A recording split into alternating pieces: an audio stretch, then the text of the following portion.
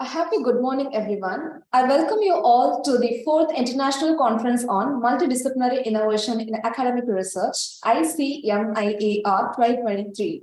Organized by Institute for Engineering Research and Publication, the main objective of this conference is to promote a novel developments in stages of resolving conventional obstacles encountered in daily multidisciplinary settings.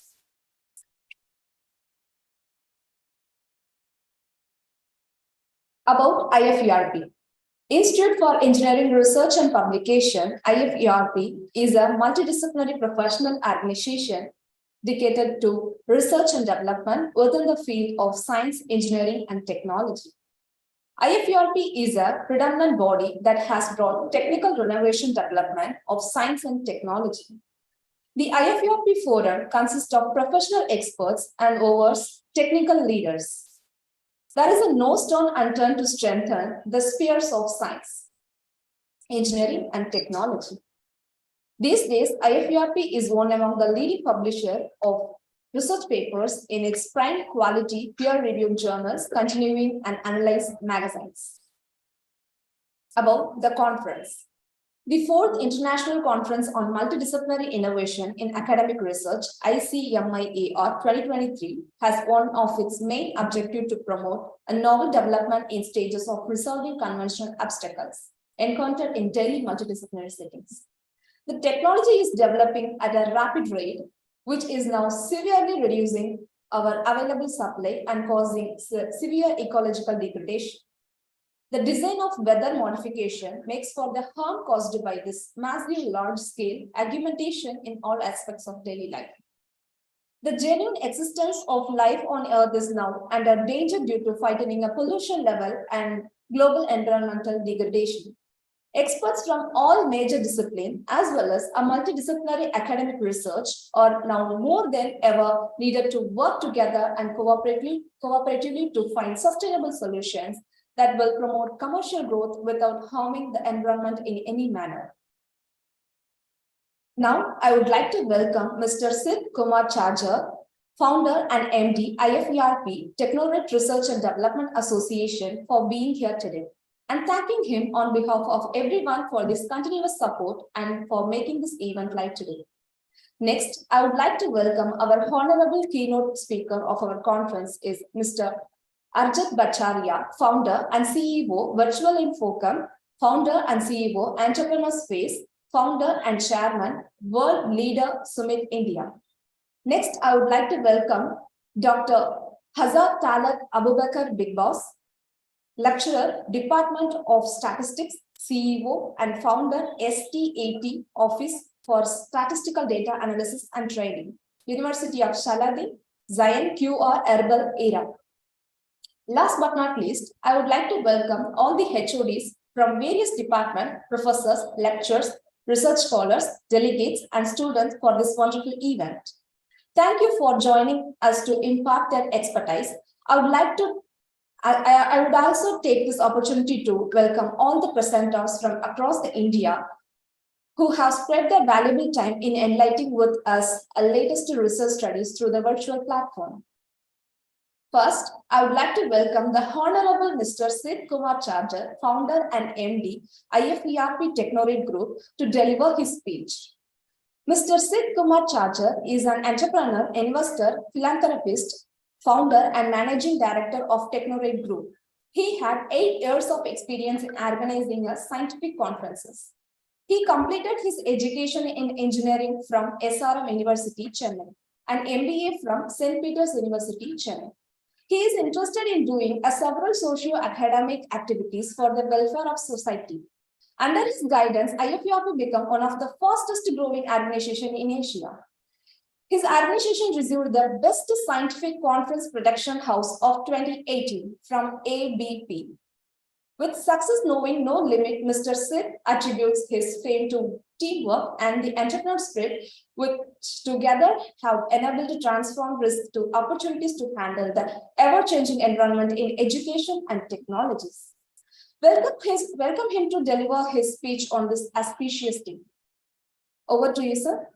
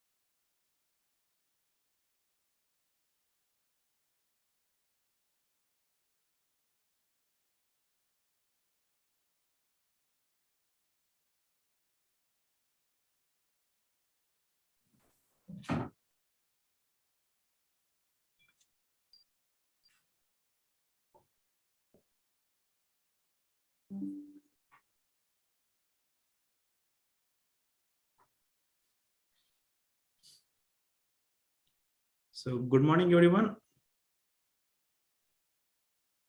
Good morning, sir. Yeah, is it audible? Yes, sir. So, very good morning to distinguished guests, eminent scholars, students, ladies and gentlemen. On behalf of IFERP, it is a great pleasure indeed for me to welcome our keynote speakers, Dr. Vaibhav Mishram, Professor and HOD, Department of Electronic Communication Engineering, AMC College of Engineering, Mr. Arijit Bhattacharya, Founder and CEO of Virtual Infocom, Entrepreneur Face, and Founder and Chairman of World Leaders Summit, India. Dr. Hazar Talat Abu Bakar's lecture of Department of Statistics, CEO and Founder, STAT, Office for Statistics, Data Analysis and Training, Iraq, Mr. Premanand Balachandran, Founder and CEO, Atral VR and AR Startup, India, and International and National Advisory Committee members, Scientific Committee members, and participant from the impressive 4th International Conference on Multidisciplinary Innovation in Academic Research, organized by IFERP Tamil Nadu chapter. On this special occasion, I would like to share my address on the topic of research innovations in India, bringing India R&D in the focus.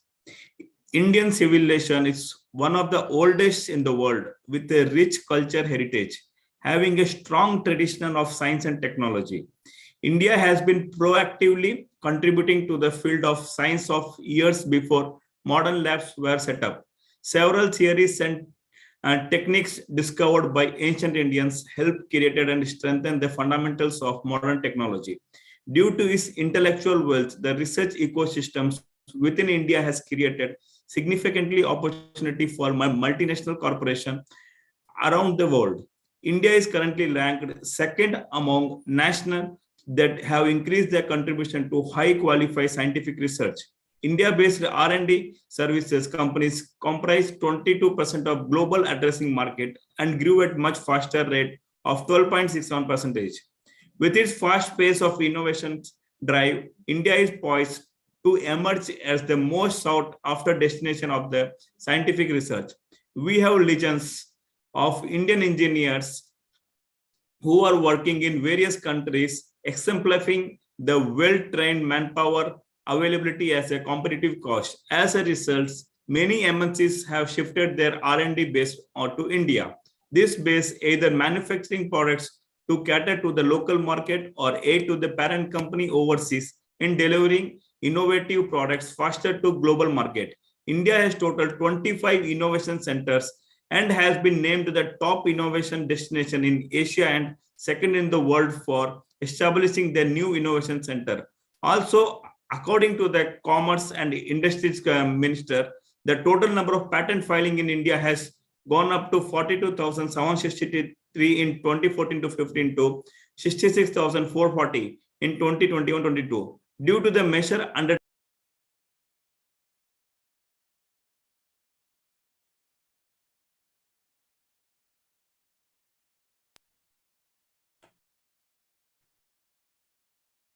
rights IPR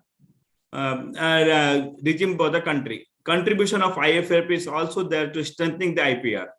India's global position in terms of both scientific publication and innovation has been steadily rising over the years. We hold the 8th rank in patent filed by resident scientists according to the World Intellectual Property WIPO. As per Global Innovation Index 2022, India ranking significantly improved to 48 in 2022 from 81 in 2015. As per NSF, Science and Engineering Indicator 2022 reports of US, India position globally scientific publication has improved from 7th in 2010 to 3rd in 2020.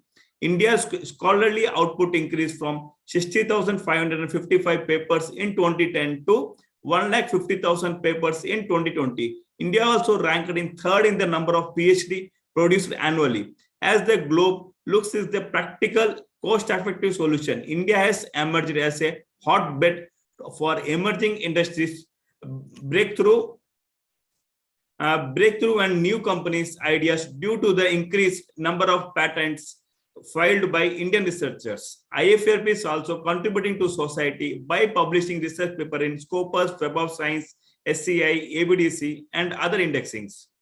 For MNCs chasing growth, India is sweet intersection between low price talent and a mass market. This has contributed to making India the global innovation destination. Moreover, Indians mass market no longer preferred products developed for the American mass market as their income are vastly different. Hence, the only way the MNCs can capture the Indian segment is the engaging the breakthrough innovations. Following the suits, global brands are now driving innovation from India as they set up R&D center and labs collaborated with renowned technology institute and conduct global mentorship workshop. These efforts has accorded global recognition to Indian talent as solution developed within India are embedded its global device and products. India has all the necessary component to be the global innovation driver, including a strong market potential and extraordinary talent pool and a vibrant culture of thrifting technology innovations. Yet Indian firms must be at top of the value chain in order to access international market. Both our clients' awareness and desire must increase and our policies must be made more clear. The talent pool in our country should also obtain the greater practical experience while we simultaneously draw the global talent pool to capital for all.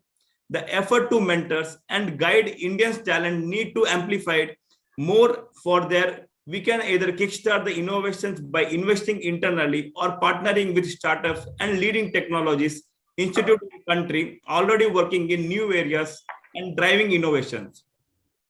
Companies can be up e-learning platform, excluding for their employees, where they can choose the short courses, enroll in them. Organization can also impact cross-site of technically training, where experienced employees can connect with institutions to share their knowledge about specific technologies. Companies should collaborate with global leaders and institutions carrying out path-breaking innovations to help upskilling their knowledge. Currently, India is among the raw talent and there's potential to become tech disruptor if mentored right. It's time we capitalize and grow of the opportunity. By unshakingly our entrepreneurship splitting and training talent in niche areas, we can create a golden opportunity to take unique ideas to global market. As a medley of products developed on Indian innovations finds its way to global market, India has proved to be a crucible in many ways. Research, innovation, and extension are all interconnected and important component of the knowledge economy. The research innovations that discovered and creating a new knowledge, while innovation involves the applications of the knowledge to create the new products, services, and process. Extension, on the other hand, involving the disseminations of knowledge to end users such as farmer, entrepreneur, and policymakers. The process of research, innovations, and extension can be seen in as a cycle with each component building on the previous one. For example, research can lead in a discovery of a new technology or product which can be further developed through innovation to create a product or service. These innovations can be disseminated through extension service to end users, leading increase the adoption and users. Apart from this information shared by Union Minister of State of Education, Subhash Sarkar, out of the 100,000 universities and 43,796 colleges in India, NAC has accredited of 418 universities and 9,062 colleges. At least 695 universities and over 34,000 colleges across the countries are operating without any accreditation from the NAC. Many universities and colleges do not apply for accreditation because they are not sure of the quality of education. They provide and concerned and they may get the poor grading.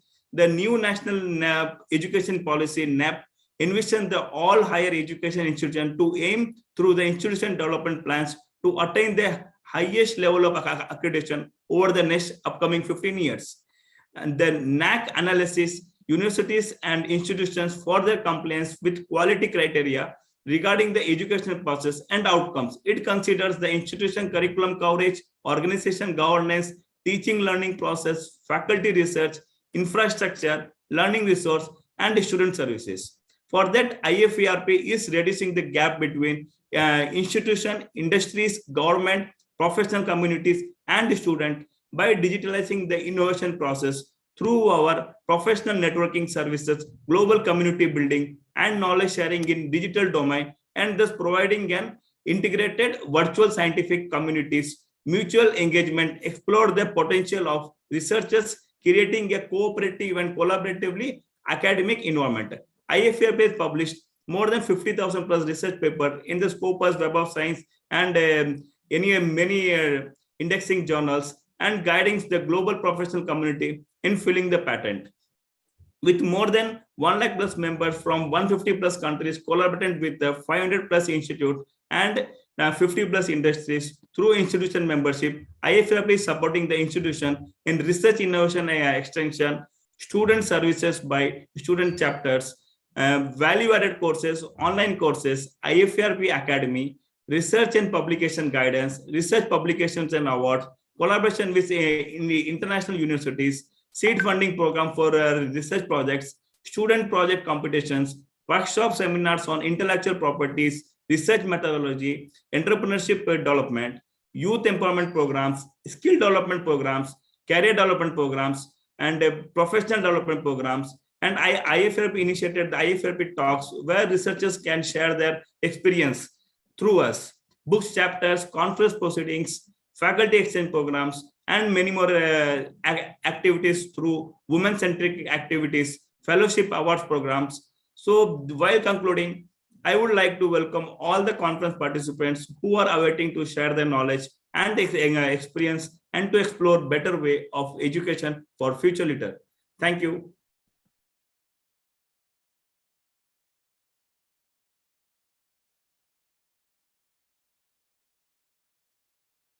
Thank you, Mr. Sid Kumar Charger, for giving your valuable speech today.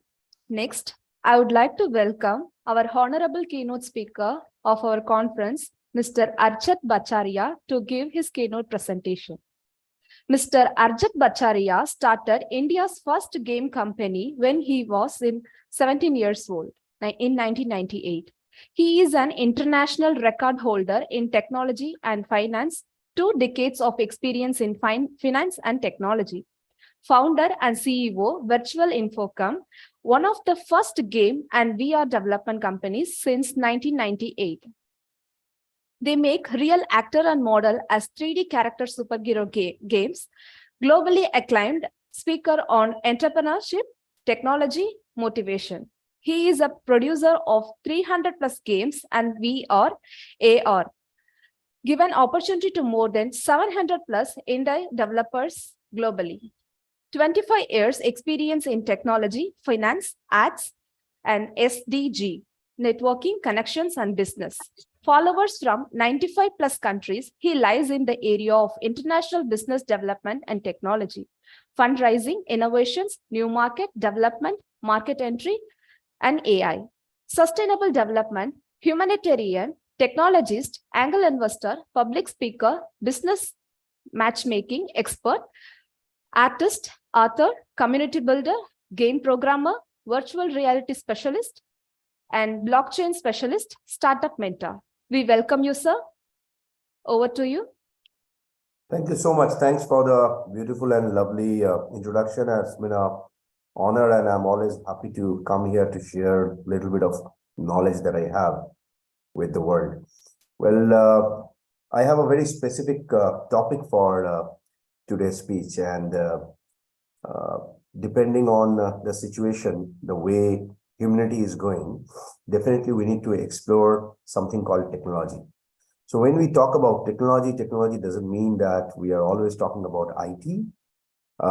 We are talking about something which is enabling our mortal world with lot many different kind of easy works, and that's what technology does.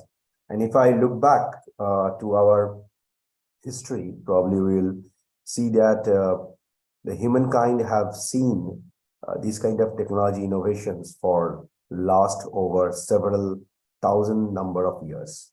When I talk about thousand number of years, if we go towards Sanskrit, if we go towards Dravid as a language, you'll be finding out a couple of hundred years back, humanity used to use technology.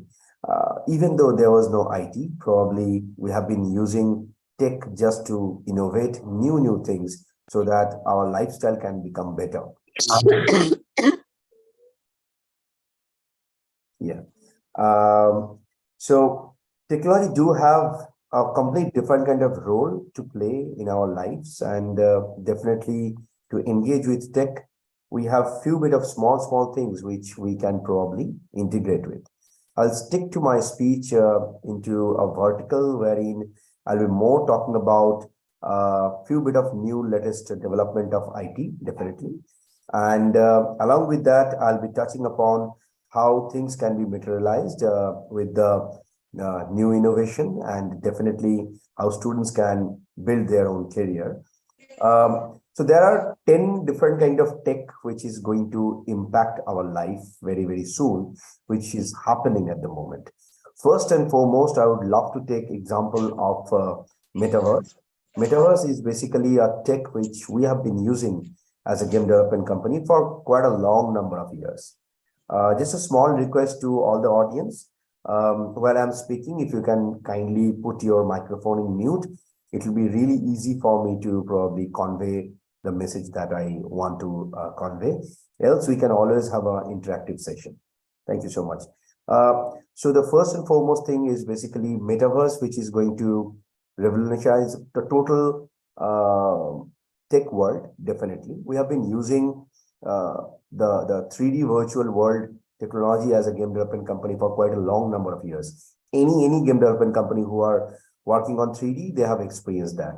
We have been creating virtual rooms, we have been creating virtual chat rooms, we have been creating many different kind of situations where people can play a race, they can fight, they can interact, they can do many different kind of real life work with gamification methods. Probably people who have played PC games, or probably people who have played PlayStation or Xbox, they have definitely experienced that. And in today's world in smartphone, definitely people are experiencing. So what is exactly Metaverse? It's still new as a concept, but what I can tell you, Metaverse is more of like creating a digital world parallel to the normal real world, and then connect that particular digital world with the real world. I'll give you a small tips how things can be done. I'm sure that you have heard about augmented reality as a technology. So when you use AR as a technology, just imagine that you have maybe a pet, right? Maybe a cat. So utilizing AR, any other person or any other doctor can detect and understand the health of that particular pet. Or if you feel that you want to see it growing, maybe you have shifted from one city to another city, but your pet is there in your previous city, which is maybe with your parents, maybe with one of your friends, and you really want to watch it growing each and every day. Utilizing video calls, that's not that easy to detect and understand. You can only see its picture or maybe the video, but you don't know the health condition. Using the artificial intelligence and machine learning, things are now well equipped enough that using augmented reality, when you point out the camera towards that particular pet, you can learn and understand what is the health of that particular cat, right? And you can understand the situation, you can understand whether it's happy or it's sad, or even you can detect and understand the growth of it. And if you feel that you need some kind of medical assistance, you can use the augmented reality just to connect with the doctor, and the doctor can see it utilizing the latest generation technologies like this. This is just a small example which you can connect with Metaverse and things can be materialized. The next tech for the students is basically definitely the low code or no code AI. Now, this is something interesting. Few years back, coders used to do a lot of coding, utilizing many different kind of brain work. Sometimes they used to copy some code from internet and then probably use that for their reference segment. Sometimes, if I'm not wrong, let me be very honest, many coders, they used to copy the code from internet and just use that as a pasting method, right? So what happened? The creativity and the skill set development of coding eventually, slowly went really, really down. So if I'm not wrong, the rise of no-code AI actually improvised by humanity so that the skill set development, the holistic skill set of the new coders, which is coming in the market, can be improvised, and people's skill set should increase instead of getting only a certification or degree. That's the future that you are going to touch upon very, very soon. And it is already happening. It's not that we are sitting on just in a bubble. It's going to hit the market very, very soon. I'm sure that a lot of you have heard about ChatGPT. Maybe some of you are using it. ChatGPT, if you are using it, well, the basic thing that you can probably expect is like you can always ask it a question. You can always ask it with various different kind of methods of asking questions. You can get the right kind of answer. We need to understand the human creativity part is not going to be killed by ChatGPT. There is an AI which is, of course, working in the background. It is pretty new. There is a machine learning method. So eventually it is self-learning slowly. If there is a new question, definitely it will say that I don't know the answer. But if you ask a humankind, do you know this answer? If they have a seeking mentality and educate themselves, they usually learn it. So in our tech world, we call it as a machine learning, very, very simple way, right?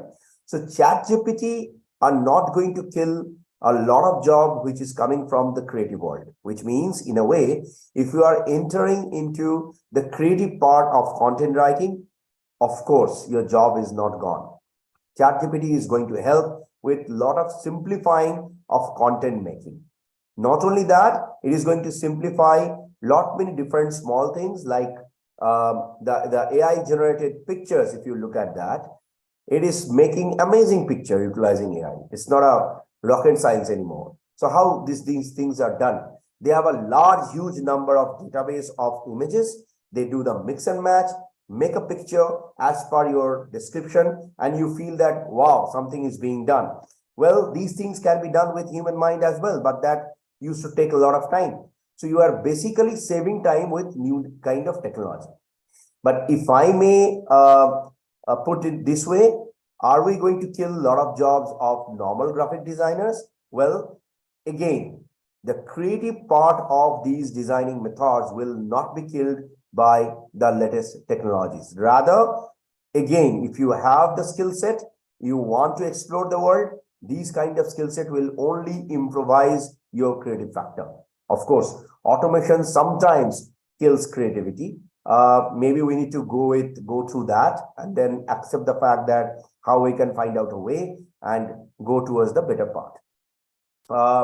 There is another interesting technology which is going to hit very, very soon. It's called digital immune system. I'm not sure how many of you have heard about this. This is like the DIS system is basically the entire architecture of a particular practice of software design, the automation part, the development, operation, and analytics. Nothing like a rocket science. This is more like automating the different element of software development process, which eventually will improvise the quality of the end product of software development. Nothing else. It's like acting as, you can say, a tech leader, which is imagine a tech leader with lot many management experience as well as experience with finance and understanding of how the product can be sold in the market, including the client needs and need basis. So this is going to automate and help lot many businesses to improvise their working method. Another interesting fact I would love to share with all of you. This is called hyper automation. I'm not sure how many of you have heard about it. Well, hyper automation is going to grow like anything. It is basically a mix of all the latest innovation tools that you can think of, which includes, of course, no-code AI, business management platforms, integration platform, intelligent document processing, robotic process mapping tool. So robotic process and process mapping tool are more coming towards that hardware part of it. But then when you connect that with all these dots, this is going to happen very soon, which is going to hit the market. And As per my understanding goes, within I think 2028, you'll be seeing lot many different kind of hyper automation. And I think if you're a student or maybe if you are building your career into IT, I think you should adopt this and understand how things are done. Gone are those days when you raise your hand and say that, hey, you know what, I know this programming language and I really want to enter into the IT field. Well, if you are a technologist, you need to understand a little bit of knowledge about what market needs, what is marketing, and what are the kind of finance that is needed to understand the entire model. Just concentrating on only one particular factor would not be helpful in your career. The next thing, because I only have half an hour, so I just wanted to make it very, very fast. Not sure if it is okay for all the audience. The next thing that is going to be needed, which I feel, which is really, really close to my heart, I feel that we are actually killing our nature. We are probably killing our planet as well. Not sure if we are really alien or not. No other animals are actually doing it. Plants and trees, they are giving us what they can give. They are the biggest giver. Animals, if I look at the entire animal kingdom, no one is probably killing our planet but us. We are building the skyrocket high-rising buildings, and then we are creating pollution. We have created plastic, which was really a great innovation once upon a time. But now we can understand that this is not very cool. And the temperature is increasing day in and day out. Even when I'm giving this speech, Earth's temperature is actually changing. And definitely that's not very, very good. And that is not very, very good for our future generation. So better we understand how to adopt the green technologies, understand not to pollute a lot, and understand how to probably create a situation utilizing tech so that we can probably relax a little bit, go towards nature, and then let's not kill our mother nature and plant a lot many trees. How these things can be done? Well, if you look at our understanding, the reason I took example of Sanskrit and Dravid, in very old days, we understood the sound pollution and light pollution. I'm not sure how many of you know light pollution is also there. It is not very good. So there are particular trees, there are particular plants. If you plant that in front of your house, when they are growing, they can save you from the sound pollution. Definitely with lot many good oxygen. In today's world, in urban cities, probably we don't get that kind of situation that we can plant a lot of trees. But I think that there are people who are wise enough, who are building and saying that let us build a group of resorts or maybe a situation or maybe a place where you can come and then connect with the nature and go back and you work. It's just a small way. But what we can do using tech, I'm giving you a small food for thought to all the students. Why don't you create a business model that each and every person can buy a plant, they can put that in their house. There are a lot many different kind of plants which can increase oxygen level inside your home. Okay? And why don't you put that in your home and use that same AI, same AR to detect and understand the health of that plant?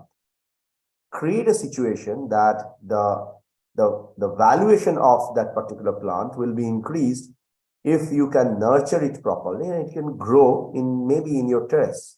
Everybody of us probably have a terrace. If not, at least we have a bedroom, and you can put few bit of small plants, which is very good for your normal human health. What it can do, it can improvise your inner health, and utilizing this kind of tech can actually make a business model for a startup who can practically monetize it. So eventually, you can probably do a great effort to make our planet back towards what it used to be. Maybe approximate 50 years back, that's more than enough. Coming back to probably tech world once again, this thing will directly or indirectly will connect with quantum computing.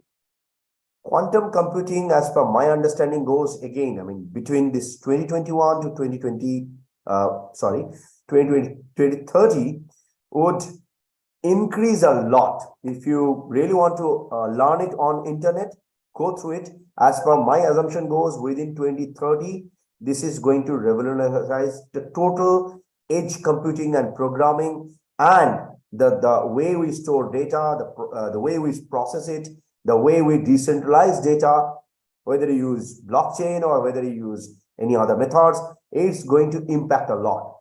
Encryption comes along with quantum computing because that's the need of the hour. I'm not sure how many of you are students. If you are inclined about cybersecurity, this is one of the best way to explore things, to create a new product which can encrypt a lot of data, which is really, really needed at this moment. There are, of course, pretty bit of interesting stuff, which is like virtual reality, game development. Well, game development is not about betting. Okay? India, I'm not sure how many of you know that there are 3D games which is impacting the world, as well as the storytelling methods of these games are giving a lot of good value to people. For an example, a couple of our games which we created out of epics and mythology, and the reason we took real actor and actress so that it can connect the real people. Around 7-8 years back, we used to get emails from Europe. The parents used to push their children to play our games because that game was actually teaching these kids how to nurture animals, how to protect small plants. So as and when you are doing it, your avatar is becoming beautiful. If you are not doing it, your avatar is becoming ugly. So from the perspective of child, they were hopping to adopt sometimes an aquarium, sometimes they used to adopt a dog, sometimes they used to adopt any other animal, and parents become happy because they can actually engage their kids with these kind of interaction methods. Just think that what you want to do, what are the kind of impacts that you can do. I think that is going to be really, really helpful for a lot of people. Well, with this note, we have another interesting technology. We call it as digital twin, which definitely will bridge the gap between the digital and physical world. Again, probably it's too early to say, but definitely with a lot of real life implementation factors are there. One of the best example can be the aircraft maintenance. Another, the best example can be large ship. Using these kind of methods, you can do almost everything using extended reality mixed with the latest generation metaverse, and things can be done very, very fast and easy. I'm not talking about something which is rocket science. These things can be adopted by any student or probably any person who really want to adopt the new technologies. Datafication is another interesting part. Probably I will be stopping because I can see it's like for the last 23 minutes I've been speaking. Datafication industries are going to see a lot many different kind of methods of improvisation. I am not talking about data science. Please understand that. Datafying industries are really lucrative as per my study goes. We are probably talking about approximate 11 billion mark within 2022. But definitely time will say. We are right now in 2023, and connecting and understanding those kind of science is really interesting, to be very honest. With this note, we have lot many different questions. For an example, several bit of companies, they usually take user data. Sometimes the data are leaked, and because this data is leaked, lot many people get few bit of disadvantage. For an example, if we, if I'm not wrong, if you have, it's for India, if you have maybe an elderly person in your home and they are using the banking methods, sometimes if their number is shared and these numbers are there with scammers' hand, what they do, it's a very common crime nowadays. They send a message to your phone that your electric connection or maybe your telephone connection will be dead within tonight, and why don't you call this number with a number and with a link. Silly technology that these guys are using, but It is not that easy for an elderly person to understand what they are doing. When you call that number, they will ask you to download a particular screen sharing application like TeamViewer or maybe AnyDesk. Because we have lack of knowledge, they download it and then the scammer will ask for their account number. Sometimes they ask for a OTT, which is there, given and sent by their SMS gateway. Now, escaping all these routes can be done if we integrate the actual methods of GDPR, which is General Data Protection. India yet till date is not there. We need to understand what to share, how to share, and where to share. Example, I'm sure that many of you have got calls from, I'm calling from so-and-so bank on behalf of so-and-so bank. Do you need any kind of loan? Why our number is shared with these kind of BPOs and KPO? Can't we have at least a protection methods of our own personal number so that these numbers are not being sold to several different number of people? That's really, really horrible. Really horrible. From these places, all these scamsters get their number. Sometimes directly the data leaking method happens from the bank itself. I guess someone wants to think something, so I'll stop here and open the floor for Q&A if you have any. Dr. Agatha, probably you want to say something. Anagtha, I can't pronounce the name. But yeah, I'll stop here. I think if you have any question, open for Q&A. I saved you 4 minutes of time.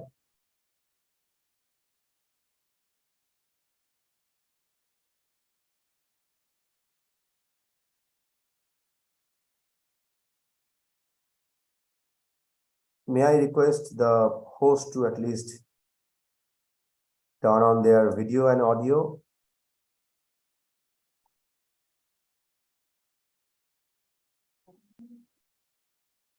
Thank you so much, sir, for your valuable presentation. Is there any queries to ask? Dear participant, is there any queries to ask?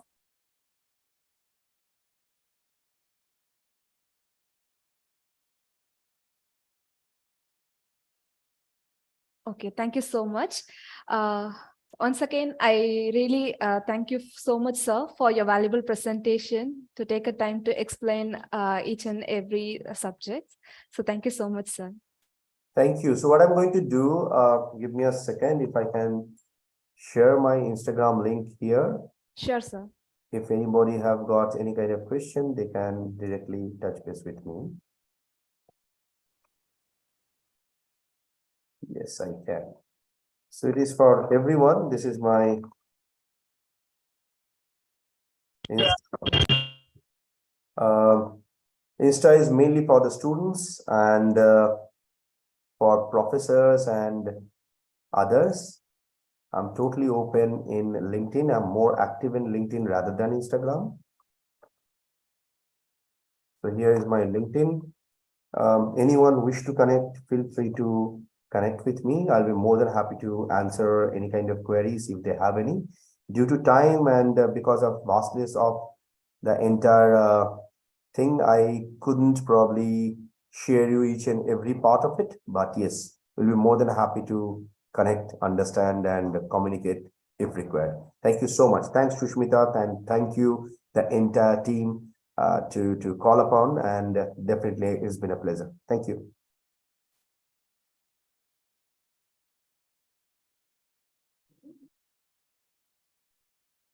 Thank you so much, sir.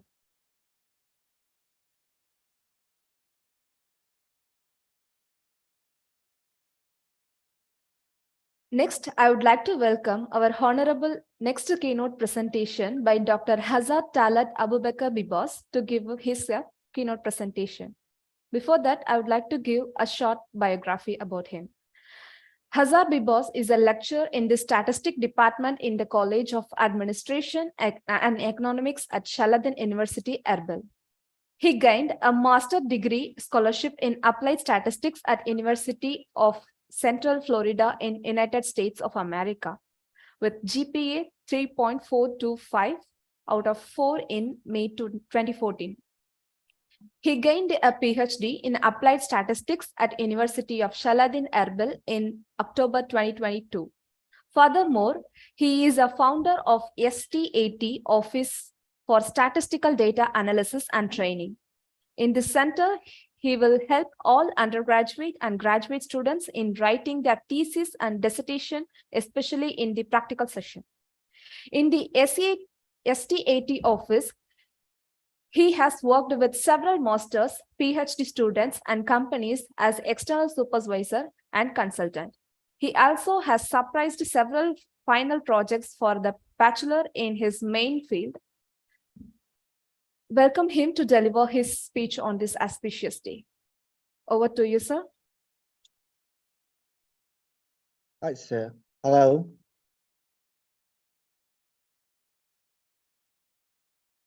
Yes, sir. Your voice is Thank you. audible, sir. Yeah. The screen is ready. Yes, sir. Okay. Thank you so much for everything. Good morning, everyone. I'm so glad to be here to present one of the topic depend on the data analysis. Thank you so much for introducing myself.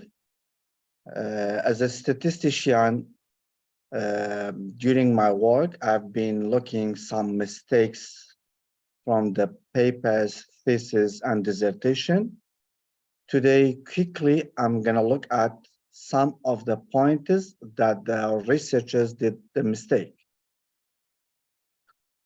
First mistake would be inadequate configuration. For example, some of the researchers, they have been written from the hypothesis. What's the relationship between two variables, for example, age and systolic blood pressure? The hypothesis is clear. We know we have to find out the relationship between these two variables. Once we go to the data analysis part, we see they have been working the descriptive statistics rather than the inferential statistics. It means just they found average, standard deviation, or sometimes draw the chart, which is incorrect. It's not gonna approve the hypothesis that they have been written. So what's the best solution for that hypothesis? They have to find out the correlation between age and blood pressure. Of course, we know once the age increased, the blood pressure would be increased too. This is the logic. Also, they can find the regression analysis to find out the effect of age on systolic blood pressure. That's gonna improve entire hypothesis that they have been written in here as a relationship between age and blood pressure. Not having enough sample size. As you know, as a researcher, the sample size is really, really important for our research. If you don't have a good data from your work, of course, your result would be questionable. That's why you have to be focused on the samples from the population that you have been choosing. The reason behind this one, depend on the sample you have it, you're gonna estimate the entire population. That's why the sample size should be representable. You don't need to collect more sample size or less sample size. If you collect it more, it's gonna make costly for yourself. If you collect it less, it will not be representable. That's why always we are looking the enough sample size.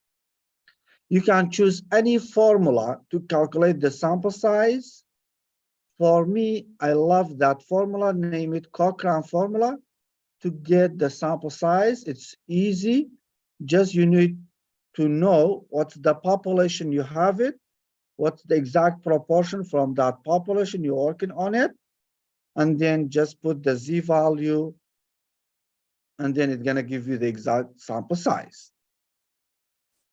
Once you know the samples you on your population, for example, depend on the population, you have been decided 500 sample for that population.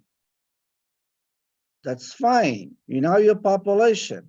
But the next process would be which sampling. From the methodology part, most of the time as a reviewer, I see they said sample random sampling. While I'm reading their papers, it's not the sample random sampling. It's totally different methodology. That's why you have to be focused on it. Which one you're gonna choose it? Random sampling or non-random sampling? From the random sampling, we have 4 or 5 common types: sample, stratified, systematic, cluster, and multi-stage. For example, if you want to divide your population into homogeneous groups, like male and female, you have to use stratified instead of sample random sampling. If you don't want to use the random sampling, you want to decide which one would be in your sample or which one will not be, you have to use one of the non-probability sampling, because from non-probability sampling, there is no equal chance to be selected. Excuse me, could you unmute your mics? Thank you. Non-random sampling, in here, there is no equal chance. Might be as a researcher, I'm gonna pick one, I'm gonna pick him, but not other one. For example, for the coach football team, he gonna decide which one would be in his team.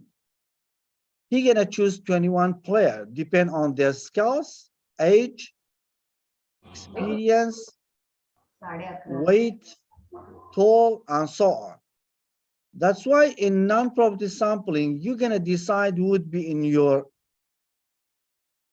sample and who will not be in your sample.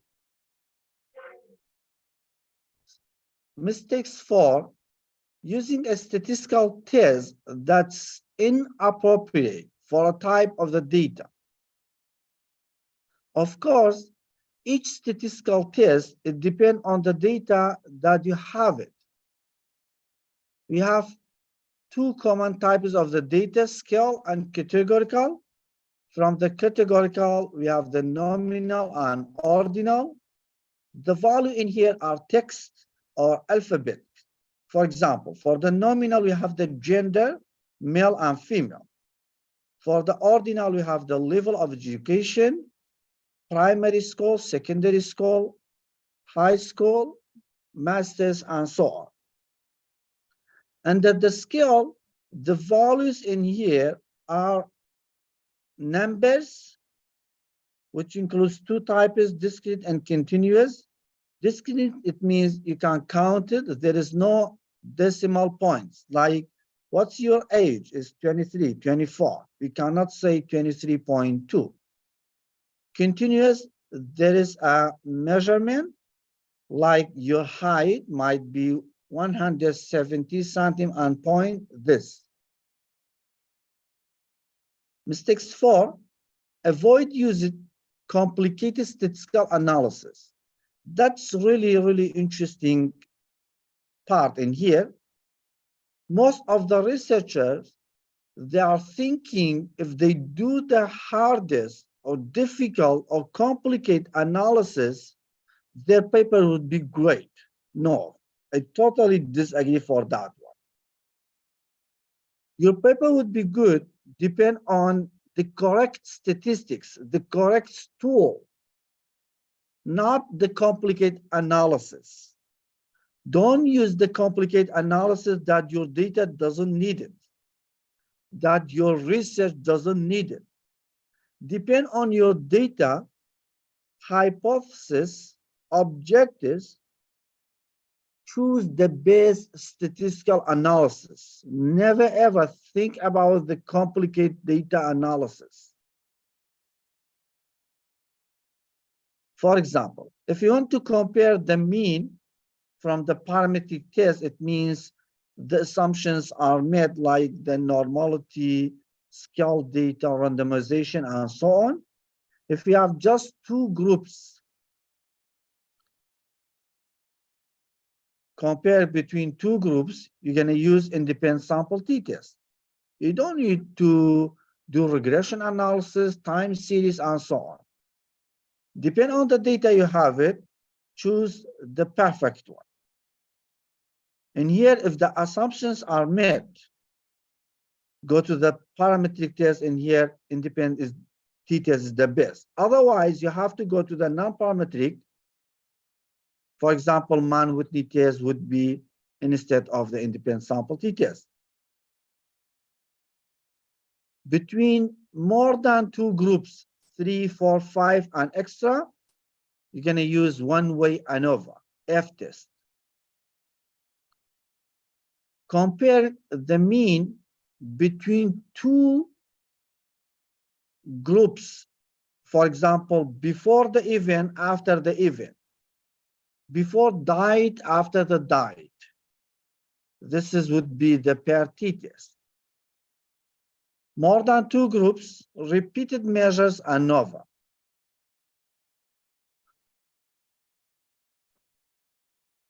Another error would be some of the researchers never ever clean their data, directly go to the data analysis part, which is not correct.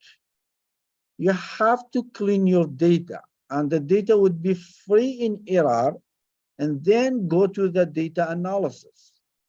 For example, if you have any incomplete cases, you have to drop it or remove it. Missing data. If you can find out the missing or solve the missing that you have it, that'd be great. Otherwise, some of the cases has a lot of missing and it's not easy to figure out it. You have to drop too. Outlier. Outlier, it's one of the things that can affect most of the result. For example, in here, for the simple example, we have the age of the students, 18, 19, 20, 21, and extra. One of them in here, 85. If you find out the mean for that data set, it's gonna give us 30. We know the age of the students is not 30. Why the mean in here, the average in here is 30? Because of that outlier.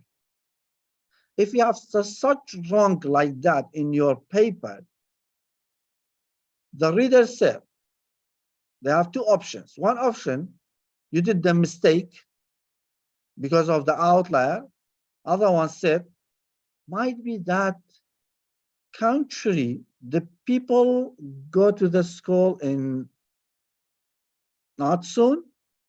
Most of them, they are old, such like that. That's why, because the average of the middle of the age in here is 30. It's too long. It's too old. We know the average of the age of the student would be 21, 22, 23, and around this, not 30. Checking the normality of the data. Because if the data is not normal, you cannot do any parametric test that you have been discussed in the previous slide. You have to go to the non-parametric test or transfer your data from non-normality to the normality. Make transformation of the variable if needed. If you need the transformation for any kind of the data set before go to the analysis, do it. For example, you have the weight and height. You need to find out the body mass index. Find out the body mass index and then go to the analysis. Mistake 7. Wrong visualization data graphing to see the pattern of the data. If you want to see the distribution, you have to use histogram or map. If you want to do the comparison between data sets, bar chart, line chart, and box plot to make the difference between two and more data sets. If you want to see the composition, you have the pie chart, area chart, and stacked bar chart. If you want to see the correlation between two data sets, you can use scatter plot. There is some mistakes from the graph. We have the line chart from the left side. Never ever use a lot of variables in one chart because it's not clear. No one knows what's the difference between these, a bunch of the variables. But the right side would be the correct one because just you have 3 variables, USA, Iraq, and Kurdistan. You can see the difference between these 3 countries. Second one, from the pie chart, you can use the pie chart once you have less than 6 categories, 5 categories, 3 categories, for example, male, female, or group A, group B, and group C, 3 different cities, 3 different countries. It's okay to use the left side pie chart, but in here it's more than 1, 2, 3, 4, 5, 6, 7, more than 6 of them. The best way you can use the bar graph from the right side. It's more clear, it's more obvious for the readers, for the other researchers who want to see the difference between these categories. Sir, can you Horizontal and vertical. start? I don't think.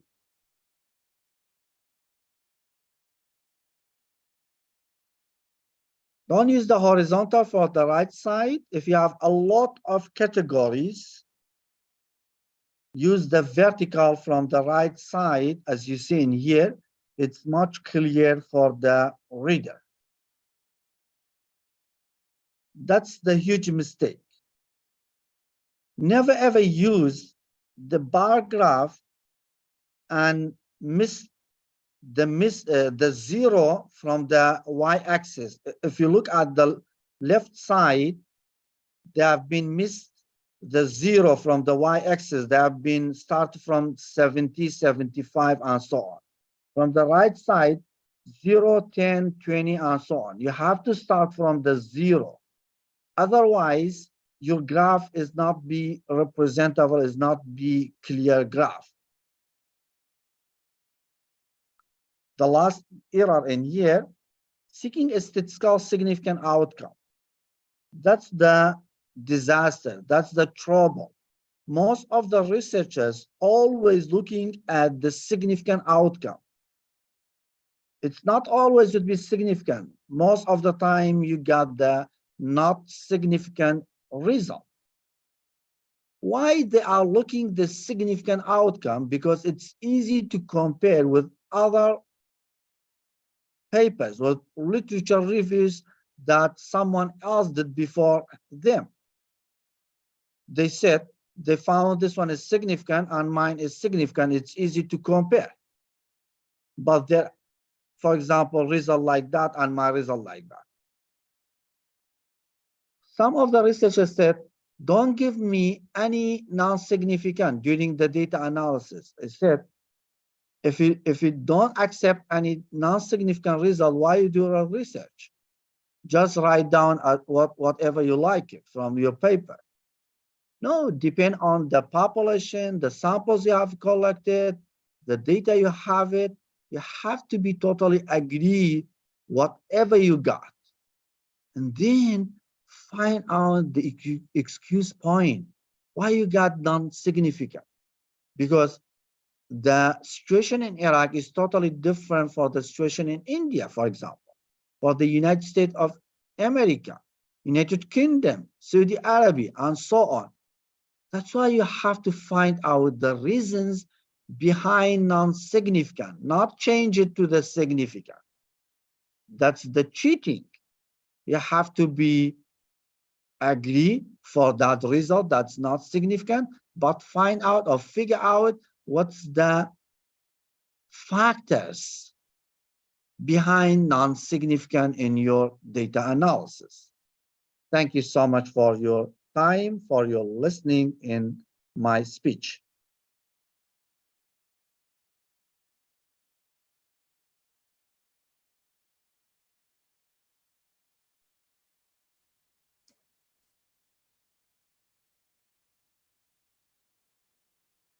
Thank you so much, sir, for your valuable presentation. Thank you. Dear participants, if you have any queries, you can ask now. Sure. Excuse me, sir. I like the short presentation and it was very specific. But I missed out one slide before the pie chart, I think. I just wanted to have a look at it, sir. Could you help me in finding it? Sure. Not this one, not that one. The earlier than that. That one? This one. So can Yes. you just elaborate more on this because I just missed it out. Yes. Could you? Yeah.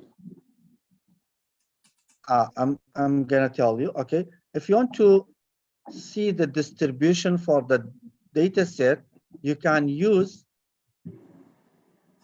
okay, that Histogram. one, histogram or map. You can use the map for the distribution. For example, in your country, you have different cities.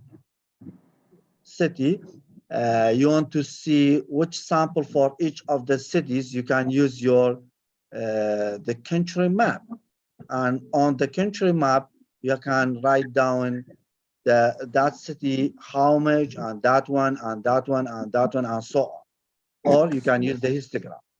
If you want to make the comparison between two data sets, for example, the number of the student who passed the exam between group A and group B, you can use the box plot or bar chart.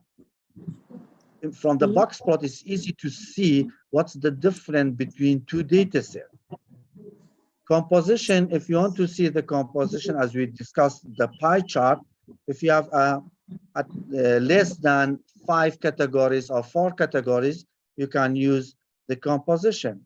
For example, pie chart, area chart, or stack chart.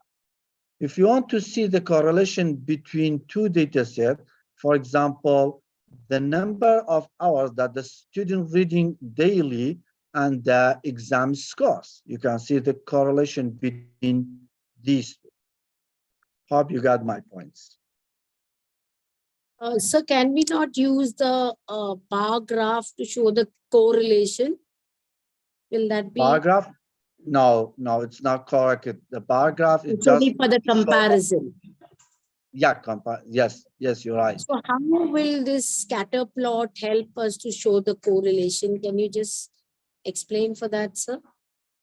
Scatter? Heat map is something which I have never seen. So if you could explain heat map also, if it's For the possible. scatter plot, you can, yes, of course. Scatter plot, you can use any program. For example, for the Microsoft Office, you can use the Excel.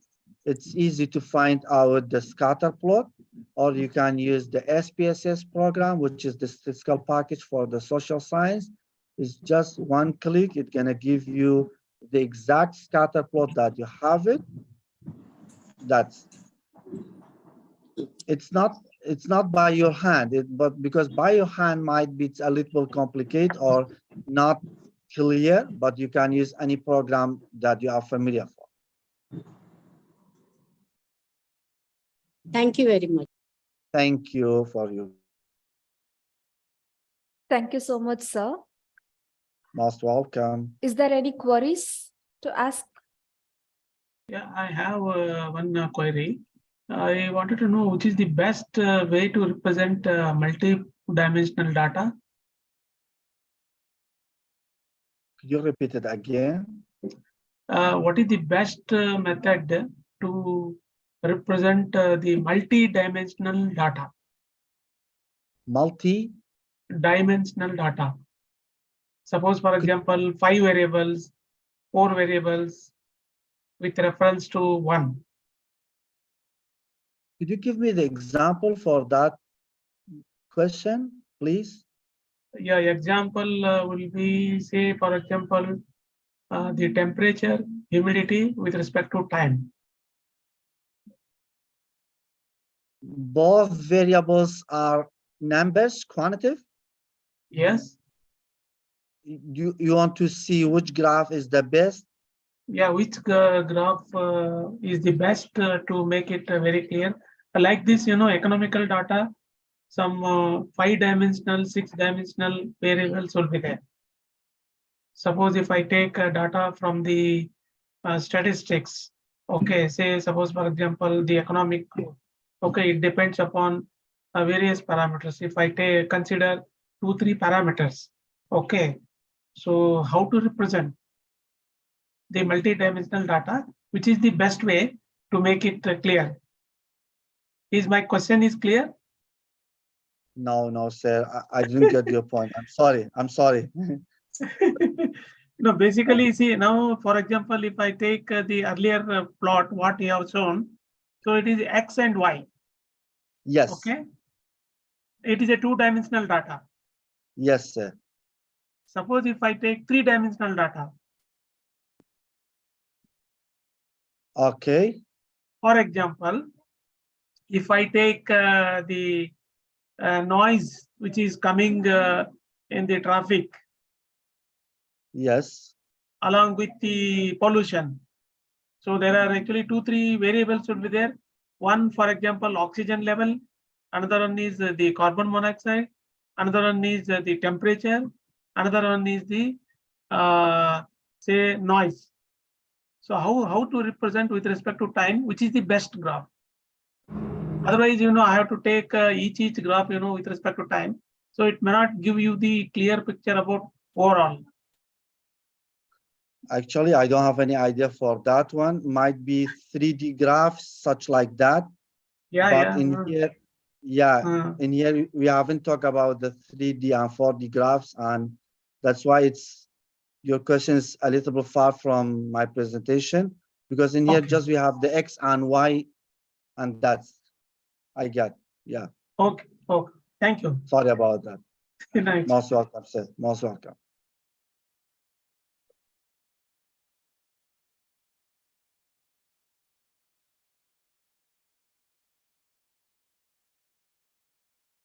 Thank you so much, sir, for your valuable presentation. Most welcome. Yeah, sir. Thank you so much. I'm requesting all the participants to get back to the appropriate session after the break. The break timing is 11 a.m. to 11:15 a.m.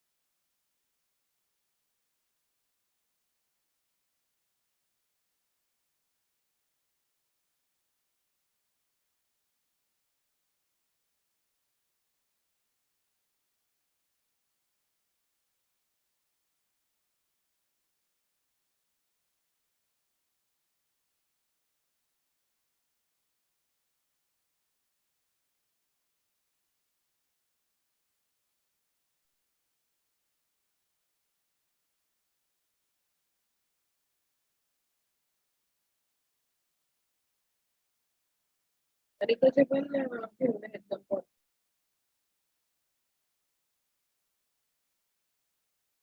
randomly.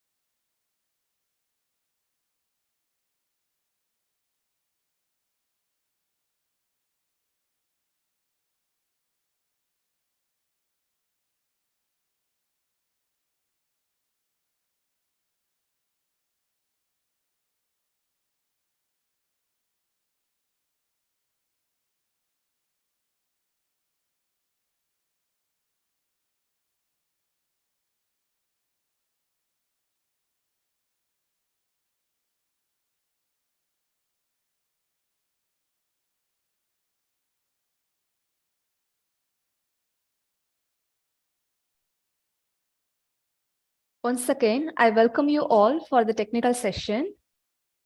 A kind information to you all, for the participant who belong to the CSE and IT department can stay in the technical session 1, and the participant who belong to the ECE and EEE department kindly join in the breakout room.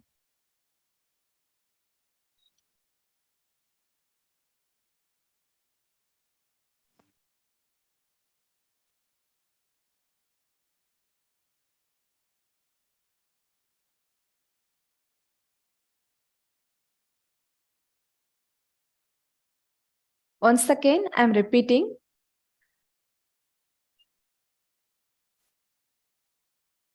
The participant who belongs to the ECE and IT department can stay in the main session, and the participant who belongs to the ECE and EEE department kindly join in the breakout room B.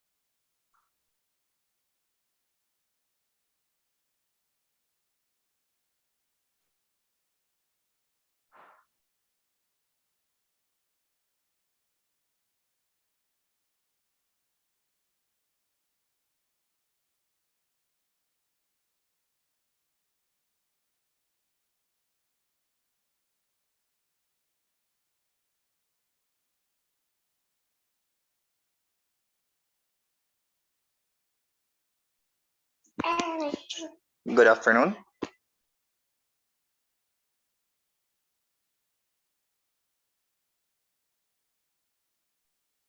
May I ask something? Yes, please.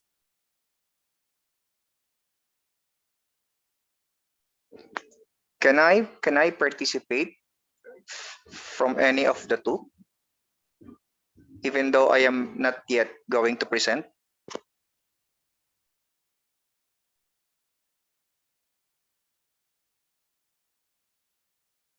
Sorry, sir. No.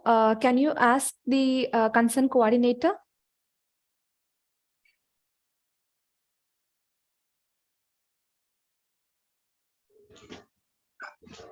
So meaning if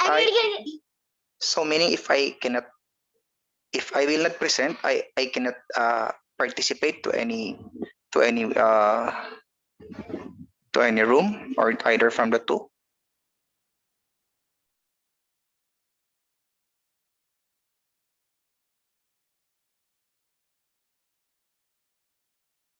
Yeah, sir. Your presentation is by tomorrow. So you just ask your concerned coordinator for this related queries. Okay, thank you very much. Thank you, sir.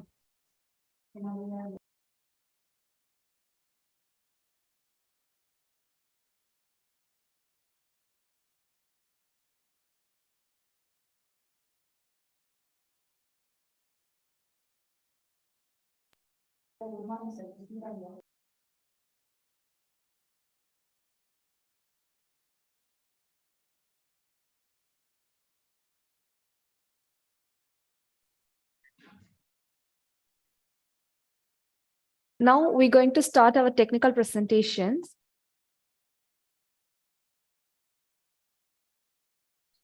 Before that, I would like to welcome our session, sir, for the technical session 1A, Dr. R. Priyadarshini, Assistant Professor, Department of Computer Science and Engineering, Vellore Institute of Technology, Chennai.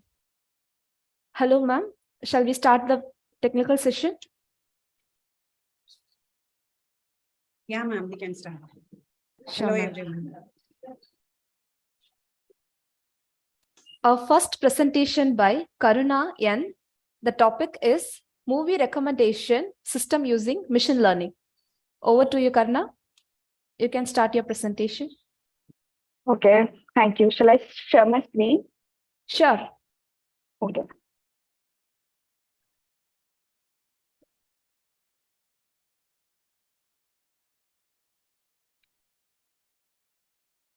So good morning, everyone. I am Karuna Kadam. Today, I'm delighted to share with you all our research on movie recommendation systems using machine learning. As we all know, in today's digital age, movies and TV shows are readily available on various platforms, and it can be overwhelming to choose what to watch. So to overcome this problem, movie recommendation systems have become increasingly popular, which can suggest movies and TV shows based on users' previous watch history and preferences. So our research focuses on how machine learning can be used to develop a movie recommendation system with the efficient results. So myself, Karuna Kadam, currently I'm pursuing third year of computer engineering from Cummins College of Engineering, Pune, and I have strong interest in machine learning and artificial intelligence. My guide, Professor Varsha Pimprave, ma'am, she is an assistant professor in computer department at Cummins College of Engineering, Pune, and she is having more than 15 years of teaching experience. Her expert areas include machine learning, operating systems, and object-oriented programming.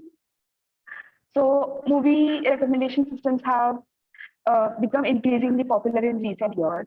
However, existing systems often rely on algorithms with fair accuracy, so leading to less effective recommendations. So in this system, we introduced a movie recommender system that utilizes the SVD algorithm for collaborative filtering to provide highly accurate recommendations. We used large data set of movie ratings that provided by users in movie lens dataset to develop the system. The use of larger data set also leads to more meaningful recommendations, and overall this system highlights the importance of accurate movie recommendations and the potential of collaborative filtering and the SVD algorithm in achieving this goal. So as we have gone through this pandemic, movie recommendations have become even more critical during the COVID-19.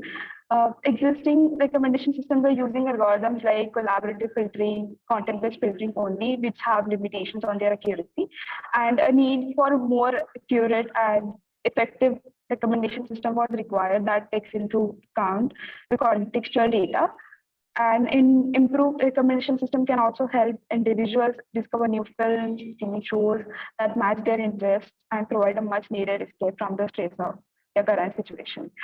So the machine learning algorithm works by analyzing users' preferences and then recommending movies based on that. The system can analyze various factors such as genres, actors, and ratings to predict what movies the user might enjoy. And the primary objective of this research was to create an accurate and efficient movie recommendation system using machine learning.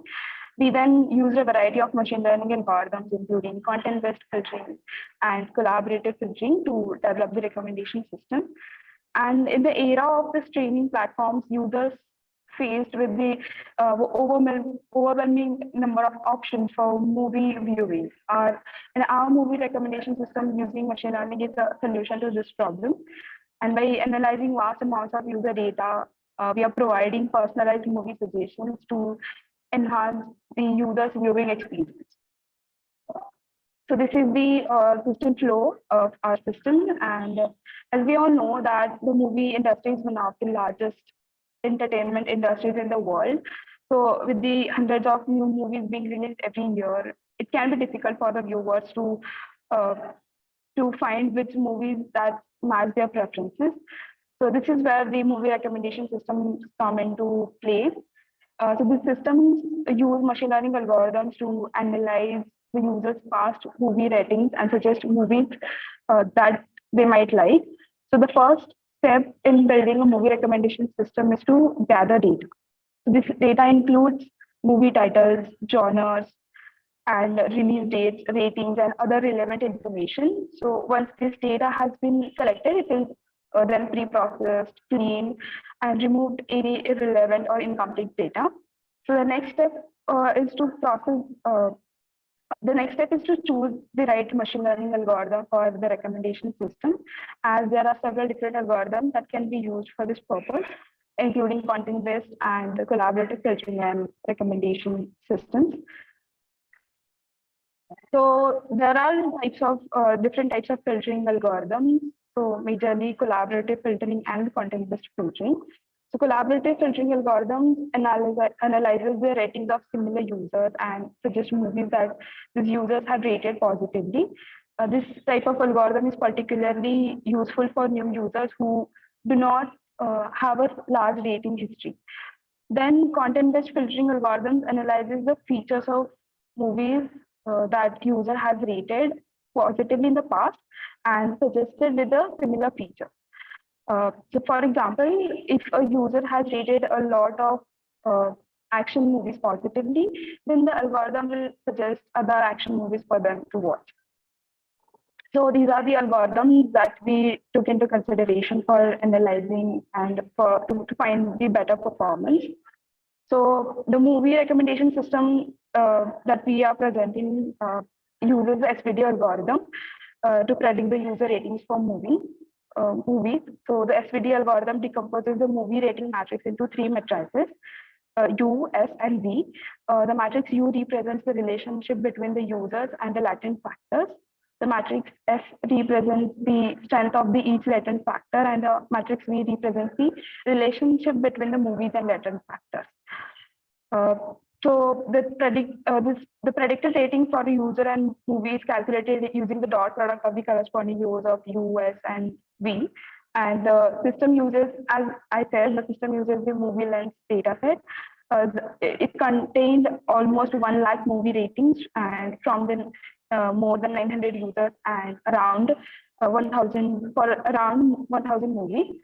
And the data set was pre-processed to remove the missing values and convert the movie rating to a scale of 0 to 5. Then the SVD algorithm is then trained on subset of data set using painfold cross-validation to evaluate the performance of algorithm. And the root mean square error, that is RMSE, was used to used as an evaluation matrix. So these are the values that we found for each of the algorithm. That is for KNN basic, the RMSE value found was 0.9960. So KNN basic works by finding the k closest data points in the training set to a given input data point. SVD, as I explained, it is a matrix factorization technique that decomposes a matrix into three matrices, which can be used for dimensionality reduction, noise reduction, and data compression. Then normal predictor, it works by assuming that the target variable follows the normal or Gaussian distribution, and its RMSE value was found to be 1.39. Also, NMF, a technique that it is a technique that decomposes a non-negative matrix into two lower ranked non-negative matrices. So these are some screenshots of when we were working on the project. So the result shows that the SVD algorithm outperforms the other algorithms with the lowest RMSE value. The NMF algorithm performed the worst. The KNN basic and the normal predictor algorithms have the RMSE values around 1.006 and 1.002 respectively. So this results demonstrate the effectiveness of the SVD algorithm for movie recommendations. So there are several benefits of movie recommendation systems. First, they can help users discover new movies that they may not have otherwise found. Second, they can have users time by suggesting movies that they are likely to enjoy, reducing the time spent by providing them with the personalized recommendations.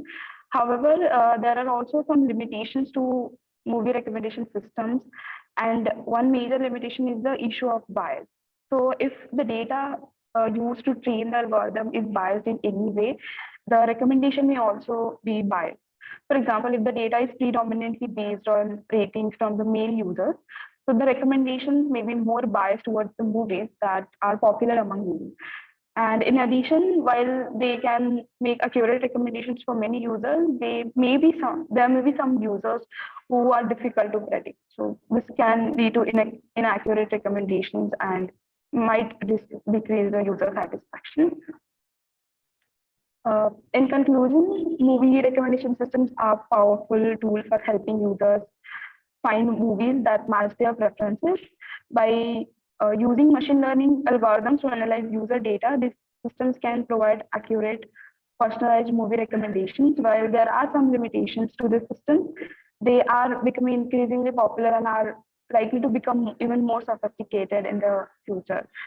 And our results show that the SVD algorithm provides better accuracy compared to other algorithms with a lower added mystery value. The movie recommendation system presented showed that the SVD algorithm is an effective method for predicting user ratings for movies. In future scope, we are thinking about integration with the virtual assistants. So with the increasing popularity of virtual assistants like Alexa and Siri, movie recommendation systems could be integrated with these devices to provide more seamless and personalized user experience. User could use voice commands and to request movie. And also cross-platform integration, such as movie recommendation systems could be integrated across the multiple platforms, such as streaming services, social media, and the movie review websites. So this would enable users to access recommendations from multiple sources. So these are some of the references that we have used. Thank you for listening to my presentation, and I would be happy to answer any questions you may have. Thank you, Karuna, for your presentation. Priyadarshini ma'am, if you have any Yes. queries, please ask ma'am. Yes, Karuna, your presentation was really good. And it was really, you had a flow of presentation, movie recommendation systems. So can you tell me what are how you selected these algorithms? What are the points that's significant for selecting these algorithms for your application? So basically, these were the recommendation algorithms and the famous algorithms in the machine learning. So I did study the other research papers, what they have used, and the currently recommendation systems, what they are based on. So after studying those systems, I got to know that these are the famous algorithms that they are using for recommending the movies. So that's how I decided to. So you didn't check with the data set and you didn't match with the data set that how the data set is, what are the features in the data set, and so that these algorithms will suit the data set or not, something like that. Did you do some research like that? So the data set, like the algorithms that I did choose, they were related to the same data sets, the movie lens data set that is one of the famous data sets for the movie recommendation. Okay, how many features you have taken from that? You've taken all the features. How many features you have seen in the data set? Feature selection, how was it? Okay, so the main feature selection was the movie ratings and the movie genres. So based on that, only that you have taken. Yeah. Okay, then how you reduce the dimensions like SVD? It is a decomposition algorithm, right? So yeah, by which you decided that this is the best movie or something like that. How did you do that? So we took the evaluation metrics as the RMSE value. So after calculating the RMSE value. Okay, RMSE value you have concluded that only because of that. Okay. What is the uniqueness in your project, like in your paper? Sorry? Uniqueness. Uniqueness is innovation or something like that. You might have seen these things in the other papers in where you have referred, right? So what is the unique? Yeah, so right now HPD is not widely used in many of the recommendation systems. So that is when the systems will start using the HPD, then that will we use clustering for for finding number of clusters. We use this SVD. It is used in a lot of iteration process where we can limit it. So you are using this in the recommendation system. That's why I asked how you put this algorithm. Okay. Okay. Thank you. Thank you for presentation. Thank you, ma'am. Thank you, Karuna. I'm requesting all the participants kindly be strict with your timings. Your presentation timing will be 8 minutes and 2 minutes for your question and answer. Next, I would like to welcome Janhavi Patil. The topic is disease classification and prediction based on symptoms using machine learning. Over to you, Janhavi. Hello, ma'am. Good morning, everyone, to all the dignitaries present on the dais today. I would like to share my screen to everyone, and I hope I'm audible to you clearly. Yes, you're audible. Fine.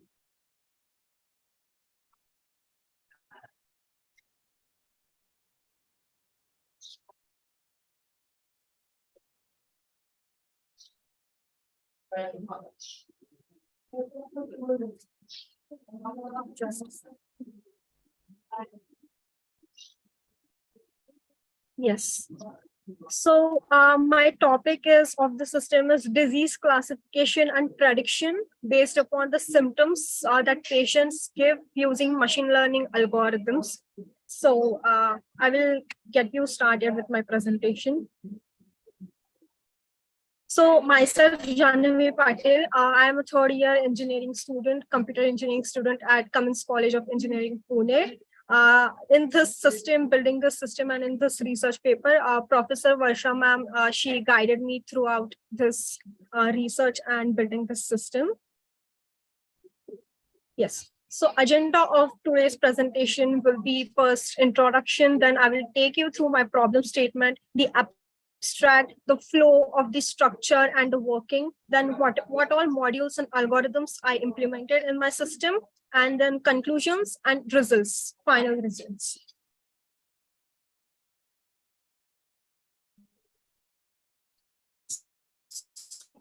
Basically, after COVID has hit us, the need to improvise the traditional disease prediction systems, like the traditional systems which have been carried out throughout the world, like visiting the doctor and then carrying out the diagnosis.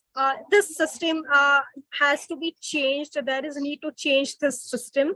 So it is very important to preliminary diagnose the system so that a quick medication happens and it doesn't get too late when the diagnosis is done, and we might not regret at that point. So using machine learning, it is possible to predict the disease beforehand, to have a knowledge of what disease, of what prognosis I might have, and hence I can take the further steps early as much as possible. So this system, it talks about the implementation of machine learning models to build a reliable system which predicts the disease based upon the symptoms the patients are feeding to the system. So as I stated, the problem statement is disease classification and prediction based upon the symptoms using machine learning. So in this system, I have implemented 3 machine learning models, classification supervised machine learning models, which are SVM, that is support vector machine. Next is random forest classifier, and the third one is Gaussian naive Bayes. So this, I will show you the comparative study of the results of the predictions which they are predicting after taking the symptoms. And this system overall helps in early prognosis of disease, which is very cost effective, which is very needed at the early stage before actually consulting the doctor and having the prescriptions and medicines with you. Yes. So this was the flow of work of our system. We started off with the data set. The data set, it consisted of the features having different symptoms. So the data set had almost 139 different symptoms. The symptoms were classified as in the terms of ones and zeros, like binaries. So if the patient is having, suppose, chillness, then the chillness cell in that data set would give 1. If the patient doesn't have it, then it would be indicated as zeros. So the format of the data set was the binary data set. And at the end of the symptoms, we had the column of prognosis, which had 40 diseases listed upon it. So based upon the ones and zeros combination of the symptoms, the disease prediction, the disease was accompanied with those symptoms. So I had implemented this model on 2 different data sets. So training data set and testing data set, that is the validation data set, which the results were formed. So the model was trained upon the training data set. I had to do some pre-processing upon the data set, like the prognosis column, it was in the string format. So to feed it to the machine learning model and the algorithms, I converted it into the numerical values using label encoder. Then it was split into 20/80 ratio of training and testing data set. After that, cross-validation is performed. So cross-validation is very important step in any of the machine learning algorithms, like to divide the data sets and to have the combinations of each chunk of the data set so that it gets uniformly transformed and uniformly checked. So K-fold and unfold validation techniques are used. After that, the 3 main supervised classification algorithms, that is SVM classifier, Naive-Bayes, Gaussian Naive-Bayes, and random forest classifier. These 3 algorithms were modeled upon the data set, and then to get the accuracy of the results, because this is basically the patient's symptoms. Here, accuracy matters a lot. We can't predict the wrong information. We can't give the wrong disease, wrong prognosis to the patient at any cost. So accuracy is the most important thing in this model, which we have focused on. So to get the maximum accuracy, we have combined all the 3 results, like from the SVM, from the Naive-Bayes, and from the random forest classifier. Whatever the predictions they are doing separately, I have classified it as all together one prediction using a voting system or weighted average system. And then that is the final prediction which is shown to the patient. So this is final model is model of all the 3 algorithms combined. Next is the flow and the models which I implemented. So the first one, data pre-processing. Next is implementation of 3 algorithms, each separately, and then combining all together to increase the accuracy and to make the system more reliable. And the next is testing the models separately on the validation data set, so as to gain insights of how the results are actually seen. So I talked about the data set. It had 139 symptoms. The format was ones and zeros, and the prognosis columns. There are total 40 different prognoses, that is 40 different diseases, which this patient can have in this data set.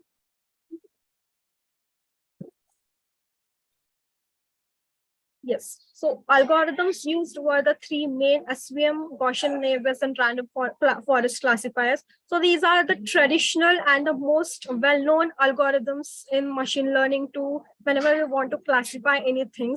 So random forest classifier is the best suitable for any classification, and the data can be of any format, because it uses ensemble learning so that the data set is divided into again small decision trees, and based upon the cumulative decision of all the decision trees, the final prediction is done. So even if decision trees are weaker, their accuracy is less, it is fine, because the overall accuracy is seen in random forest classifiers. In Gaussian Naive-Bayes, the algorithm, it sees every feature as an independent variable, and hence the classify is done based upon this assumption. And in SVM, it uses basically nonlinear and linear SVM. So here, because there are 40 different classification of symptoms of diseases, SVM is used, nonlinear SVM is used, so that the graphical space, dimensional space is divided into hyperplanes of 40 different diseases.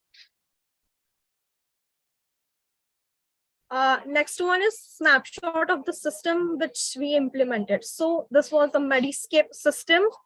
This was the user interface. So we kept the user interface as simple and as minimal as it could be, so that it is easier for the patients to access it. So here it was the option for patients had the options of giving their symptoms like itching, skin rash, chills, shivering, and one patient can choose maximum 5 options out of it. And then the symptoms, based upon the symptoms, the diagnosis was given. So this was the UI which the end users will refer to. So our system has some benefits as well as limitations. So benefits is basically this system, it gives early prediction of the disease prognosis, which we say as the beforehand knowledge of what we could have, because this is very important after like the COVID. Everyone has got a little bit stricter with their health, little bit alertness has been there of our own health. Next is the simple user interface for the patients, like patients can directly enter the symptoms whichever they want, and the diseases prognosis is immediately given over there. And this model is trained upon 134 different symptoms. So here the accuracy point of view and reliability point of view is the main point in this system. And the limitations is that the patient doesn't have the search option of the symptoms. They will have to scroll upon the system to select their symptoms. And in case of a serious and severe diseases like cancer, it may be diabetes, this system will have to go some screening test, some scanning, and some more future, like we can say, scope can be added to it so that it could be workable for those diseases also. So talking about the results and analysis, as I said, the final model is combined of all the three algorithms, three different classification algorithms, and hence the results we get is of the highest accuracy, almost 98% accuracy score we got. These results were analyzed using confusion matrix for the combined model of the dataset. So these are the 40 symptoms, and this confusion matrix shows the results. It shows the analysis like true positive, true negative, this type of things. And in the results and this graph, it talks about basically the balanced data set. Like every symptom is having complete, every disease is having a complete same combinations and same number of combinations. So this is a balanced data set. And hence, because these algorithms are performed on the balance, on the clean pre-processed data set, the accuracy achieved is highest.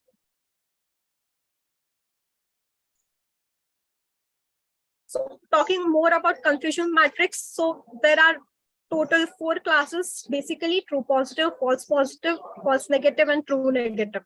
So it shows the accuracy of the model, it shows the precision, recall of an accuracy score of the model, which is used to analyze the results and the parameters to gain insights about how well the model is performing on the data set.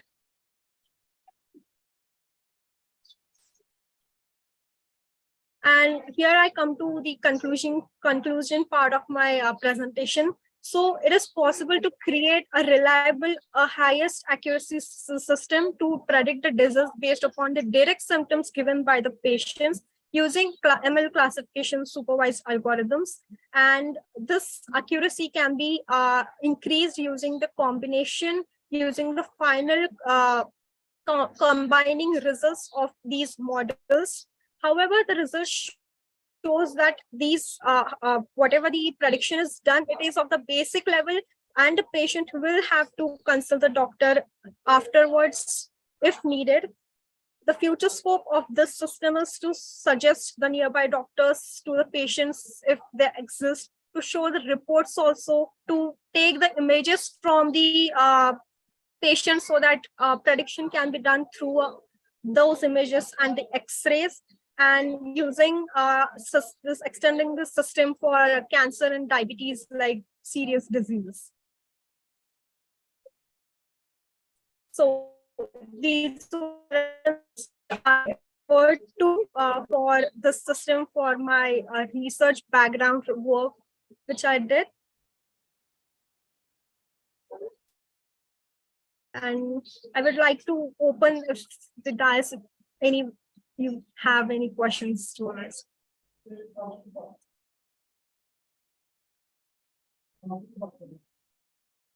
Janvi, your presentation was good, but I have 3 questions for you. Like you have given symptoms database, right? If any of the patient has a symptom which is not in your database, what if like he can add this symptom to your database, or what if it will tell, like what result it will give if he is giving that Okay. to UI? Yes. So, ma'am, we are working on this module, like the patient can add their symptoms, because currently this system is just limited to whatever the symptoms which are present right now in the data set. So there will be an option for the patients to add, to search the symptom, and to we are looking forward to extend this data set to cover all the symptoms which the patient might have. So the range of the symptoms is currently limited, but for in the future scope, we are just looking forward to it. Okay, good. And is this a recommendation system to the doctor? Because with the symptoms, with these things like background check and everything, if we are giving some recommendations, it won't be correct, right? There should be some approval from a medical practitioner. We cannot give that. So this system helps whom? We cannot just give that to the public as it is, because there may be, they may misunderstand the symptoms and they may take a wrong treatment. Even the diagnosis is when it goes wrong. So what is that? This system is for a doctor or for public or patients? What is that? How you are defining your system? Yes, so this is actually a serious point. What if the system predicts the wrong, and it might lead to a wrong assumption for the patient? So this system is at very basic early stage, wherein the patients, it is made for the patients to have just the prognosis, to have just the idea, like this might be the chance I might have, and later he has to visit the doctor for further details. So it is not totally reliable for the patient for the next few stages, but yeah, at the early stage, to know, to have an idea of what I might can have, this system can act for that. The idea should not mislead at the them. base early level. Yes, the idea should not mislead them. I reiterate it. Yes. Okay, and then another question, last question. You have taken 3 algorithms like SVM, you have taken random forest, and you have taken naive Bayesian. So all these 3 algorithms will give different results. Like SVM will find out the outliers, and random forest with decision tree based algorithm, and again your naive Bayesian will give different results. So all these 3 algorithms, how you are saying that the output can be taken and it will be consolidated and voted, something you're saying, no? You're consolidating the output and voting it and finding the how much it is reliable and how much it is accurate. Have you compared the system with any other conventional system or any other conventional algorithm or any other algorithm and found the accuracy of prediction and all? Have you done anything like that? Yes, ma'am. So I actually started with a very basic algorithm like KNN. So because this data set is huge, KNN could not give that accurate results. So then I started implementing these algorithms one by one to find out the results and to check the accuracy.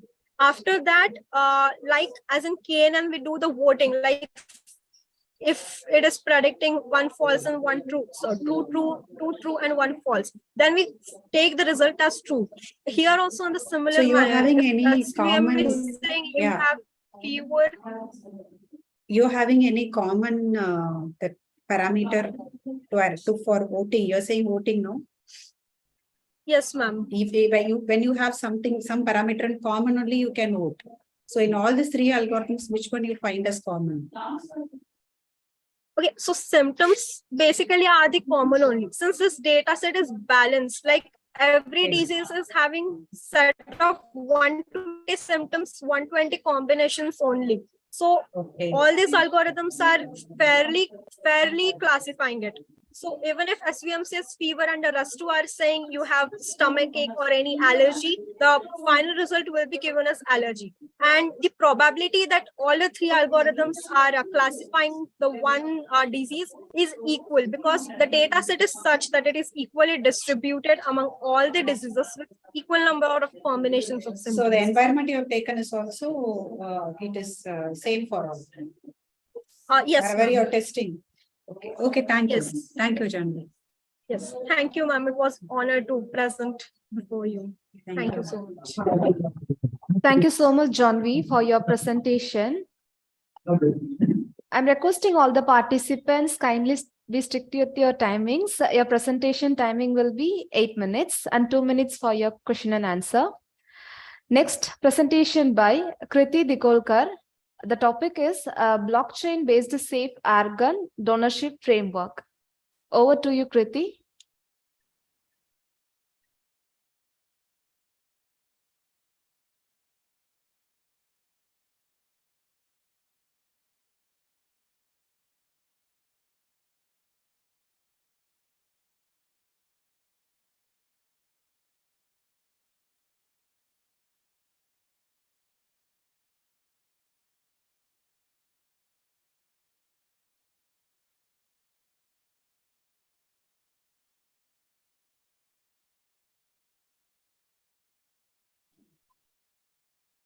Could you please start your presentation, Vignesh?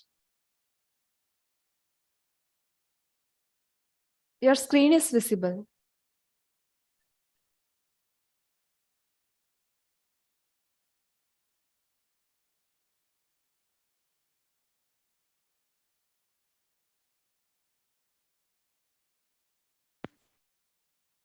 Hello. Yeah, Vignesh. Yeah, so my name is Kaivalya, and we are a team of 4 which will be presenting on behalf of Digorkar, Kirti Digorkar ma'am. So Okay. our topic is blockchain-based safe organ donorship framework. Yeah, so some things about Digorkar ma'am is she has 18 years plus experience in the academics, and she has interests in DBMS and AIML and data structures. As of me, I am Kaivalyane and I'm studying in PICT, and I am final year student at IT department. And Abhishek Lande is also a colleague of me who is studying in the same class and is also in IT department. And Ronak Khandelwal is the final year student from IT department as well, and so is Dishita Mahale. So abstract. So basically, donating organ is very good, and it is very important to maintain the confidentiality of the donors and receivers, so that their identities can remain private for safety reasons. So for this, decentralized organ donation is safe because it is secure, and immutable ledger is been formed there. So and the thing is, why are we doing this? Because the number of donor and recipients keep varying. So the reason is the number of donors are pretty less as compared to receivers, and there can be communication gap between them. So this is why we are trying to communicate, establish a communication bridge between them. So basically, our aim is to get the easy allocation of donor and recipient, ensuring their data is verified and secured. So literature survey will be explained by Abhishek.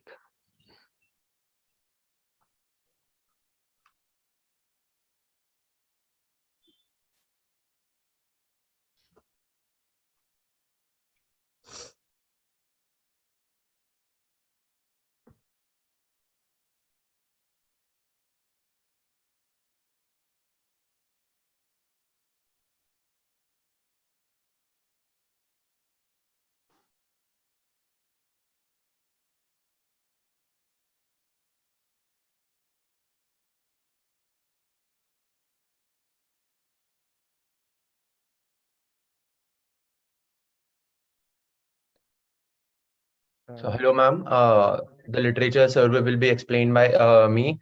So the first paper which we referred to was organ donation and decentralized application. So basically, we figured out that smart contracts are used for matchmaking, but the shortcoming was biometric verification challenges. And the second paper in which we referred the EMR and shared it with authorized parties using blockchain technology for privacy preservations. So the shortcoming of this was that the scalability is untested. Next slide.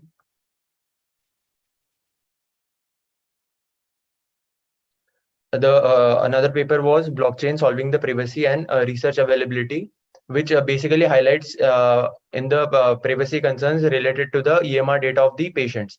And the shortcoming of this was it does not provide empirical evidence or case studies to support its claims. The another paper was survey on organ allocation algorithms. So basically, this paper deals with the allocation algorithms that are used to allocate the organs to the donor and the receiver. But the shortcoming was that no technical implementation details were discussed. And the last paper was blockchain-based electronic medical record management. So it aims to address the issue related to traditional EMRs management systems, such as data security and privacy. But the shortcoming was not there was no real-world implementation hospital environment. Next slide. So gap analysis. So basically our model focuses mainly on blockchain technology, unlike the other proposed model, which uses blockchain along with cloud computing and databases, etc. For more accurate results, we deployed the smart contracts, and like many models have been put forth till date, but how long it takes to match a donor and a receiver, not much work has been done on this. Kaivalya will continue from here. Yes. So I'll be doing the system diagram walkthrough. So basically this system will be used by mainly hospitals as a registration and matching system. So basically donor and recipient will go to the hospitals and basically go for approval. What is approval? Basically they will have a basic checkup to get to know if the donors organs are good in shape and is the donor fit to donate or not. So if the donor is fit to donate, then all the details along with the let's say email ID, phone number, and other than that the medical parameters such as blood group and so on will be transferred to smart contract in the blockchain. So in the blockchain, the matching process will be done on the smart contract. So basically matching process on the basis of distance and other compatibility medical on the basis of medical parameters will be done. And if the compatible match is found, then we will carry out the transplant and add a transaction acknowledgement or that the transaction or the transplant has happened between the donor and recipient. And if the match is not found, then all the details will be going to be added in blockchain's block.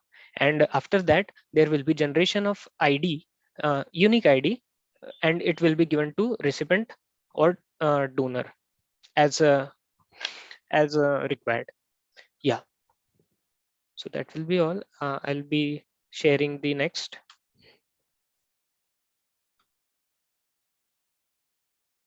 Okay, good afternoon, everyone. I'm Abhishek, and I'll be explaining methodology and the conclusion and future scope. So methodology. So basically, like the traditional system which are used like nowadays, like if we implement it using blockchain, then we get the advantages of immutability, confidentiality, as well as automation.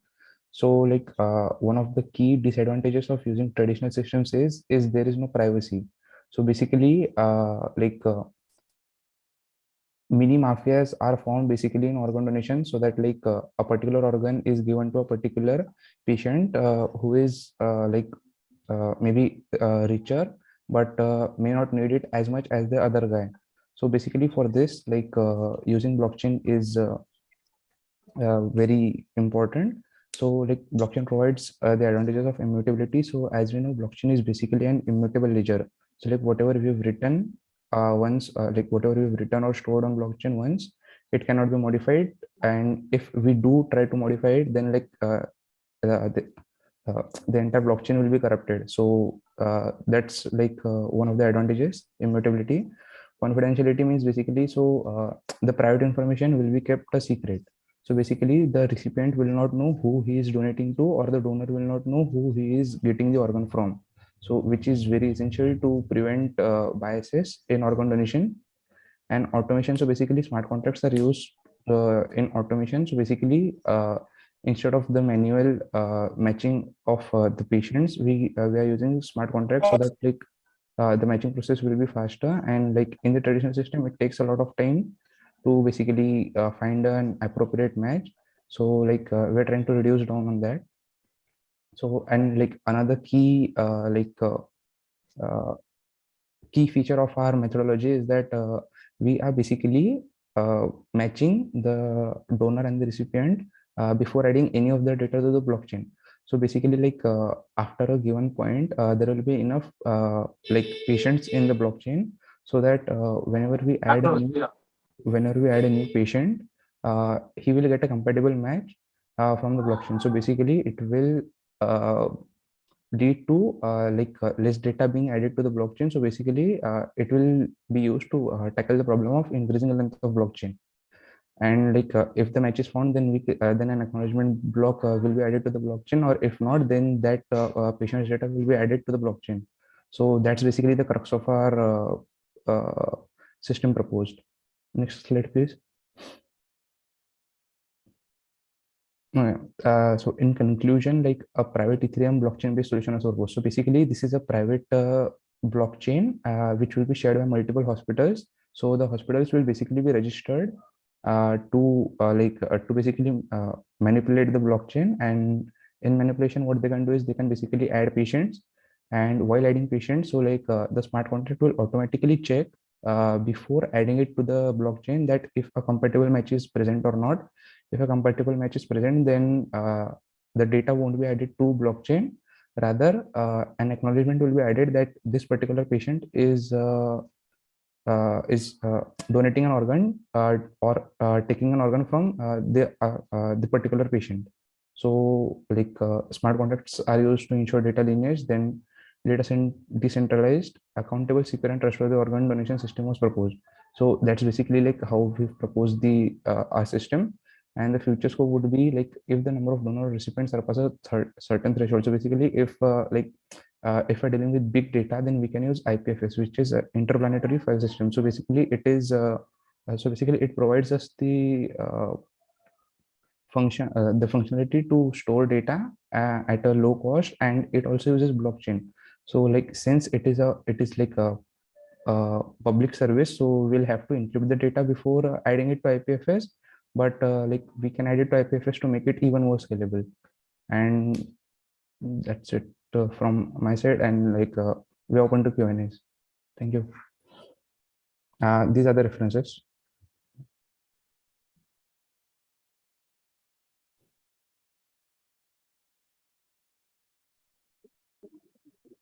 Okay, blockchain is really tough to implement. What are the challenges you have met while implementing it? So I'm like blockchain, like working on blockchain, like this was our first time as well. But Kirti ma'am helped us, and like we had few resources. So we basically did a few courses from YouTube or Udemy. And the main challenge was like whenever we're trying to write smart contracts, so that we have to do in Solidity. So like we first had to learn Solidity, we had to do a course on Solidity. And other than that, like the basics of blockchain. So like we are in our 8th semester and we have blockchain as a subject. Like that helped us as well. And did you check the algorithms like we have proof of state, proof of work, consensus algorithm? Did you use any of that in your work? So I'm like basically we are using a test network as of now. Yeah. So But you didn't just look into those algorithms. yeah, like we know those algorithms, but so basically in the test network, so like all of those algorithms are like handled by the system itself. So like we don't really need to look You are into not it. okay. Yeah. Okay, thank you. Thank you, ma'am. No more questions. Yeah, no more questions. Anybody else is asking? From my side, I'm okay with it. Sure, ma'am. Thank you so much, ma'am. Thank you so much for your presentation. Our next presentation by Riddhi Gupta. The topic is Indoor Navigation System using Simultaneous Localization and Mapping SLAM Technology. Over to you.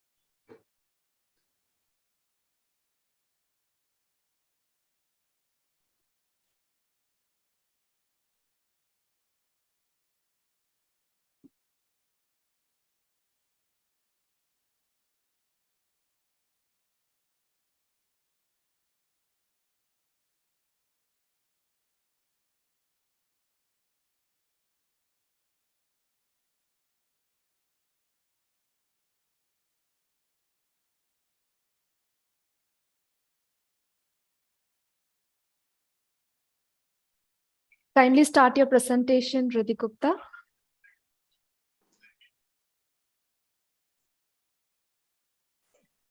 So sorry for the delay. I'm trying to share my screen. Just give me a minute. Okay. I'm requesting all the participants kindly stick with your timings. Your presentation timing is going to be 8 minutes and 2 minutes for the question and answer. And be ready with your slides.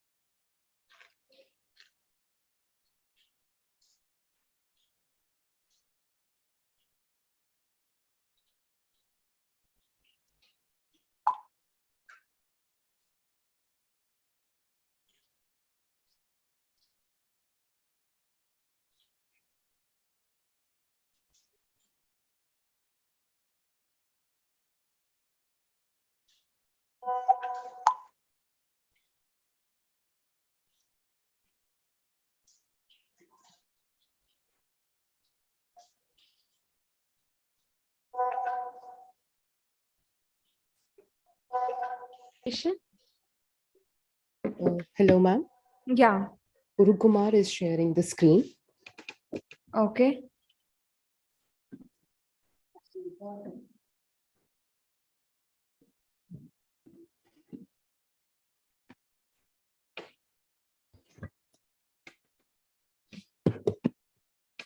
Good morning, everyone. Here I'm presenting my first paper on Indoor Navigation System using simultaneously localization and mapping SLAM technology. Next slide. Biography. My name is Riddhi Gupta. I'm currently in 4th year of BTech, specialization in computer science and information technology from Dronacharya Group of Institutions. First of all, I would like to introduce our project team members, Puru and Shyam Babu, our classmates, and Ms. Sonia Rani, professor at Department of Computer Science and Information Technology in Dronacharya Group of Institutions. Next slide.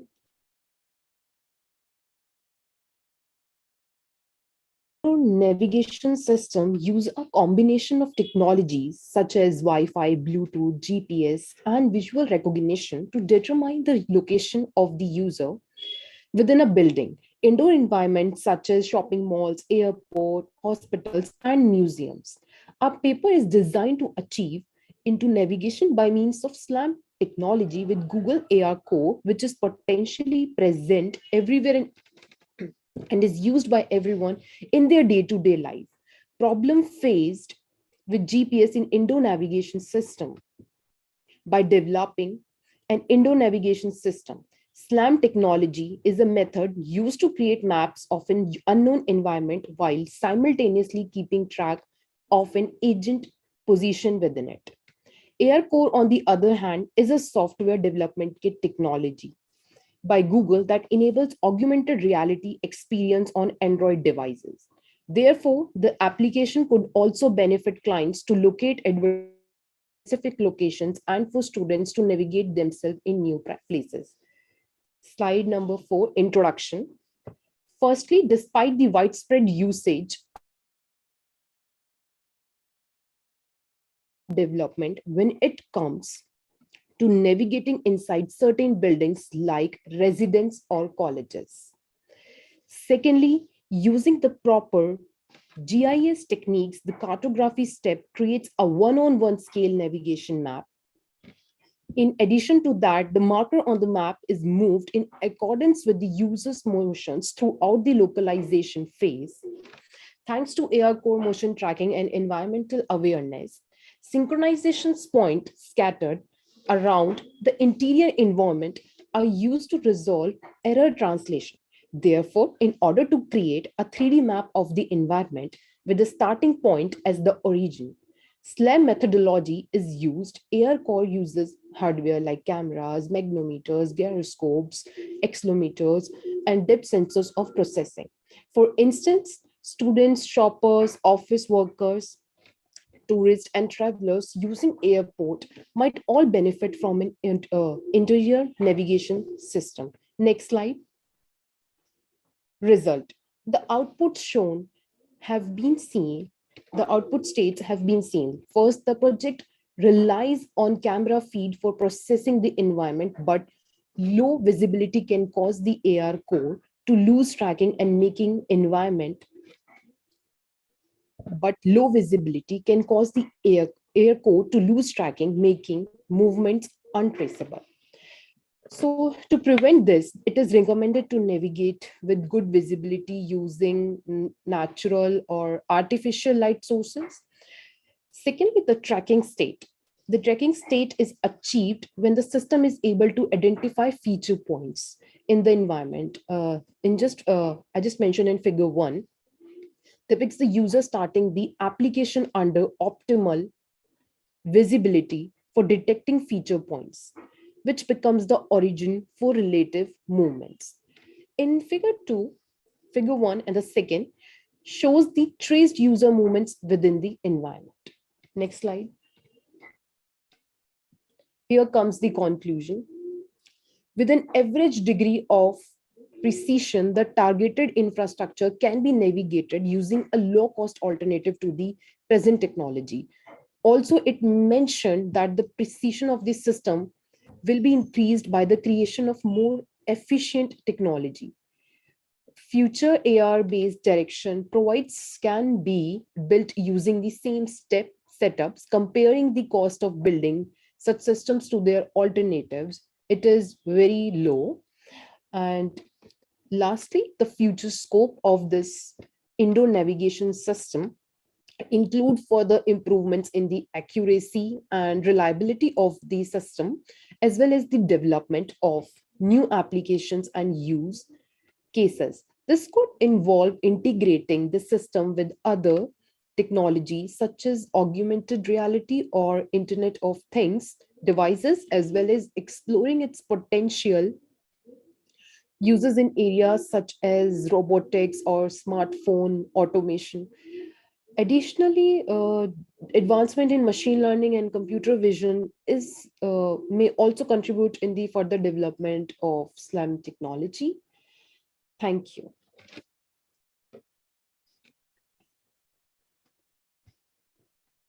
Riddhi Gupta, Yes, good morning. have you ma'am. implemented, good morning, have you implemented anything in this, in your, Yes, we implement SLAM technology okay. in this. Do you have any screenshots? Yes, I do have. But not in this slide, right? Not in the slide, but in the paper I've mentioned. Okay, it's okay. Can you go to your architecture? You do have an architecture diagram? Yes, we do have. Yes, we do have the architectural design of it. Okay. The architectural design is first, it includes the environment. The environment is considered as GPS. Okay. Deployed infrastructure with the optimum amount of visibility. Secondly, the indoor map. Okay. The project heavily relies on the availability of a precise map for the infrastructure it is being deployed on. And thirdly, the user who are using. And the fourth one is the assistive system core, is also known as the heart of this navigation app. All the hardware and the software application abstractions for the project are grouped under assistive system core. Okay. Okay. Actually, any uniqueness is there in your project? Like, you have any contribution? Yes, ma'am. Application of SLAM technology and integration of sensors such as cameras, and it is user friendly interface, and it has user. You have customized something, or you have used the that is, you have done what is there. You have customized on your own. Have you customized anything on your own? Ma'am, this paper is at initial stage, so we try to prove the concept of SLAM technology. Okay. Okay. Anyways, it is really good to see you implementing SLAM. Okay. Thank you. Thank you. Thank you, Riddhi, for your presentation. Our next presentation by Somnath Jadhav. The title is Trustworthy Profile Verification Using Blockchain. Over to you. Hello, ma'am. Yeah, hello. Kindly start. Yes. Yeah. Ma'am, is the screen visible? Yes, your screen is visible. Yes, ma'am. Just a minute.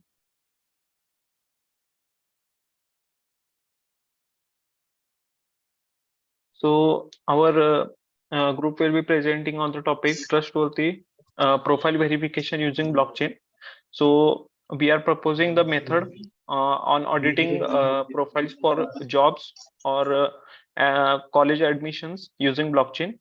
So our group consists of hello,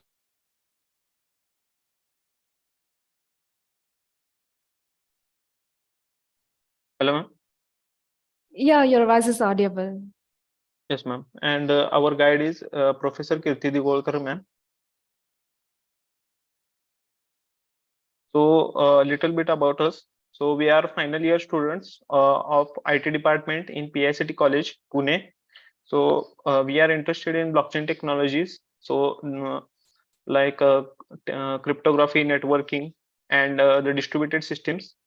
So we have served as intern where we develop distributed applications, and most of us also have interned as web developers in various companies. We have contributed articles and like explaining all the concepts or applications on the Medium website that is used to publish articles from various sources. Also, we participated in the Alchemy Developers Challenge. So Alchemy website provides API for Web3 technologies so that we can build web application using them. So a little bit of abstract. Education is important to join companies and also to pursue further educations. We need to present the proof in the form of paper, that is physical, or using PDFs, that is using virtual.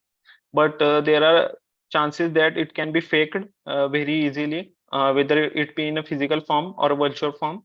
So we propose a method to not only authenticate, but to keep a record of this, let's say, a certificate, so that uh, fraudulent activities can be detected, and there can be a record, so that your profile can be audited easily, and companies can make decision based on that.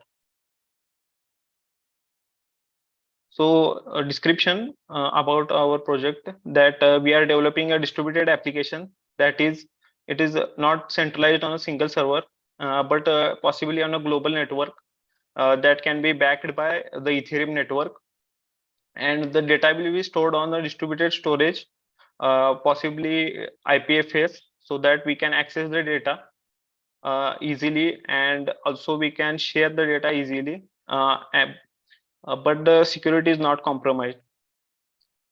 We will be using MetaMask wallet, that is Ethereum wallet, to conduct the transactions on the Ethereum network.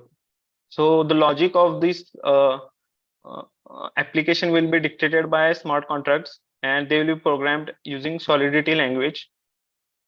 So this is the diagram where the user will be interacting with the front end, and using Web3.js, it will be interacting with blockchain, and it will be passing the data onto the user. So this is our design. So what the student will do is apply for the certificate. The system will request the university or any institution to verify the certificate. If the university approves, the approved data will go on blockchain, and it will return a transaction hash to the system. The system forwards this transaction hash to the student, and the transaction hash is added to the database, which is a collection of all the wallet addresses of the students. So let's say a company wants to verify your profile. What you can do is provide all these transaction hashes to the company, and then the company can audit your profile and decide whether or not you are suitable for the job or you are a legitimate candidate. So what we are looking for is to create a scalable and potentially global application. So let's say you were to apply for a foreign company. You don't have to go through a different process, but using a single application, you can provide all your data to the foreign companies without jumping through various hoops. So we also aim to make auditing profiles easier. Let's say there are any government jobs or highly secure jobs. We want to make auditing much more easier and in a detailed manner, so that there is a less possibility of fraudulent activities and getting or leaking sensitive data through people accessing these sensitive jobs. We also want to provide robust records using blockchain principles. So that is, let's say your name will be replaced by your wallet address, and all your work experience can be replaced by the transaction hashes, and these transaction hashes contain all your record. Let's say your employer, your work duration, or what all work you did, and is it legitimate or not. And it can also be attached with the certificates, like what you did, what you achieved in those companies.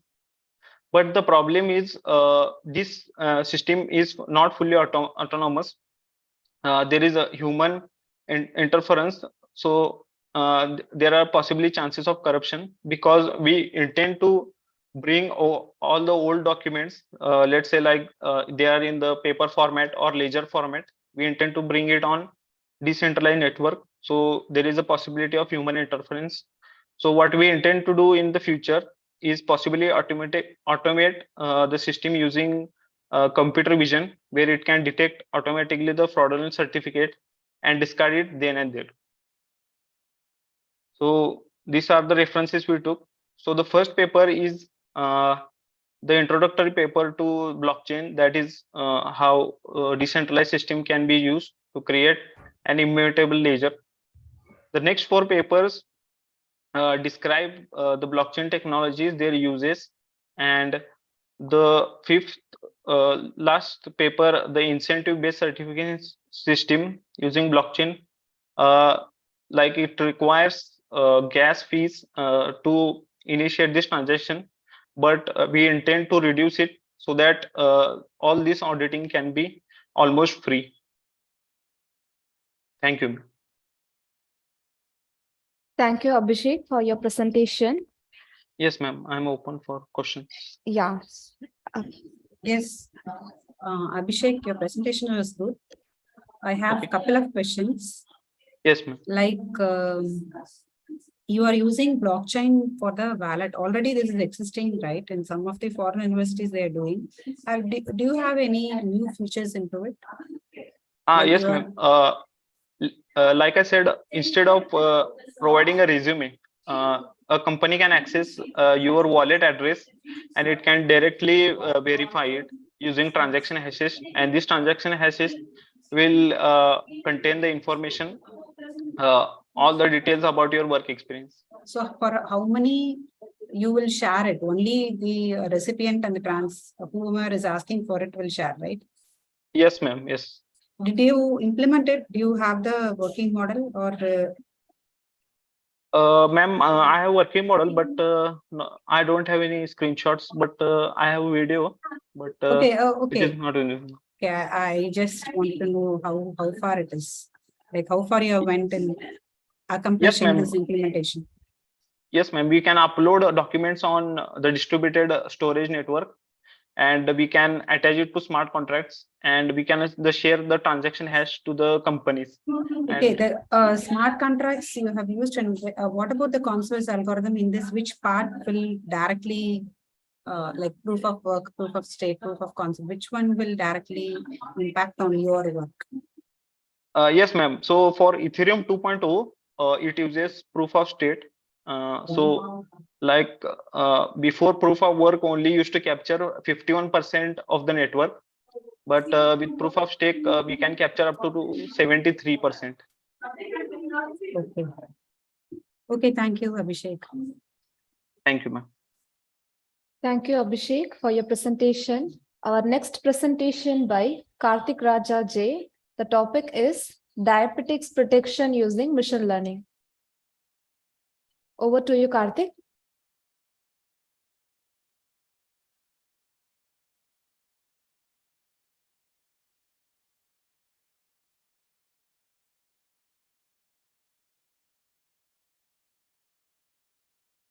Karthik Raja, you can start your presentation.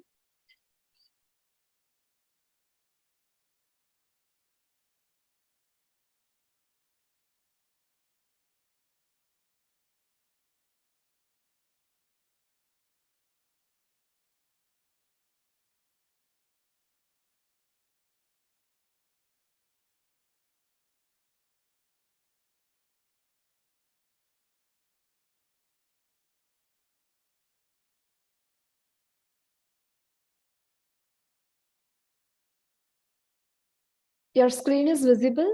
Kindly start your presentation.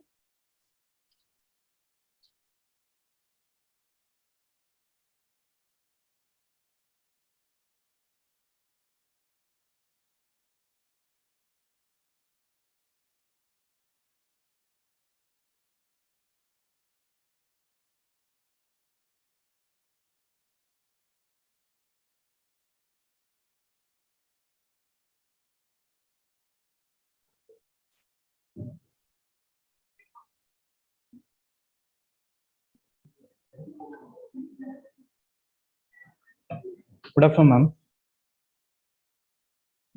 Yeah, good afternoon. Good afternoon. My name is Ram. I am honored to be here to present at this conference. Thanks for giving opportunity. Our project is diabetes prediction using machine learning. Our teammates are Jishnu Karthik Raja. We are guided by Arul Sandhya, ma'am.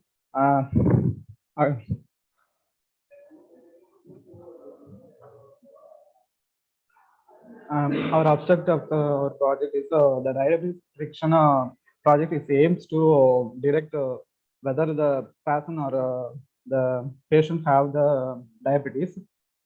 It's mainly developed by the machine learning models that can accurately predict the likelihood of the individual. The model is trained based on the data sets that we are fed to our model, such as age, BBM, blood pressure, and glucose level, and also their family history of diabetes is also fed to our data sets. And the model uses the classification algorithm to predict whether the individual is at high risk or low risk. Based on these results, our model can show whether the person have diabetes or not. According to the World Organization Global, the diabetes among the adults can be rise from 4.7% to 8.5%. The diabetes can lead to the serious health complications such as now disease, kidney damage, and blindness. The person with the diabetes have the high risk of development of infection, and it can take longer their blood to heal the cuts and incurables. The diabetes is an often diagnosis through the blood test, and that is measured by the person's blood sugar level. The symptoms of diabetes can be included the increase in thirst, cranks, and blur visions. And description of processes that I previously said that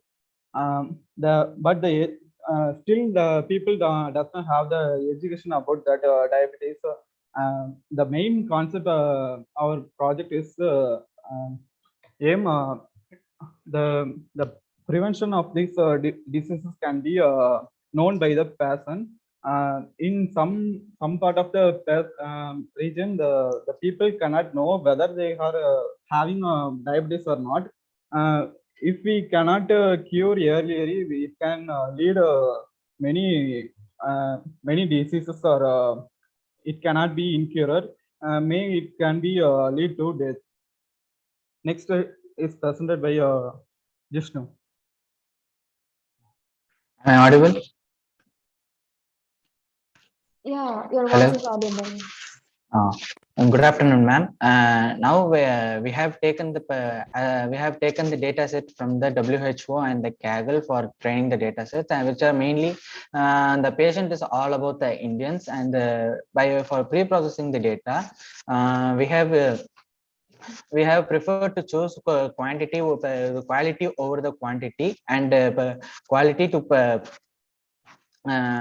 choose to predict the diabetes or not. The diabetes may be, since the parameters for the predicting the diabetes is very low, such as Vetiram said, blood sugar level and low level, or it is due to the hereditary cause or due to the secretion of the insulin. So we have chosen over the quality over the quantity.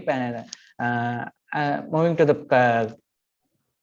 the algorithms, we have chosen, we prefer to choose the KNN algorithm over the logistic and random forest, because then the logistic algorithm is works only for the very well for the large data sets, and the random forest is and for the random forest, it may occur if there is any inconvenience, means a random inconvenience occurs in this algorithm, means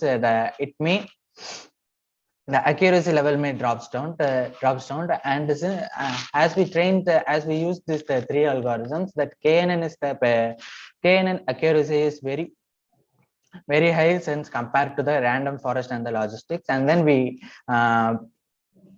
evaluate the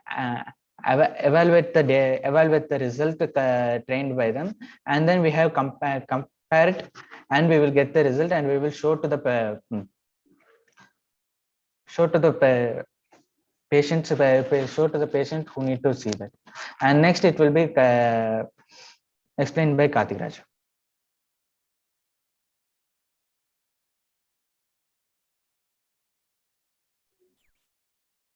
So good afternoon, everyone. Myself Karthik Rajan. So for this our project, diabetes prediction using machine learning. So we have used the KNN algorithm. So the K nearest neighbors algorithm. Before choosing this algorithm, we have researched and trained the other algorithms such as logistic regression, random forest algorithm, and CNN. And after testing that algorithm, so we found that KNN is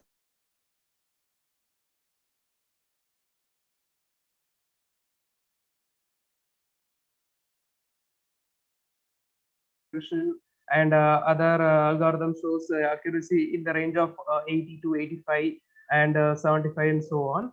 So for that reason, we choose this KNN algorithm. So KNN algorithm is a machine learning algorithm. So it can be used for finding the diabetes prediction. So how it works means, so it takes the so it finds the K number of data points through the data set we provide, and it chooses the closest input data, and then using the class labels to the data points to predict the class label of the input data, which is close to that. I mean the prediction.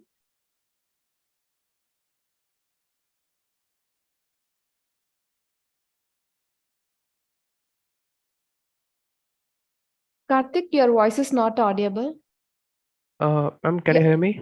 Yeah, now audible. Okay. So in the data sets, we are taking some factors like so we need to take information from the patient. So in order to find whether he will have diabetes or not. So for that, factors such as pregnant for ladies, we can so the factors such as glucose, blood pressure, skin thickness, BMI level, and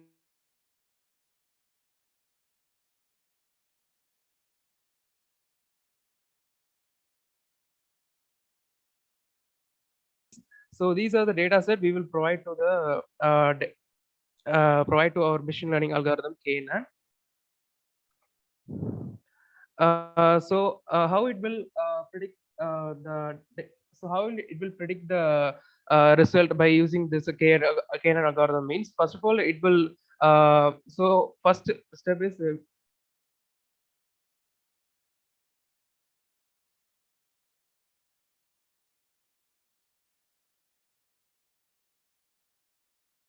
data and some other irrelevant data which was occurred in the factors. So it will remove all the unnecessary data, and it will after the unnecessary data removal, so the trained data will be sent to the KNN algorithm. So in the KNN algorithm, it will using the clustering method. So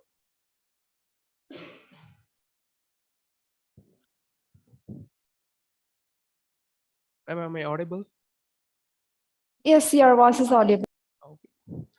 So using the clustering technique, so the data points will be created. So in that data point, the highest accuracy data points will be chosen, and that will be consolidated as the prediction. That is the result. So in our data set, we will also provide the patient.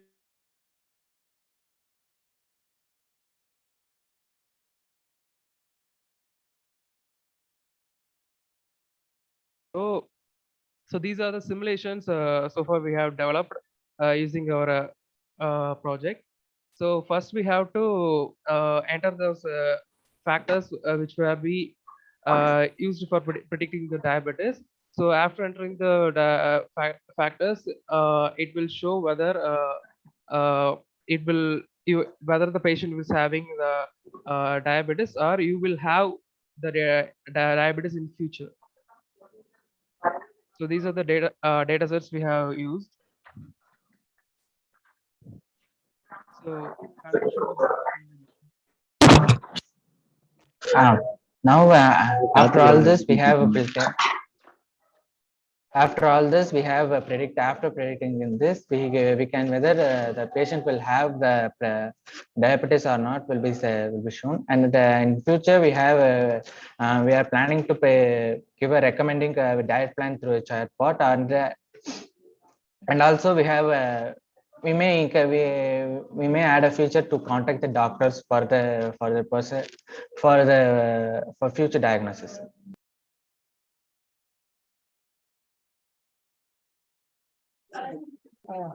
Okay, it's a good presentation. Hello, am I audible? What are the features you have taken for predicting diabetes? How many features you have taken? For that, we have taken 9. 9, huh? Yes, ma'am. Okay. So, how far you are climbing that? How many percentage accuracy you received? Or, hello? How much percentage maximum accuracy of prediction you received from your implementation? From our implementation, we have received about 93%. Okay. Since this is based on medical diagnosis, do you have any features or do you have any strategies to be followed for predicting diabetes from a doctor? This is given to a patient directly, right? So this cannot be done without any standard set of values or parameters. It cannot be given directly to the patients or public. So is it a system which is given to the doctor for assisting them, or it is directly given to public? So this may mislead them, right? You have taken only 9 features. But we are recommending we are not telling that you will have diabetes, but we are recommending for next level. Okay. Step. We are recommending to diagnose with the doctor. Okay.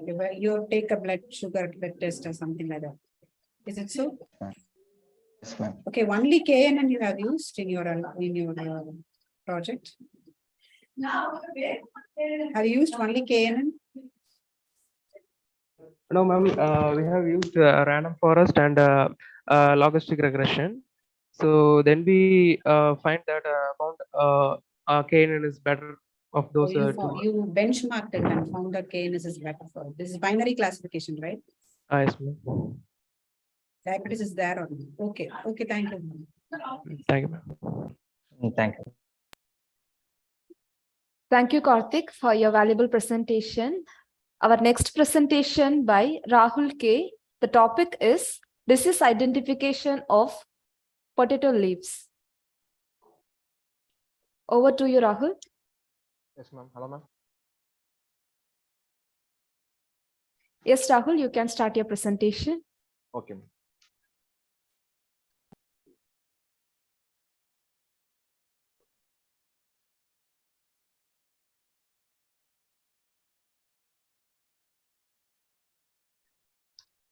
My voice is audible. Yes, Rahul, audible. Good afternoon, everyone. I'm Rahul. I'm studying final year in CSE in National Engineering College, Kolpati, Tamil Nadu. Our title is Disease Identification of Potato Leaves. My teammates are Prasad and Konraj.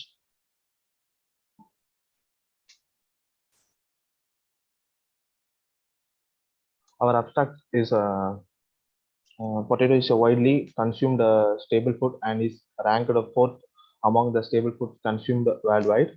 So the demand for potato has significantly increased due to the COVID-19 pandemic period. However, potato disease are the leading causes of the decline in crop quality and quantity. So the late detection and improper classification of the disease type can worsen the plant conditions. So fortunately, many potato disease can be identified based on the condition of the leaves. So therefore, the study proposed a deep learning based CNN to classify the 2 types of potato disease and based on leaf condition, so which is expected to achieve better accuracy than excessive existing method. This description is agriculture is the one of the essential sector for survival of the mankind. So new generation peoples are not aware of the plant disease. So these people are facing a lot of economical losses and time wastes when they enter into the agriculture field.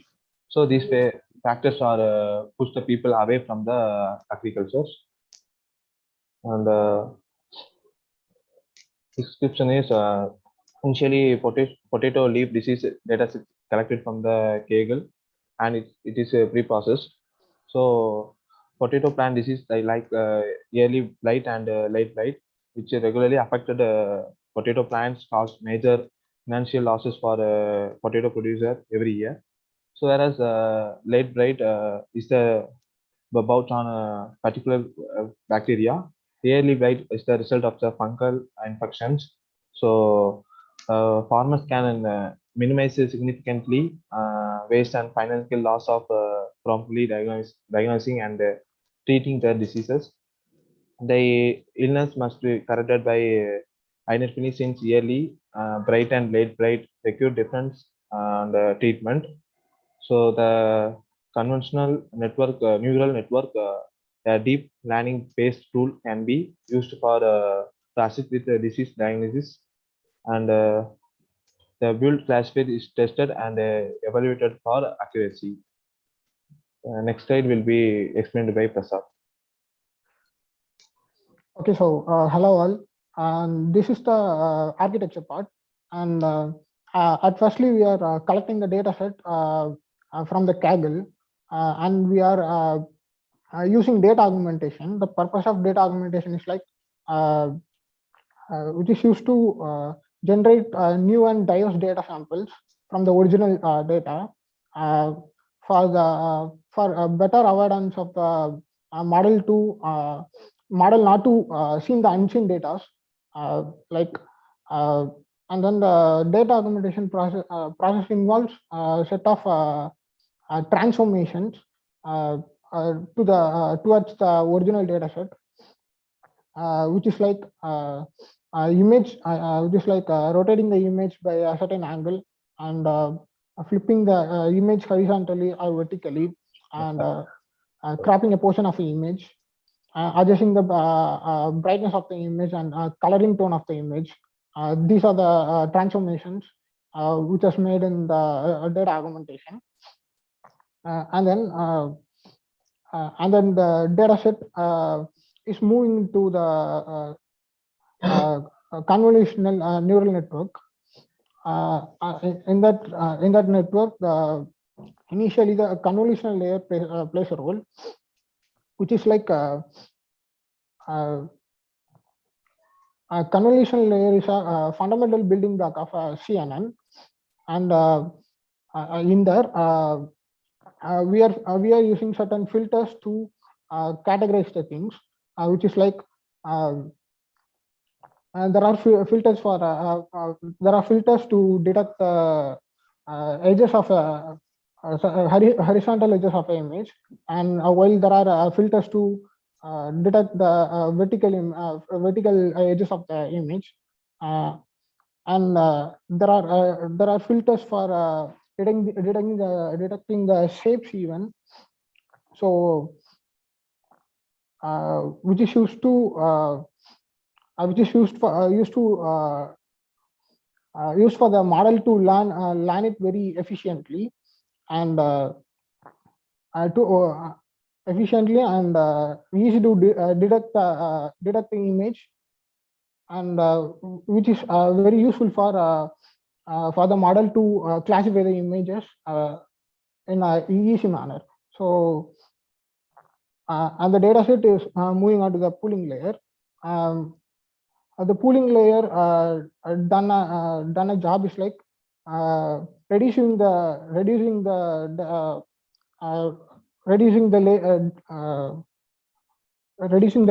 layers coming from the convolutional layer, so which will give a path to the model to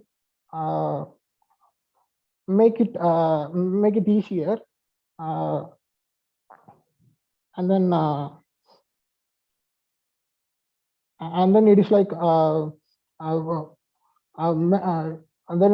it is like make the network more efficiently to reduce the amount of computational requirement in the later layers, and then and finally the fully connected layer is like the fully connected layer is used to classify the images coming from the pooling layer, which is used to classify the images into 3 categories. So the classifications are late blight, healthy, and early blight. So the rest of the thing is explained by my teammate.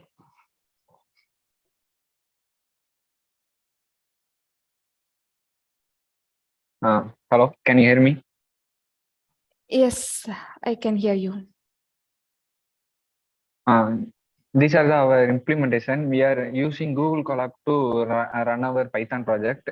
First, we are importing the record libraries like Matplotlib and NumPy and TensorFlow and Keras.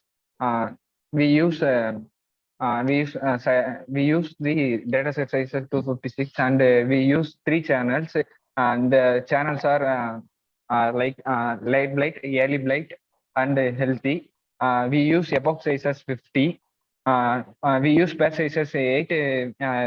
If we have a low end system, so we have used batch sizes 8. Batch size is used to run a dataset as a segment by segment. Next slide. We use image data generator to augmentation the images like left rotation and right rotation, zoom ranges, etc. Next slide. We totally have 900 images for training and 100 images for testing and 100 images for validation purposes. Next. We build the model like we have first one convolution layer, and the input is feed into the convolution layer, and it minimized by max pooling layer, and the result is fitting to the another convolution layer, and at the end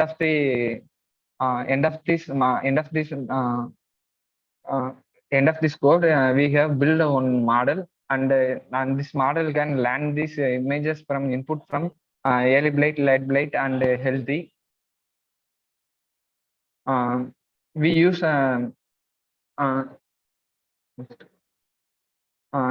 are our output. This is the left side of the image is actual image of a potato healthy leaf, and the right side is a detected one. Next one. Yeah, and this is a early blight actual image, and this is a detected image. Next. So in this work, we have classified the potato leaves into 3 classifications: early blight, late blight, and healthy leaves.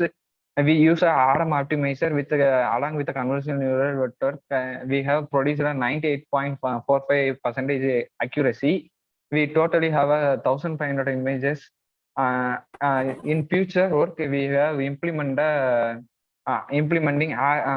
like add new categories like insect images, insect affected images, and virus affected images.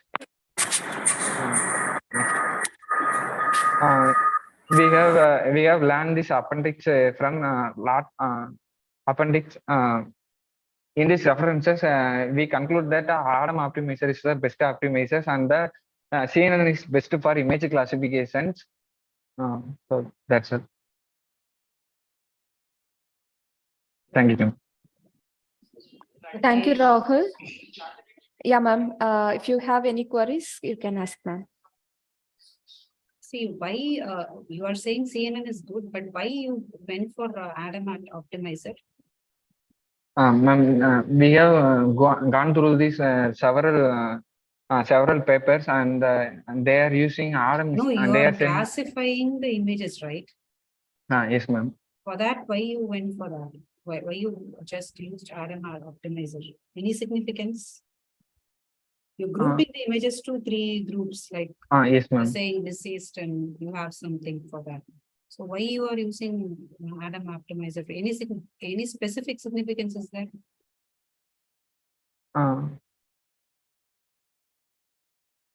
Ma'am, we learn lot from reference papers, and they are saying that Adam optimizer, using Adam optimizer, we get a better accuracy.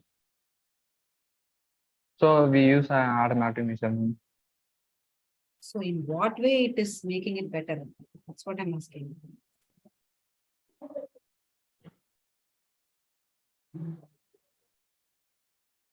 Okay, ma'am. Thank you. Thank you. Thank you, Rahul, for your presentation. Our next presentation by Tahir Ibrahim. Yes, the topic is urbanization prediction using machine learning. Over to you, Tahir. Hello, ma'am. Tahir is not quite available. His teammate Vinesh Shankar. Could I share the screen? Sure. Thank you, ma'am.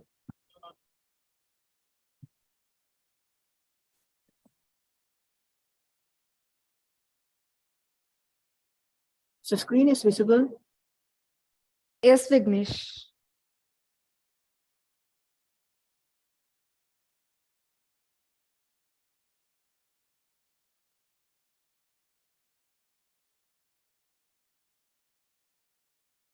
The opportunity to present now. Myself, Vinesh Shankar K. My teammate is Tahir Ibrahim. Our project is guided by Professor Dr. K. Mohideen Pichai. We are from National Engineering College, Koilpatti, Tamil Nadu. Our research paper is about urbanization prediction using machine learning.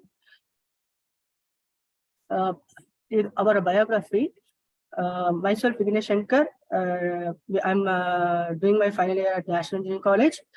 I'm from CSE department. Our professor is Mohideen Pichai, who is from have done various projects in DRDO and networking. He's as from his instructions, we are currently doing a project on urbanization prediction. Our project is most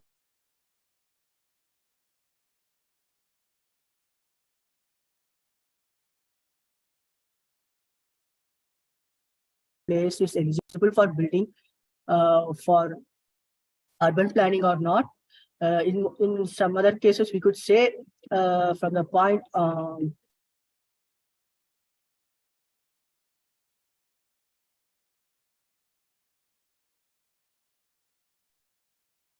you are not audible. Predicting urbanization patterns is essentially important.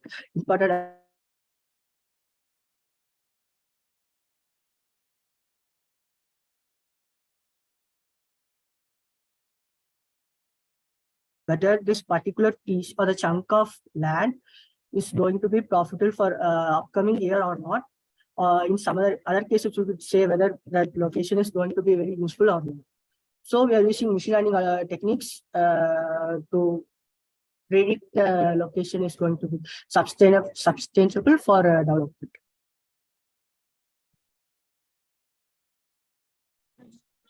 So our project explanation is we are here.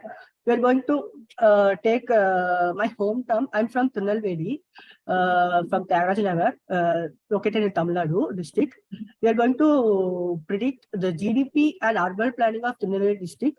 So for that, we have collected data set from different factors like social, revenue, economic, infrastructure, and agriculture field. The great challenging part in our project is the data set collection, because as we know, during the COVID times, the government has not updated certain NGO features in their website. So we have taken the previous data from of 2018 to 2019. And our project here, we are going to predict the GDP growth of 2020. The reason we are using the year of 2020 is that we don't have current data to predict the upcoming prediction year. So we are using it as a prototype or an assumption. So do our predictions.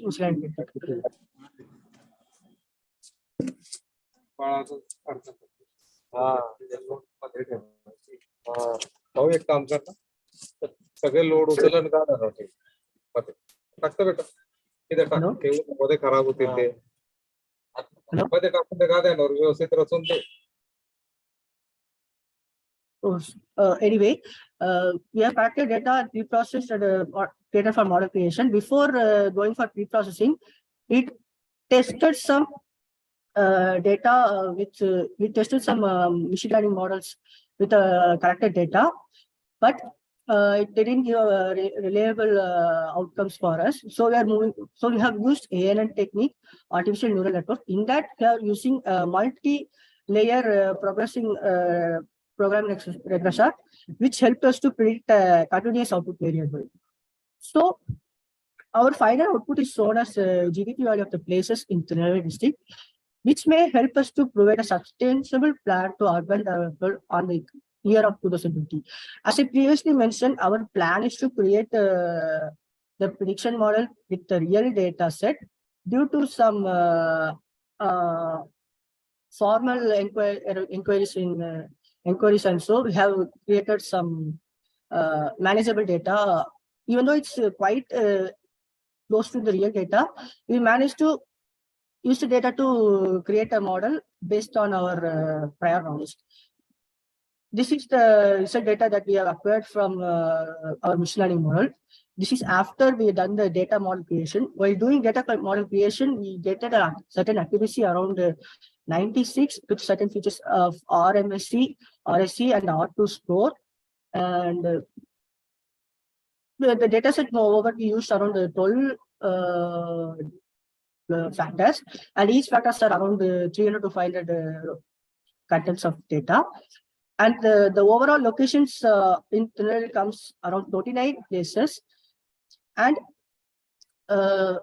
we have quite remarkable outcome. And we are still looking forward to make sure that this works well. And we are still doing it in the testing phase. And that ends the session. Conclusion. You know, machine learning techniques is quite a interesting technique while doing some research in urbanization and so on. Because, you know, the world is developing. We can't rely on basic handwritten techniques for prediction. Even though the handwritten techniques are quite accurate by human in nature, but it is a time-consuming process. That's why we are going for machine learning. It's quite cheap and fast to implement. And the disadvantages we're using here in our project is that we can't exactly predict the correct amount of the GDP value for the particular place, because the price value can always vary. So if you want would require to do the correct prediction, that requires an excellent complete real data set. That once only we could do the process to do so. So for inspiration got from certain papers that we have undergone through appendix, they have done mostly advertising for their certain locations like a river area like the Yangtze River Delta, or some important locations like the cities and so on. Here they are using object detection and remote sensing technique.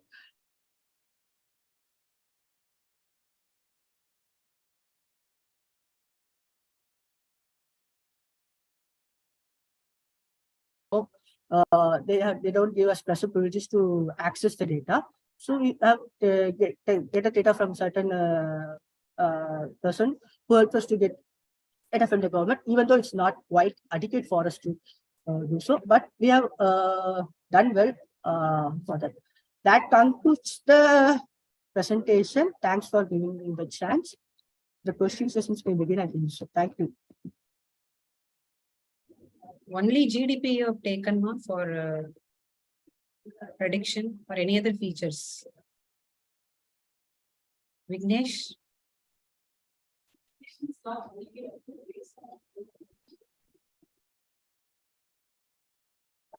Hello, ma'am. You have taken only GDP for prediction? No, ma'am, we can use several factors, but to take, for example, I can take a prediction from agriculture value and economic value. You can take what you have taken in the project, like in the Ma'am, we paper. have taken around 12 data set, ma'am. Agriculture, physics, fuel, and so on. We have just merged the overall data as a single one, ma'am. Used some certain algorithms. Okay, thank you. Welcome, ma'am.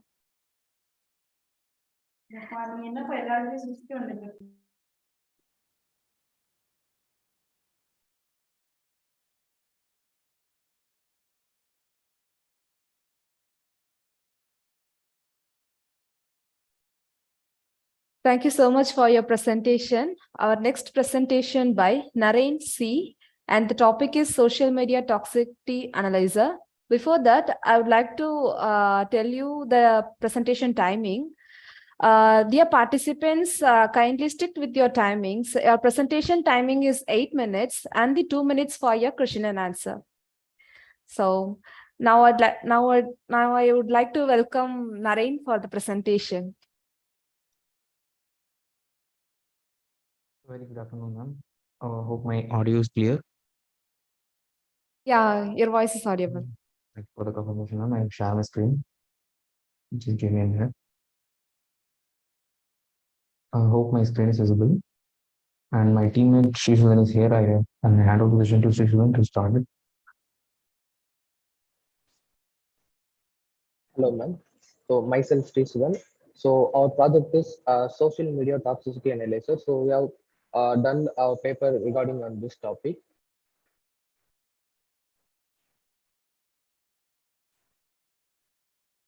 So our teammates is Naren CA. He's our colleague. We are a final year students in National Engineering College, and our guide is Mr. S. Rajesh Kumar. He's also assistant professor in our same department. So our project is basically it's to detect the toxicity in social media. So toxicity in the sense I'm referring to the comments which is mainly posted to abuse people's, and comments which will which has been posted from a fake account in order to abuse people. So this is the main motive to choose this product. So that's what we have said in the abstract. So the toxicity can be identified in any place, like it can be, we can identify the captions in the captions or the bio of the bio of the profile, or the comments which is posted in a particular person's post. So for calculating the toxicity, we have mainly chosen Twitter as our main social media equipment. So in which there are many open profiles so that we could identify the toxicity easily. So next page, please. So the description of our project is, as I said earlier, nowadays social media social media handles have been increasingly using, and many fake accounts also has been increased as the social media usage increased. So using the social medias, many people creating fake accounts in order to abuse someone or make comments on someone which would depreciate their image in social media, or creating a fake account in the name of some other person and posting some toxic comments or some contents which will decrease their image on the social media. So in order to identify what are the words, what are the toxic word, one by one, by analyzing the account is a difficult process and also a time consuming process. So in order to make it less time consuming, we have used this model to identify users account and find what are the words, how many words are there, what is the toxicity level of the account. Next page, please. So this is the system design. So what are we doing in our project is, first, when as a user, I will enter a user ID, and I will enter how many number of tweets to be scrapped from an account, and also after entering these two input, I would just enter the button, and after that, the account after that the our toxicity analyzer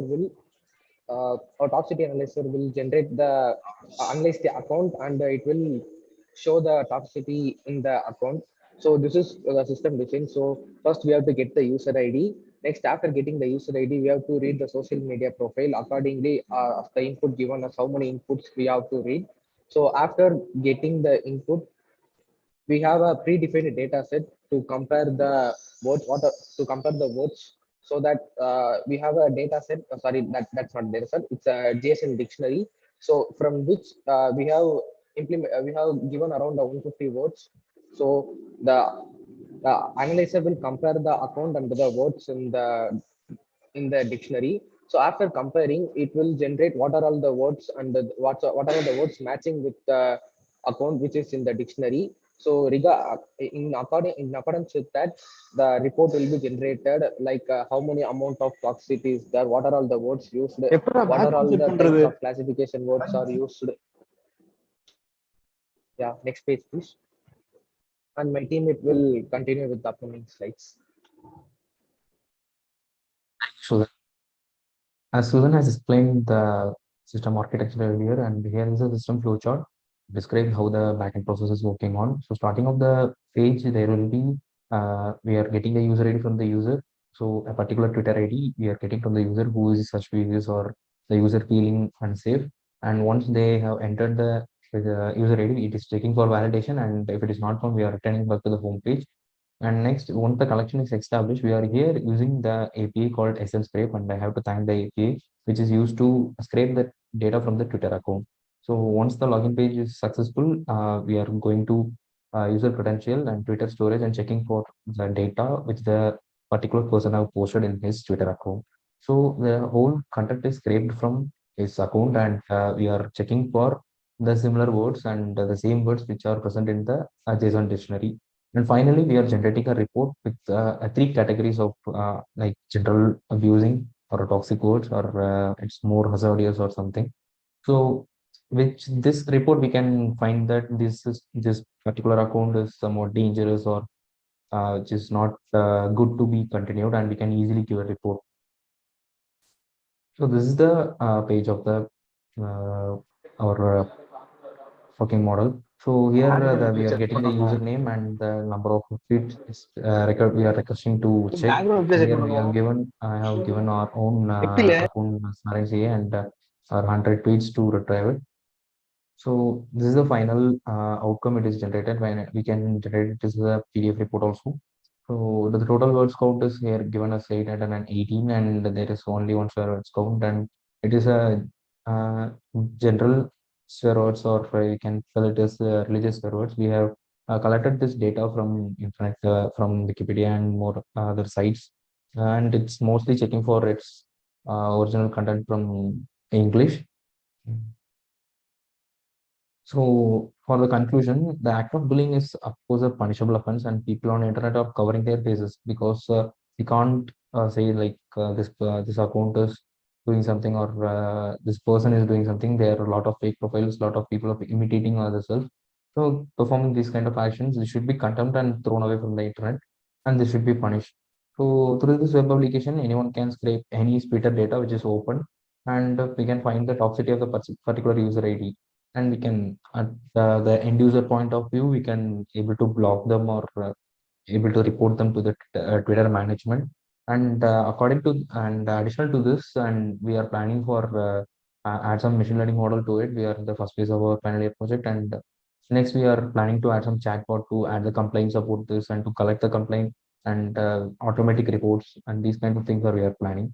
And in the appendix, and we have gone through some of the projects which I have worked on earlier. So the major differences we are here using the web-based JavaScript, comparing the things, the Twitter accounts data with the original data we have collected from the internet, and The next thing we are planning is to add the ML as some of to add more features to it, like checking the condition, taking the whole sentence and conveying the meaning of it.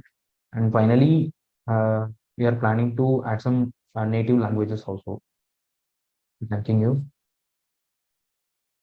Thanking you for this wonderful opportunity. Okay, thank you for presentation. What is the difference between sentiment analysis and your model? Sorry. Sentimental analysis we have, right? Yes, ma'am. Finding bad words, poor words, something like that. So what is the Yes, ma'am. difference between your model and that? So here we are more specific to that particular words, ma'am. And here we have the existing data we have created. So somewhat it looks like same, but for the second phase we are planning to elaborate it more. Your data dictionary, how many words you have? Word cloud, how many words you We have? are having around 150 words. It is very less, no? As for initial testing, we took it as 150. We Oh, are you planning are to increase proceeding from with the. it. Okay, thank you. Yes, ma'am. Thank you.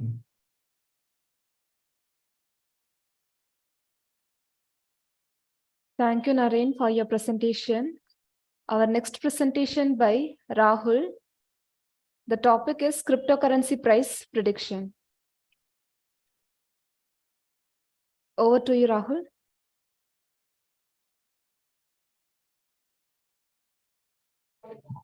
Hi, ma'am.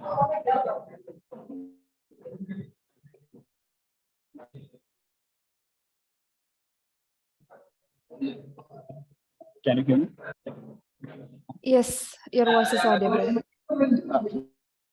Yeah, okay. My teammate Vaidyanathan will start the intro and will be continuing. So Vaidyanathan, please take over.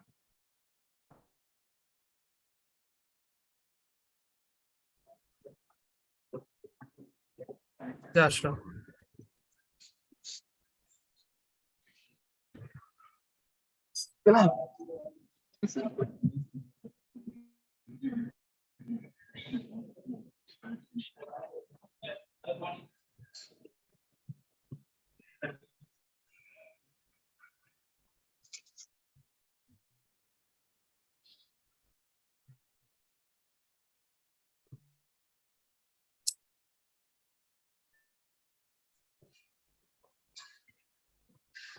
Vaidhi? Yeah, is my screen visible? Yeah, Karthikeyan is present. You may Okay, speak. okay. Oh, sorry. Yes. So, good afternoon, all. We are from National Engineering College and we are from a CSC background. I'm Vaidyanathan K and our teammates are Karthikeyan and Rahul TN. So, basically, our project title is Cryptocurrency Price Prediction, and we are doing this project under the guidance of Dr. Hema Lakshmi Jia. So, let's get into the slides. Okay. So, next slide, please. So this is a basic biography. Actually, we are from CSC background, UG students, and currently doing a 5 year. Okay, next. Okay, this is a basic abstract of our project. That is, cryptocurrencies are a form of digital currencies. As we know that cryptocurrencies are not like a formal or normal currencies. We are day to day using that, and it is like a decentralized data structure, and which value is not a stable one. It's always being fluctuated day by day, and even in hours to hours. So based on that, we have to predict the correct prediction of the any of the cryptocurrency. And its growth. For example, we have to predict the graph of the cryptocurrency of a particular cryptocurrency, so that we can able to analyze in which currency we can able to invest, or which currency we have to buy or something else, or at which point of the time we can able to sell the currencies which we have. So this is a basic thing we are going to implement using the LSTM architecture. So this architecture will helps us to understand the growth of the particular cryptocurrency with the previous set of data. We are going to give it as an input. So these data are given from the data set which is from Yahoo Finance. So this is a basic abstract thing. Next will be the description. So this is a basic description of our project. It is predicted by the artificial neural network methods. While we are implementing artificial neural network method to predict the other financial processes such as stocks. This is similar to that. Like we are predicting the stocks, right? Similarly, we are going to predict the cryptocurrencies only. Cryptocurrencies. Okay. So the same flow is going to be used here, but the data only will be different. So in this LSTM, each and every point of the data, that is the growth of the coin, will be learned by the machine, so that it will give the maximum accuracy of the prediction. So this is about the description. So next one. Next slide, please. Okay, this is the architecture. So it will be explained by Karthikeyan.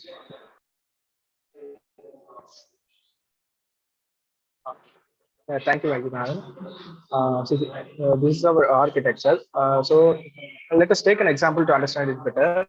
Suppose if I show you an image, after 2 minutes, if I ask about the same image, you would probably remember that image content.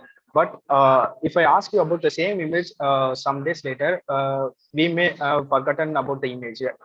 So the first condition, where this is where we need the RNN network, while the other was when we need LSTM for long memory capacities. So this clears some thing. So for more clarifications, let's take another example. Suppose if you are watching a movie without knowing name, so in one frame you can see an actor, and that might be for example, let's say it's from a Batman movie. So another frame you've seen another heroine, it's like we can say it as a Wonder Woman. So this is what. But when seeing a few next frames, you can show that this is from this part of this movie. Using this knowledge accrued from the past frames. So this is exactly what LSTM do, and by using the following mechanisms, so it uses kind of two mechanisms, like forgetting mechanism and saving mechanism. So forgetting mechanism is like forget all the scene related information that is not worth remembering.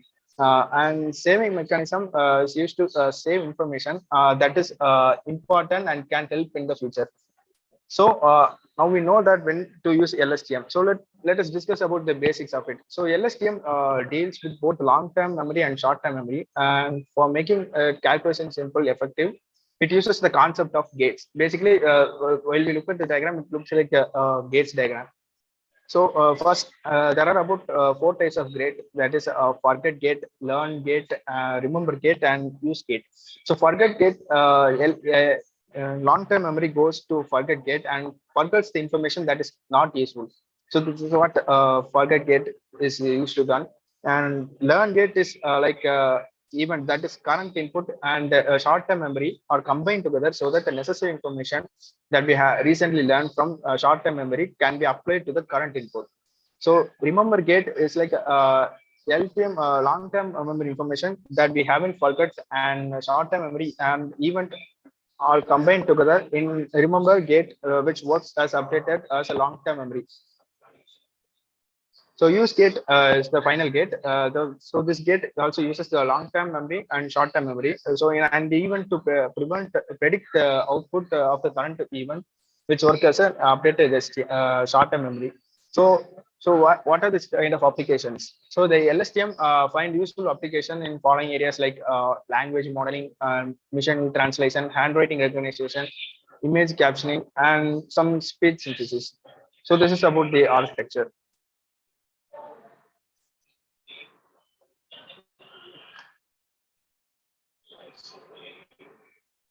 So I hand over the presentation to Mr. Rahul. Next slide, please.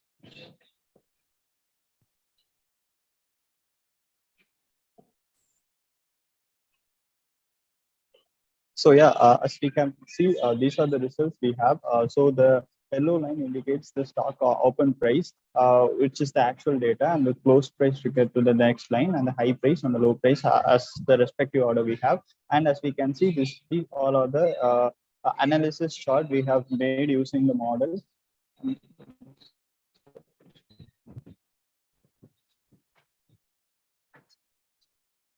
So yeah, the blue line actually shows the actual data in the market, and the next line shows our predicted value, which is our model predicted one. So as you can see, these both are nearly similar, and the user can predict how the coin will go up in the market and how will it really perform according to the market situation right now. So these are the results we have, and it's about in 92 to 94% of accuracy we have in that model. So we are actually decided to proceeding out with this model in more accuracy and more coins and more data. So yeah.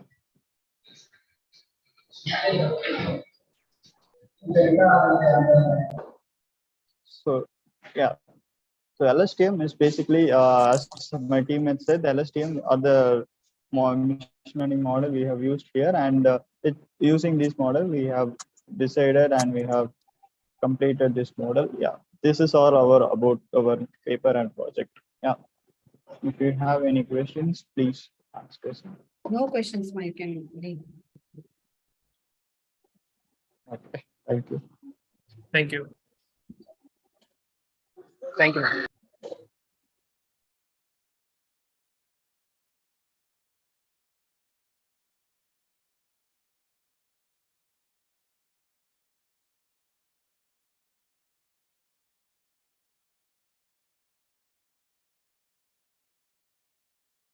Ma'am, if you have any question, ma'am?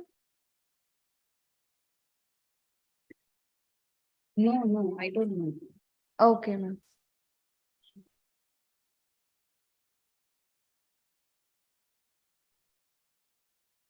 Our next presentation by Kaleshwaran M. The topic is online bike rental system. Over to you, Kaleshwaran.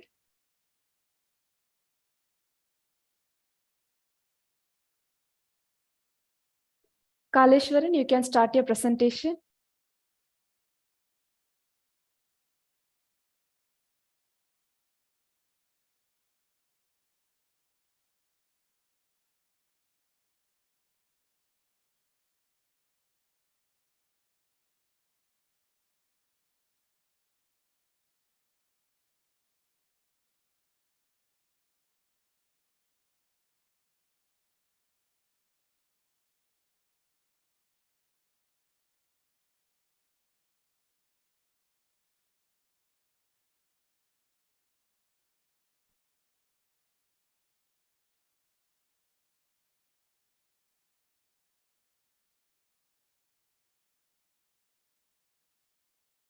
Kaleshwaran, kindly start your presentation.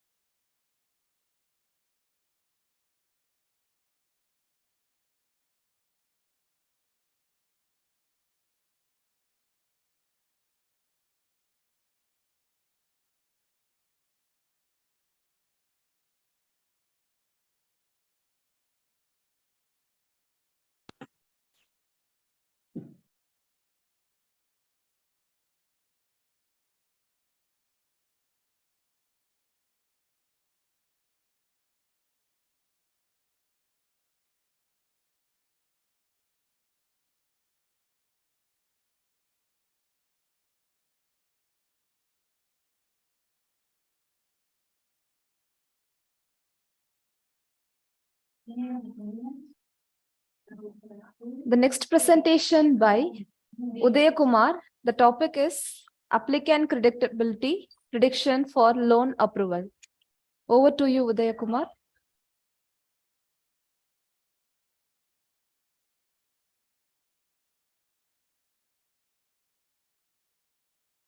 Am I audible, ma'am? Yes, your voice is audible. Yes, ma'am.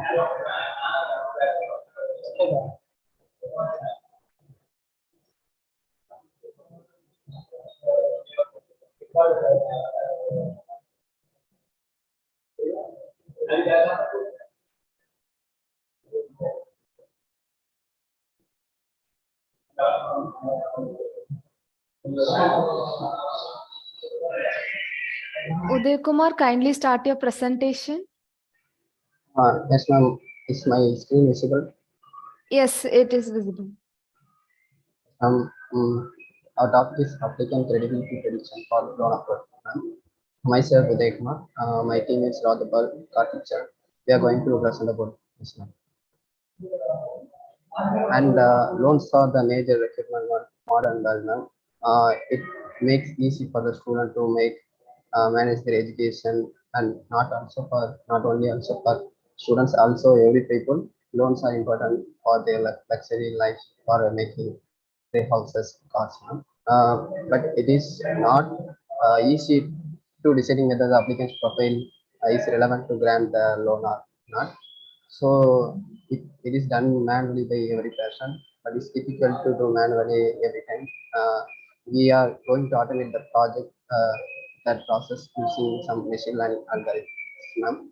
So by using some attributes like status of marital status, education, applicants, and their income, by using that, we are predicting their profile that they are eligible to, or whether it is safe to grant loan for them or not.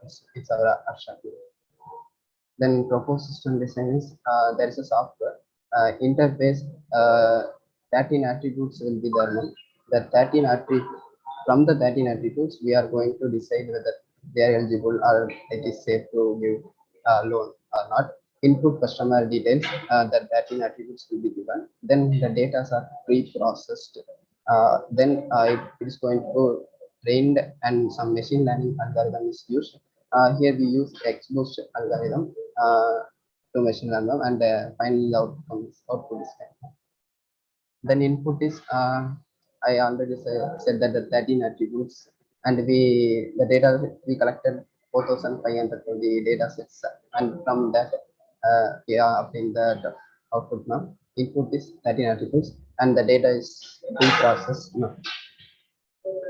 Then data is filtered. The 60% of the data is used for training set, and the remaining 34% we use for the testing the data to validate the final set of the classifier.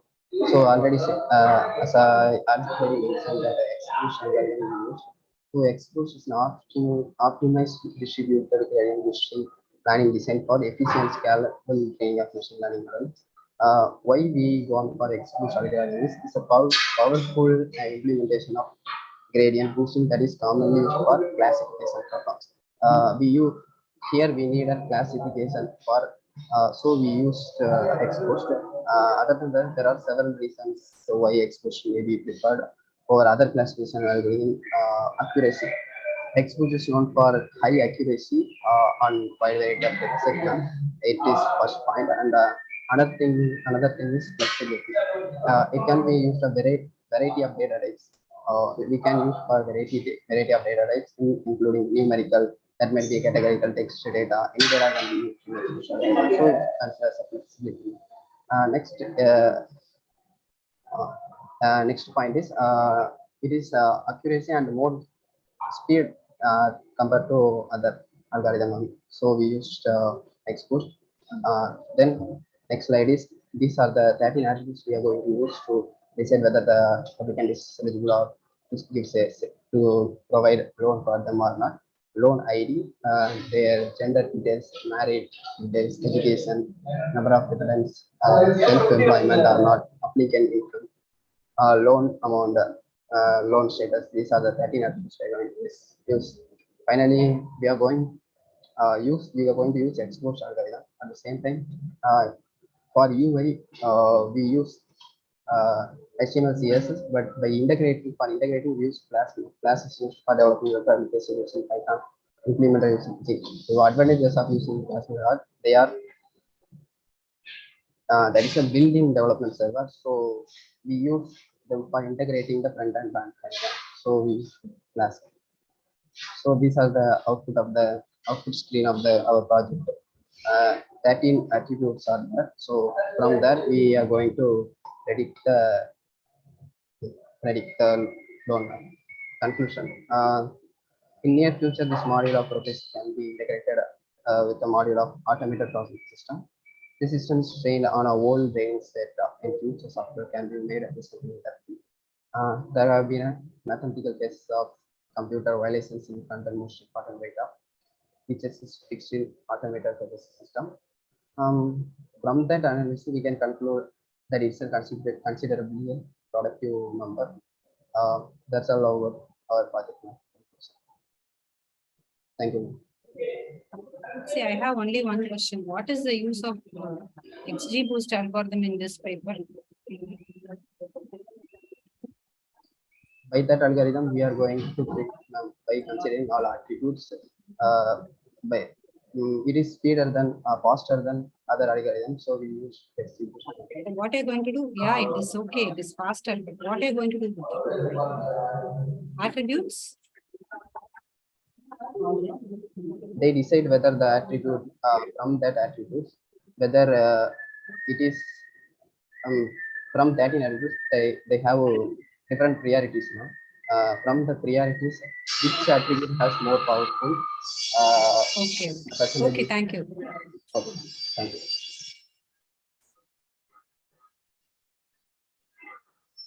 Thank you, Uday Kumar, for your presentation. Our next presentation by Surya Perumal K. The topic is Smart Staircase Cleaning and Mobbing Robot. Over to you, Surya. Thank you, ma'am. Am I audible? Yes, your voice is audible.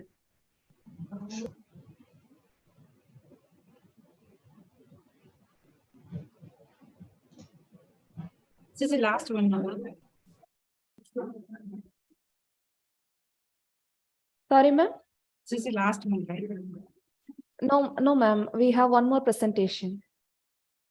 In my document, this is the last one. Okay. Okay, ma'am. I think one more presentation is there.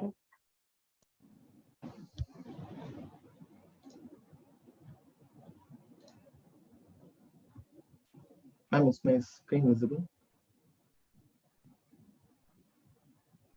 Yes, your screen is visible. You can start your presentation. I am K. Surya Perumal and my teammate is Tahir Ibrahim. I am excited to present this presentation and this is my first presentation. So our project is Smart Staircase Cleaning and Mobbing Robot guided by Modin Pichisa. And we are the students of National Engineering College to represent this project. So the abstract is robot has been used for cleaning surfaces, glass and rooms for over a decade, but the field of research on staircase cleaning robot is relatively new. So there is not much implemented product that has been brought to clean the staircases. So the main objective is main problem that rises is the 2D model, because the floor cleaners are able to clean the surfaces, but when it comes to the glitches or the fallback, they fall down. But nowadays that has been reduced due to the sensors operations. But we are implementing a new technology to climb the staircases and clean the stairs. So this is our system architecture. That is how we are going to implement this product. So we are going to climb the stair by using an arm. So we are using two arms on the both left and right side of the arm. But with the help of the arms, we are lifting the main body to the next stair. So when it climbs to the first stair, we are cleaning the stair as usual using the brushes. We are placing it the both corners of the robot, and we are using vacuum to suction the dusters that are let in by the brushes. And this is the diagram that shows the red color represents the main body. So blue color represents the supporting foot of the robot, that is the arms for making food. So here is the views of the robot. So 3D model gives all the views of the proposed model. The L-shaped legs will be used for pushing and pulling the main body to the stair using the robot.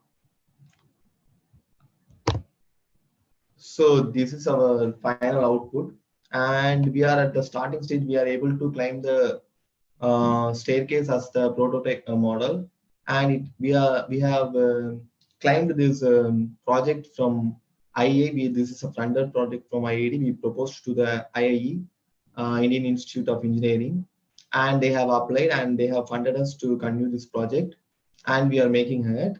And this is the result of the project.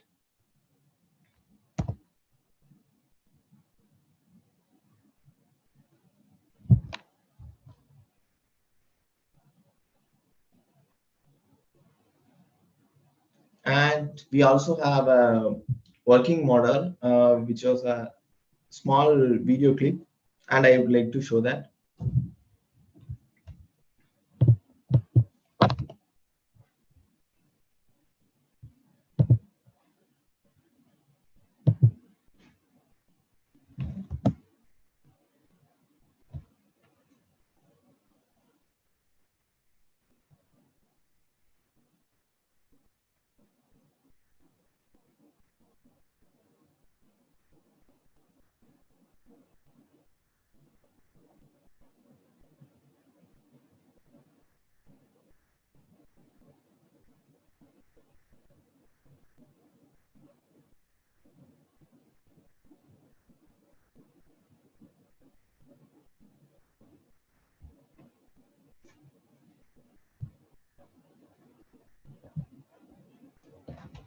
Though we are from the computer science department, we have taken this project to climb the staircase and to propose a new technology in that. And I have gone through many literature surveys, but all those proposed technologies are not efficient. They take so much of time to climb each stage. Somewhat 90%, 70 to 80% completed project. Yes, Tetro, that was done by Hinderbar, which is not very efficient. So we claimed this project and we have done it. Okay, good. How many years you got funding? What, ma'am? Funding for 1 year? Yes, ma'am. Okay, from IIT? Yes, ma'am. But how it differs from the cleaning bots we have? Like we have cleaning bots nowadays, right? Yes, ma'am. They are definitely floor cleaners and we don't have any. Yes, but it's nice. Thank you. Yes, ma'am. Thank you.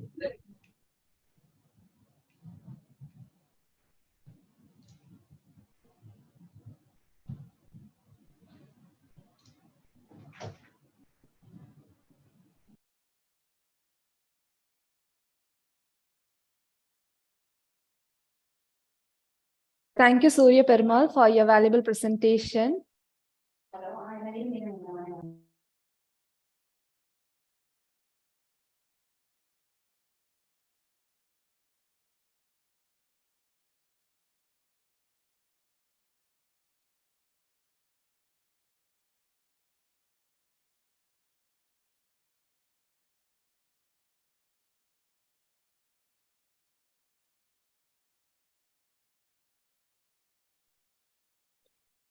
Once again, I'm thanking each and every participants for their technical session today.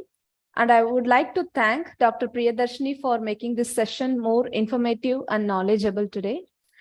And the kind information to you all is, for the participant who belong to the technical session 2A can stay in the main session, and the breakout session will be created for the technical session 2B. So I'm requesting all the participants to get into the appropriate sessions. Now we have a break. We can join at 2 p.m. Thank you so much. Thank you, ma'am. Thank you. Thank you.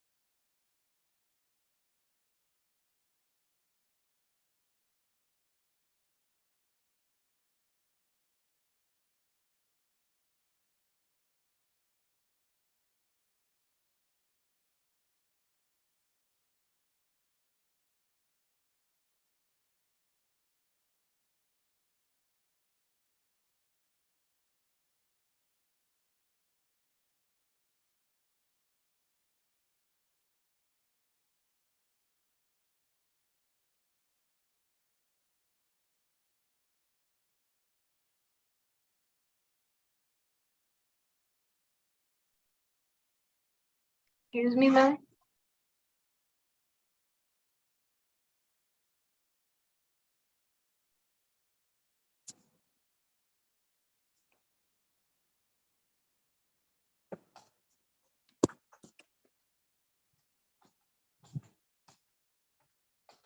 Excuse me, ma'am. हाँ बोल.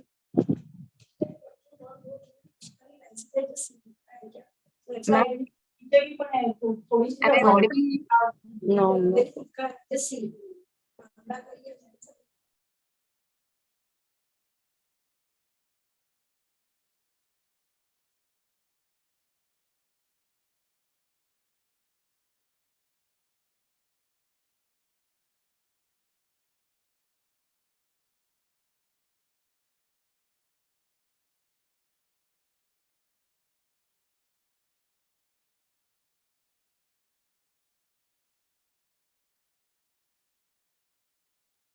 Excuse me, ma'am.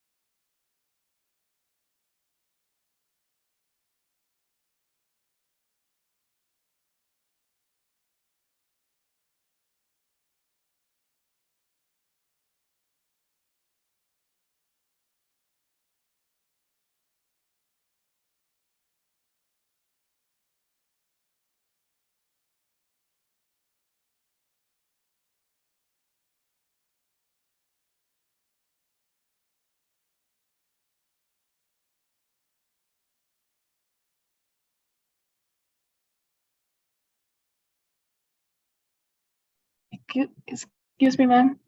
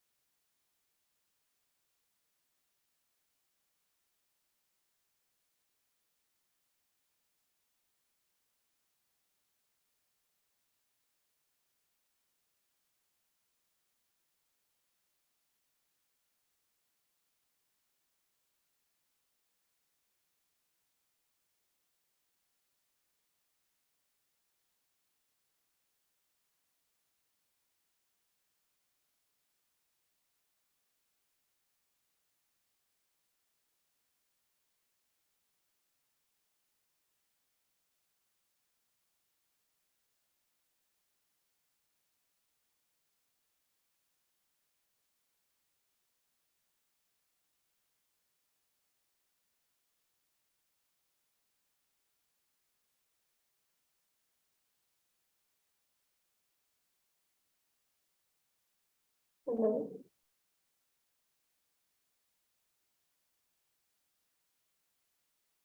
Hello.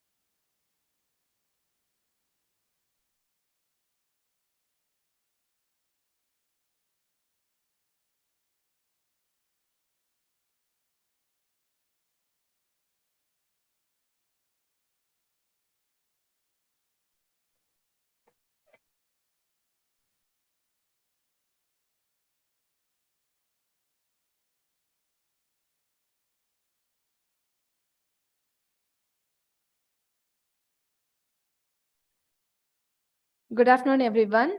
We will be start our conference within next 10 minutes.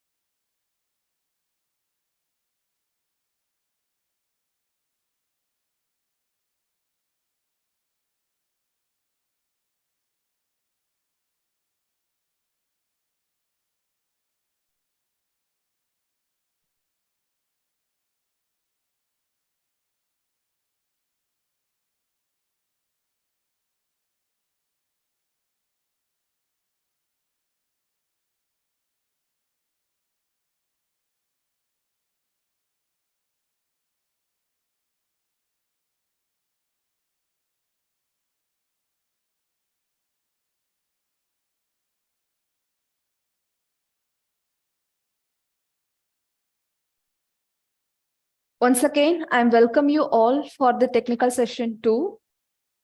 Before that, I would like to introduce our session chair for this technical session 2 is Dr. Jyoti, AP Faculty of Engineering and Technology and the Department of Computer Science and Engineering, Ramaya University of Applied Science, Ramaya Technology Campus.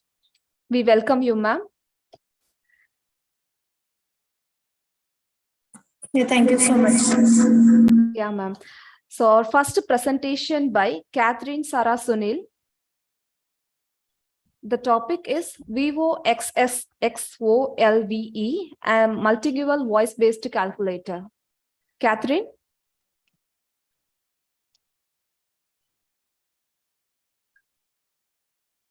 Catherine?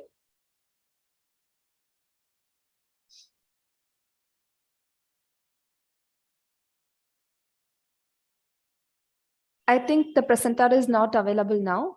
So we move on to, yeah? Yeah, this is Abhilesh here from Catherine Gurkunde. She's not there, she's unwell. So we have asked her, so we can do Okay, sure. You can start your presentation. Yeah, okay.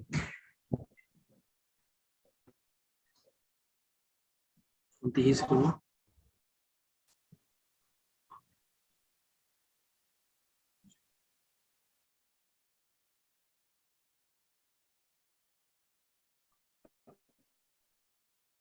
Yeah, can you see my screen? Yes, your screen Hello? is visible. Ma'am, Yes. is my screen visible?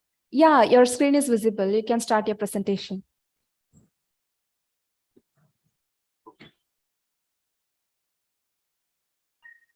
Yeah. So, good morning to all present here. Here we are. That is, here we are. Oxford here. Present here. The topic is Oxford. It is a multilingual voice-based. So, these are authors are Abhilesh, myself, Amit, Aryan, and my professor is that is our guide, that is Shirley. So, this is our biography. We are from Father Concarios, Institute of Technology. So as you can see here, the abstract, that is a calculation electronic device that forms mathematical.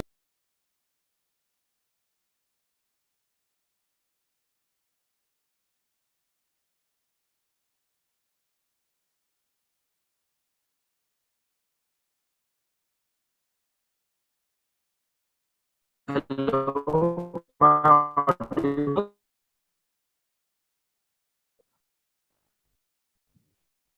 Your voice is not available. Your voice is not audible. Hello. Is my internet connection? I think you have a network issue. I think so. Your voice is breaking. Am I audible now? Yeah, No? now fine. Yeah, okay. So I will present again.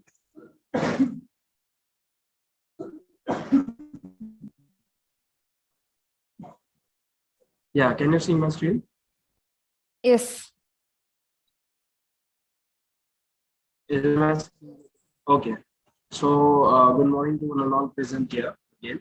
So here we are. That is author Catherine Sarah Smith. Three co-authors, that is Abhilesh and Abhit and Aryan. And our assistant guide professor is Shirley Sarah, voice-based calculator. So this is our biography. We are from Father Concarios Rodriguez Institute of Technology, Navi Mumbai, India. So first of all, abstract. So calculator is an electronic device that performs mathematical calculations, including basic arithmetic operations such as addition, subtraction, multiplication, and division, as well as more complex functions such as logarithms, trigonometry, and statistics. Oxolve is a voice-based calculator that provides a convenient and accessible way to perform mathematical calculations. Its voice recognition technology enables users to perform simply arithmetic operations and more calculations, complex calculations. Voxel understands user queries and provides accurate results. The calculator has a user-friendly interface that can be easily used through voice commands or touch inputs, making it accessible for people with partial upper motor disabilities or those who prefer hands-free operation along with the normal operation. So its voice-based calculation capabilities makes Voxel a reliable and efficient tool for solving mathematical problems in day-to-day use. So now Arpit is with me, that is one of our co-authors. So he will now continue with the description.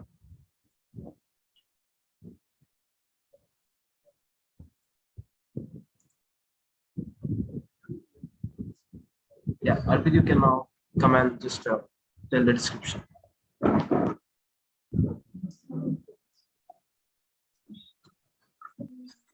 So I'm Arpit here. I'm going to describe what our application really is. So our basic concept of our application is basically to allow user to perform calculation without while keeping the touch input from the user minimum. And it is an Android application developed on an Android Studio with Java language, and it uses Google API to recognize our voice inputs. Plus, it can take language inputs in multiple languages to perform calculations.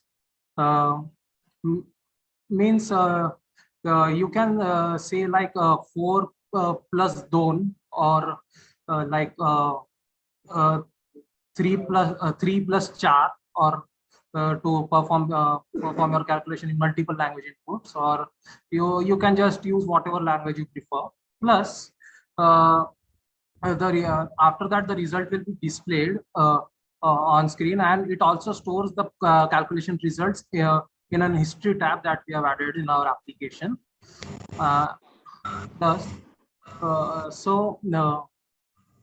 This is the GUI of our application, and my other co-author Aryan will explain. Good afternoon, I am Aryan. So basically, as you can see on the screen, this is the basic GUI of our application. In the first GUI, you can see for doing the calculations, we need to give the calculations which we need to do, and after that our application will give the results, and we can just move further on. So now we will move to the conclusion. So basically, Voxolve is a cutting-edge voice-based calculation which offers a convenient way of performing mathematical calculations. Our applications is particularly for people with partial upper motor disabilities. The future of voice-based applications looks bright, and Voxolve is certainly at the forefront of this. So this is the appendix. So these are the references which we have used in the making of our applications, which includes research papers on speech recognition and voice-based applications. That's all. Thank you.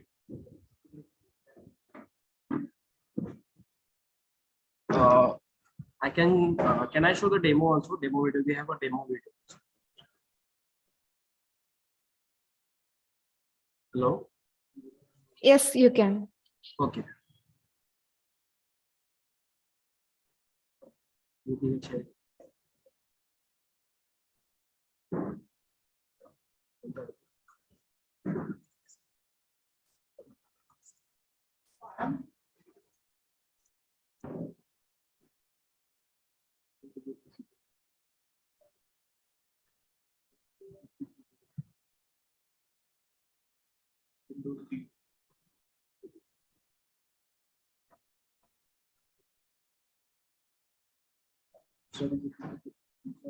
Is it visible? Yeah, it is visible. Yeah, so here you can see this is a GUI basically. Yeah. So this is taking the voice input here. And if you like we are doing additions by voice, it is giving the answer to voice also. Then if you tell 812 also in Hindi, then it will take. Just it will give the English only. It will take English only input. But if you tell it like in Hindi 812, so it will take 812 also. And you can see like if you tell him by divide also is there, and if you tell him divide by 0, so it will give the input. It cannot divide by 0. You can see it here. Do not divide by 0.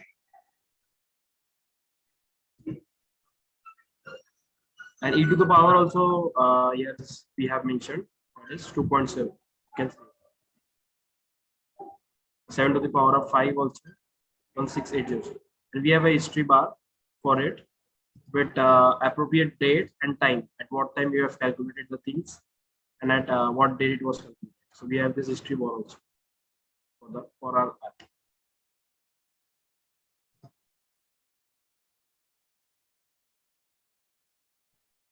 Yeah, that's it.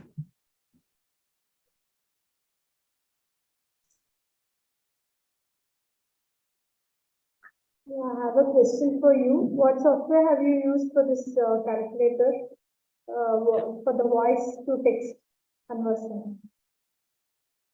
So, everything. Google API, ma'am, we have used. Am I audible? Ma'am, can you Yes, see ma'am. with your? Yes, ma'am. What is the software that you have used for conversion from voice to text?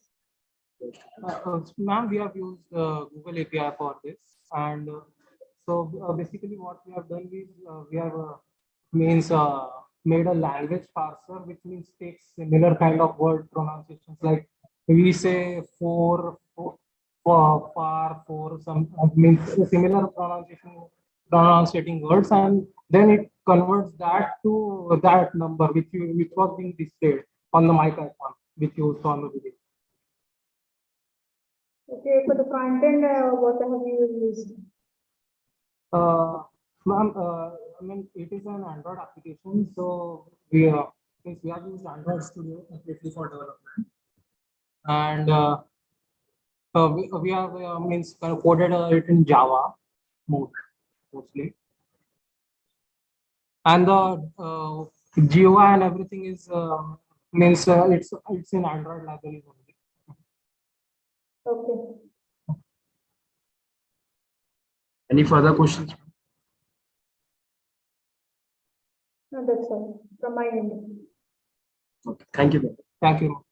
Thank you so much for your presentation. Our next presentation by Y. Saujanya. The topic is Agro Assist. Over to you, Saujanya. Hello, everyone. Good afternoon. My name is Abhijit. I'm here on behalf of my author, Saujanya ma'am. I'm here to present about our project, AgroAssist.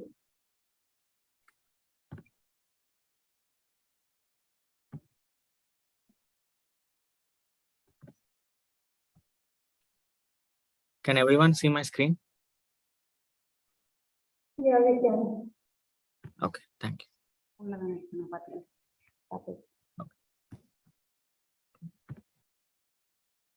Good afternoon, everyone. My name is Abhijit Nalla, and today I'm going to present about our project, AgroAssist. The author of our project is Saujanya ma'am, and she is currently not available, so I'm the co-author of our project. And we did this project under the guidance of our HOD Sudhir Reddy sir. So as we get into it, primarily the agriculture sector is the major sector in our country, and farmers are the backbone of our country. So we did this project to help the farmers in our country. From earlier times and in recent times too, farmers' suicides are becoming so much common in our country. So we decided to help them, and and stop these suicides. So we created a project called AgroAssist. It uses machine learning. Basically, the project takes the inputs and gives the output, and the inputs consist of the characteristics of the soil, the nitrogen, phosphorus, potassium, pH of the soil, and the weather conditions like temperature, humidity, and it creates a mathematical model using machine learning algorithms, and it will give the output to the farmers. So let's just get into the project. So the main purpose of this project is to help the farmers, and the existing systems doesn't give the types of soils, and it doesn't predict it correctly, and the proposed system we give it takes number of inputs and considers different types of characteristics, and it helps the farmers, and it is so user friendly. All these all these features comes in a single web application. So let's get into the technicals. First, we take the data set from the farmers and we collect the data and store it, and we do pre-processing of the data. I mean, removing the unnecessary values and cleaning the data. We use machine learning algorithms. The machine learning algorithms we use are random forest and support vector system. These two algorithms give more accuracy compared to other machine learning algorithms. So we make a model from this data set and we recommend the best crop based on that model. Hello, Abhijit. Yes, ma'am. Sorry to interrupt. I think your screen is not moving. Screen is not. Kindly try to change the slide. Ma'am, I'm changing it, ma'am. But it is not moving. Enable that option, enable editing.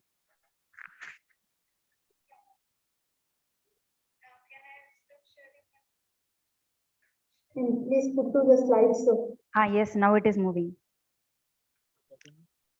you can put to the slides. So. Yes.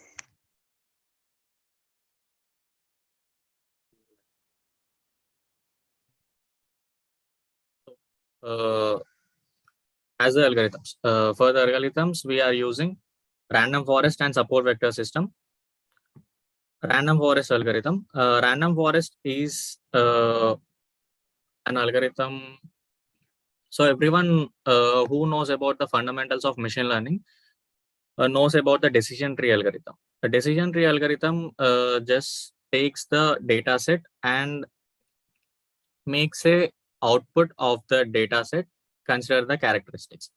Random forest is basically just like the decision tree, but it will divide the data set into different types of small chunks of data sets, and from all those results it will choose the best one. Random forest is 99% accurate, and it gives the most accurate result of the data. And coming to the support vector machine is an algorithm where we can use it is when we can distinguish two classes of data. Ma'am? To interrupt, please move to your work. Basics of these algorithms will be knowing. Please move to your work. You are not audible, ma'am.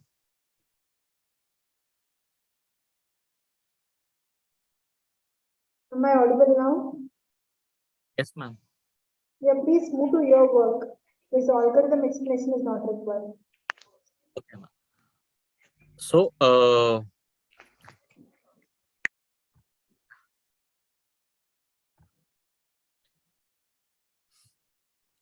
we use these two algorithms and we takes the inputs of the soil characteristics, the phosphorus, potassium, nitrogen, soil pH, and the temperature, humidity.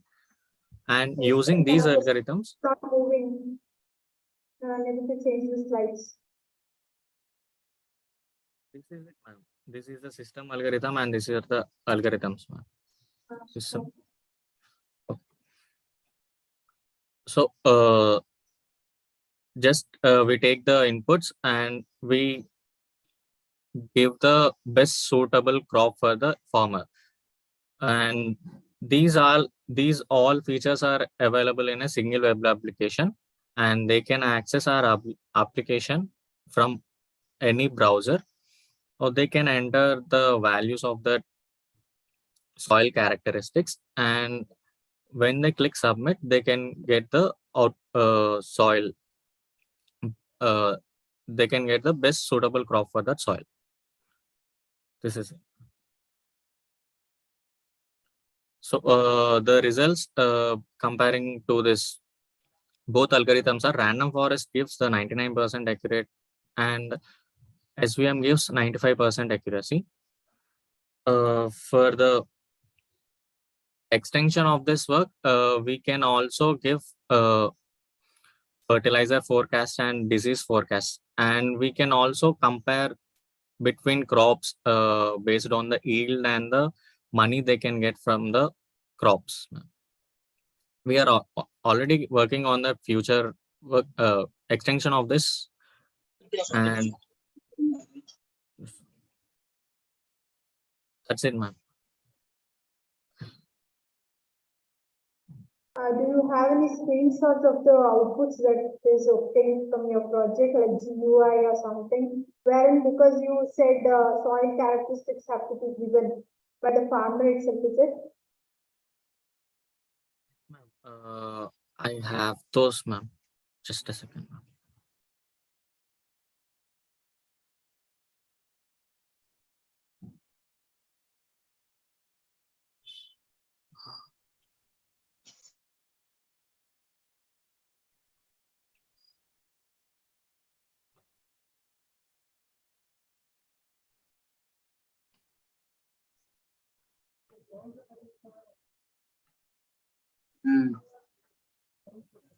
Can you show the demo, please? How exactly the soil characteristics will be obtained? Ma'am, the demo is not available in this machine, ma'am. The application is installed in another machine, and also I don't have those screenshots in this present machine, ma'am. Can I show it on the camera, ma'am? Sorry, it's not. It's not visible anywhere. Not visible. Sorry, ma'am. Actually, my system got repaired and I'm using another machine. It's okay. Thank you. Thank you, ma'am.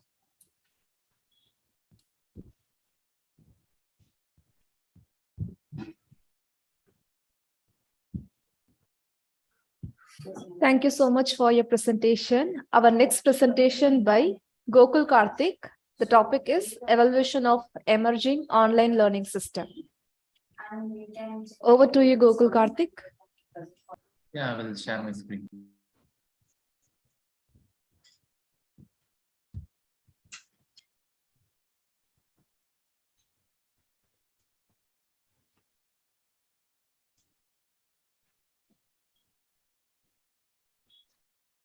My screen is visible.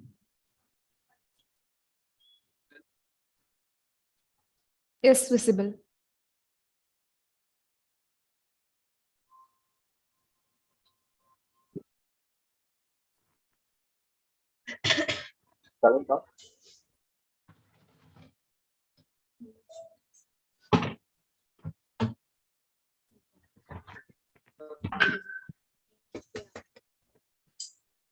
Yes, you can. Very Yes, and again. good afternoon, Fernando. Very good afternoon, Fernando. President.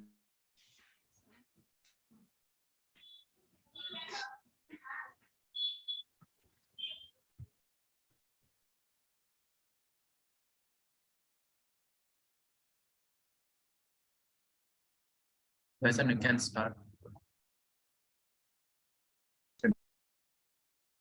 Good afternoon to Nanda present here. I am very much happy to start our project of evaluation of emerging e-learning system.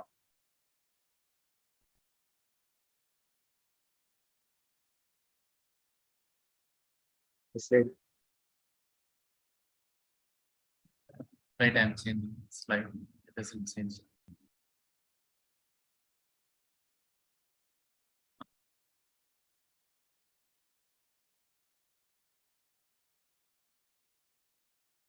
I am proud to introduce my teammates here. Myself, Jason, Gokul Karthik, and Vignesh, and our guide, Dr. R. ICMIAR, who is working as an assistant professor of senior grade from Computer Science Engineering stream from National Engineering College.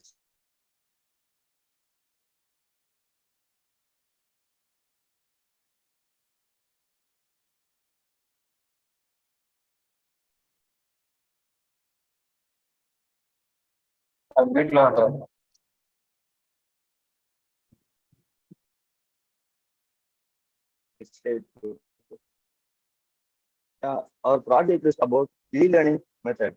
Our project brings many students' life to enhance their future by using a best e-learning system. From nowadays, after the pandemic situation, everything has been converted into online learning system. In our project, is a e-learning system for particularly for school students who are studying in online class to make to make to to make their education forward method. But we are using a M3 algorithm, tree-based organization, and fuzzy logic and autology for making a better accuracy. And from there are different factors that affect the students. So we are using the different types of algorithm to ensure that whether the students are facing any factors, difficulty in a particular subject or in a particular courses, it will be recognized, so we can able to analyze the students. It will be very useful for students as well as teachers and parents, so they can able to get highest mark in their school.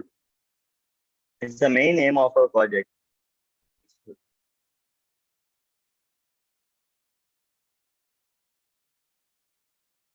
It is a system diagram. In this, we can able to see that first process is a pre-processing and TF-IDF, and it will be hand over to ontological reasoning, and it will send into fuzzy logic algorithm and M3 algorithm and Pearson correlation, and it will be sent over to course recommendation where the students has to select the particular course where the student can facing the particular factors that are being lagging in the particular subject, and it will be they can students can able to view the course. Next slide will be hand over to Gopi sir.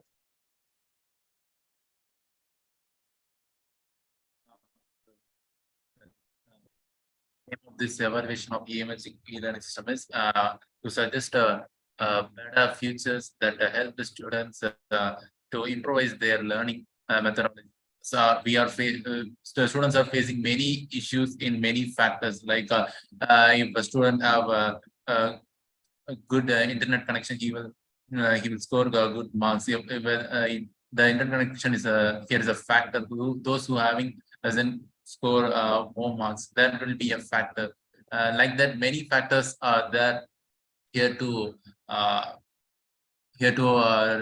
determine students'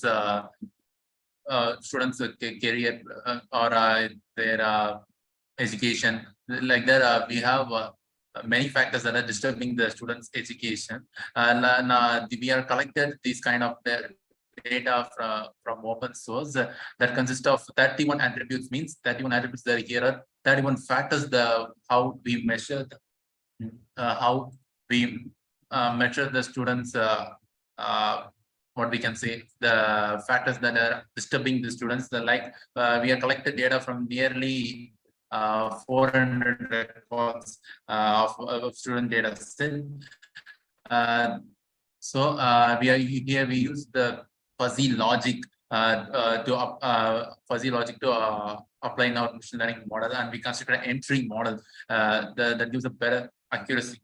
For the data processing, when a student enters a query, some words, we have to remove the words. So that's the data processing method that we have used here. Then we have splitted the data set into 70 and 30. Is I'm audible?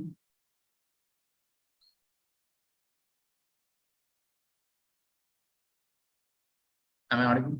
Yes, your voice is audible. Yeah. We have split the data set into 70-30 set of ratios, and the test set is for the validation. We have split it from the whole data set that we have collected. This is the M3 building algorithm that we have used. Here, the fuzzy logic, why we used when we use the basic machine learning algorithms like logistic regression, we determine as 0 and 1 as the result. Whether we can say a particular result, whether he fail or pass. But in the fuzzy logic, the main difference is it can give us many possible answers apart from yes or no. Say like the many kind of possible answer logic. We can build the tree building algorithm using using this kind of for say logic and ontology reasoning. We can build this algorithm.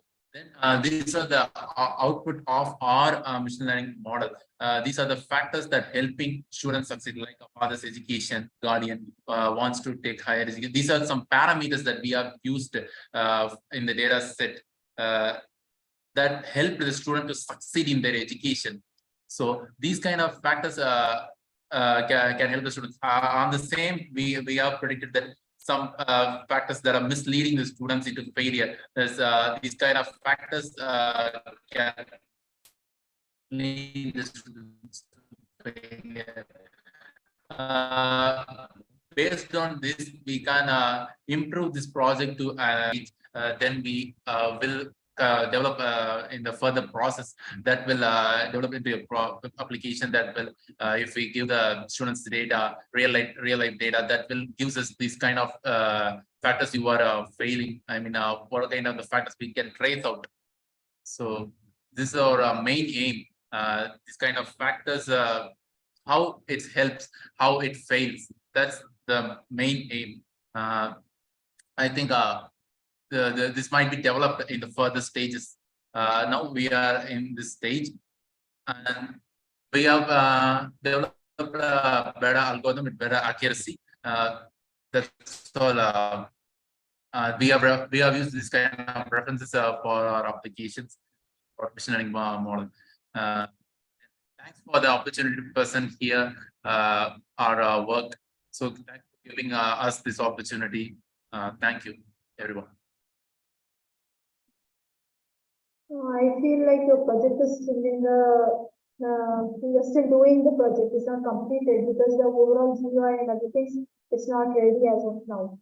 So for your student thing to be come up as a website or something that you want to have everything digitally done, then GUI or some kind of thing where you can see the data and all that stuff is required. So I feel like we have to be still more about on this.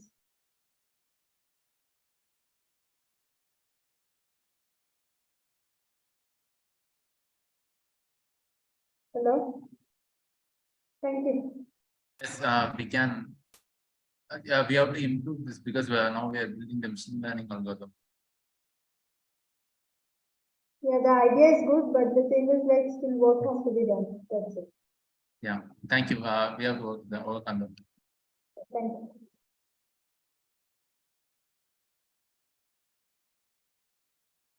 Thank you, Gokul, for your valuable presentation. Our next presentation by Satyabhama AR. The topic is a study of security risk IoT devices. Good afternoon, ma'am. Yeah, good afternoon. Just a second, ma'am. I will share this.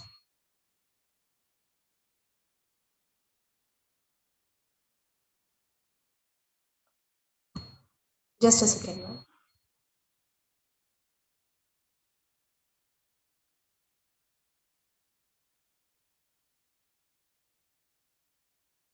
Screen sharing option is on this device.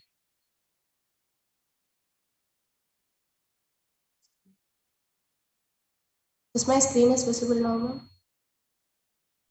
No, ma'am.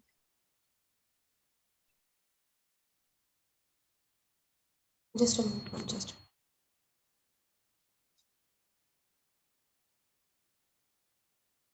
a minute, ma'am.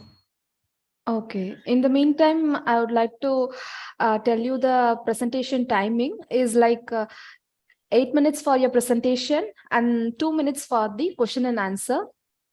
And I request all the participants kindly complete within the time limit and be ready with your presentations.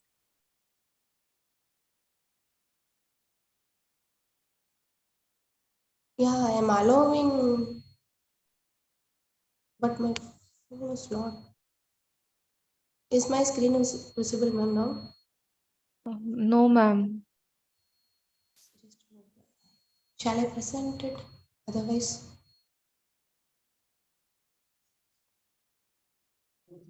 Yes, ma'am, kindly check. Meanwhile, we move on to the next session. Next presentation by Nitya Ji. The topic is plant disease detection using machine learning.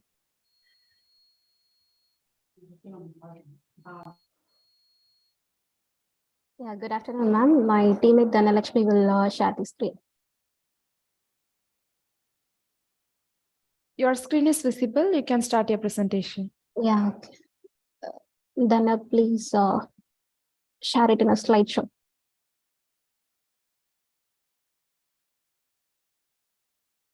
Yeah, thank you. Yeah, good afternoon to Anandal present here. Our project is a plant disease detection using machine learning, which was guided by Assistant Professor Ms. Priyadashini from CSC department at National Engineering College, Kolpati. And our project aims to develop a system that can accurately identify disease-caused plants using machine learning technique. Next.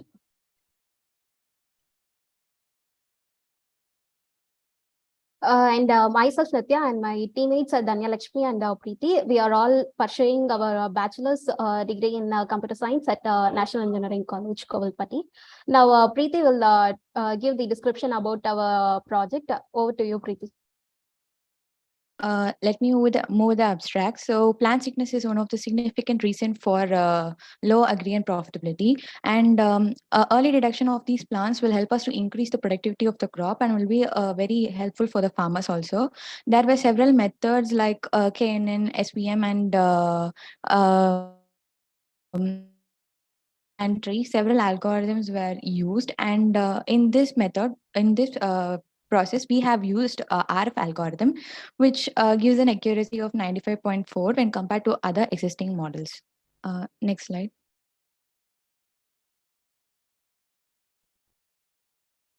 So this is a problem statement. So plants are highly prone to diseases that affect the growth of the plant, which in turn affects the ecology of the farmer. So farmers, if they detect the plant disease in an early stage, it will be very helpful for them in treating the further processes. So the symptoms of the plant diseases may be different for different parts of the plant. And if we go for manual detection of plant disease in each plant, it will be a very tedious job. Hence, development of these processes will be a very helpful for farmers since it is an automatic process. So we came up with this process. Over to you, Danya. So these are all the merits of our project. So the first thing is predicting for the occurrence of plant disease in a specified area ahead of time, so that we can use the control measures can be undertaken in advance, so that we can avoid the plant losses. And the next is detection of plant disease through some automatic techniques. It is beneficial as it can reduce a large work of monitoring in a big farm of crops. The next one is it searches from a large sampling of the cost surface. And the other merit is it can also give a number of optimum solutions and not a single solution. So different image segmentation results can be obtained at the same time. And these are all the demerits that we looked over in while referring for our project from other reference papers, that it may take it may require a long training time. And the next demerit will be it also has a large number of support vectors are used for training in the classification of tasks. And detection cannot always be accurate, and the complexity of graphical representation of huge amount of data. Now Nitya will continue with the architecture diagram. Over to you, Nitya. Yeah, thank you, Dhanna. So our project consists of two main models. So the training model and the testing model. The training model is responsible for training the machine learning model with the input images such as diseased leaf images and healthy leaf images and the infected leaf images. So these images are used to train the model and create a trained model that is ready for testing. So the testing model is responsible for testing the accuracy of the trained model. In this model, we have given the input data, which is analyzed by the trained model to determine whether the input images of a diseased or healthy plant. Next. So this is our detailed architecture diagram, which consists of several important steps in our project implementation. So the first step is collecting the images of plant leaves. Once we have the images, we label the data to identify the images that are of diseased leaves and which are of healthy leaves. So this labeled data is then split into 3 data sets. One is a training data set, a validation data set, and testing data sets. So the training and the validation data sets are used to train the machine learning model. Once the machine is trained, the test accuracy of our to test the accuracy of our model, we have used the publicly available data sets of plant leaf images. So we have used the testing data sets to evaluate the model's performance and accuracy. If the model's accuracy is satisfactory, means our model we can use it for detecting the plant diseases. Our model achieved an accuracy of 95%, which is a significant improvement over other methods of disease detection. So this is the detailed architecture diagram of our project. Next. Yeah, these are the data sets we have collected. We have collected a total of 1,800 plus images for training and validating our machine learning model. And these images include both the diseased leaf images and the healthy leaf images. Collecting and labeling these images took a significant amount of time. But it was necessary to ensure that our model is trained with enough data to accurately detect the plant diseases. So in our training and the validation data sets, we have made sure to include the diverse range of images to ensure that our model is robust and can accurately detect the plant diseases in various plant species. Our system uses image processing technique to extract the features from the images, which are then used to train a machine learning model. Next. So this is the implementation of our project. We have used Python language along with the PyCharm platform, and 7 different algorithms we have employed here, including LR, LDA, and KNN, RF, then NB, and SVM also. So after comparing the performance of each algorithm, it was found that RF algorithm yielded an accuracy rate of 95%. So which is why the results are being presented using that RF algorithm. So in the left side image displays a box plot graph representing the performance of all the 7 algorithms. RF algorithm only achieved 95% accuracy. So we have used for that for giving the solution. Next.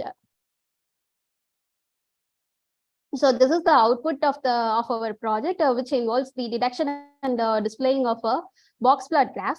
Upon giving an input of an image, the output is then classified as either a diseased leaf or a healthy leaf. So depending on the result of the analysis. So next. So in conclusion, the machine learning based disease detection technique has the potential to extremely useful for the farmers and anyone else who grows the plants, and including those who cultivate the plants in their home gardens. By leveraging that, the power of our machine learning algorithms, this technique can effectively predict and detect the patterns of a disease in plants, and allowing the farmers and home gardeners to take the appropriate measures to prevent the spread of diseases and ensure the health and productivity of their plants. Next.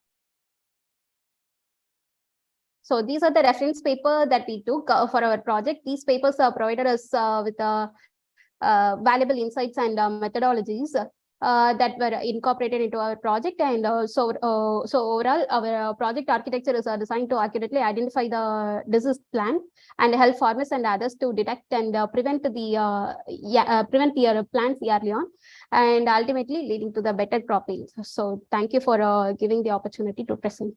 Thank you. Yeah, actually, I have a question here, because data sets can be downloaded directly from Kaggle and other places. Why you took so much time to do the data collection? We need to train our missions, right? So that takes 2 to 3 days for us. In total, how many leaf diseases you have considered? Sorry, ma'am? How many leaf diseases have you considered? And for what types of crops? Okay, we have 30 classes of crops we have trained, ma'am. And what are the diseases? We are not classifying the diseases, ma'am. We are only showing the result as whether it is a diseased crop or it is a healthy crop. We are not displaying any disease name. In the future work, we can able to interpret that. Okay. Okay. Thank you. Thank you, ma'am. Thanks, everyone.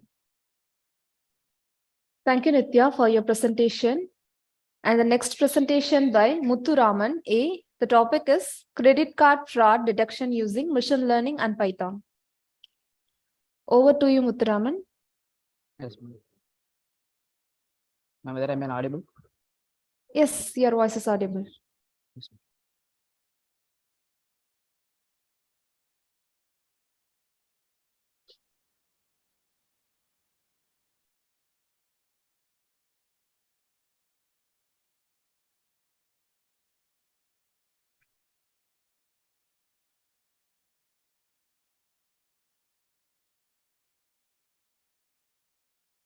And whether my PPT is visible?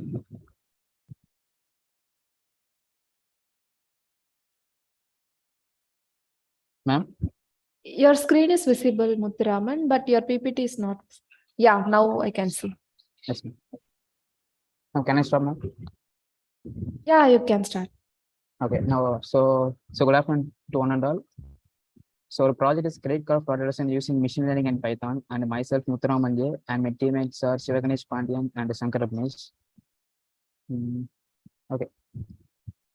Okay, and this is our abstract. Our abstract is basically the credit card fraud detection is one of the most the frequently occurring problem in the modern world. So this is due to the both online transaction and e-commerce platform.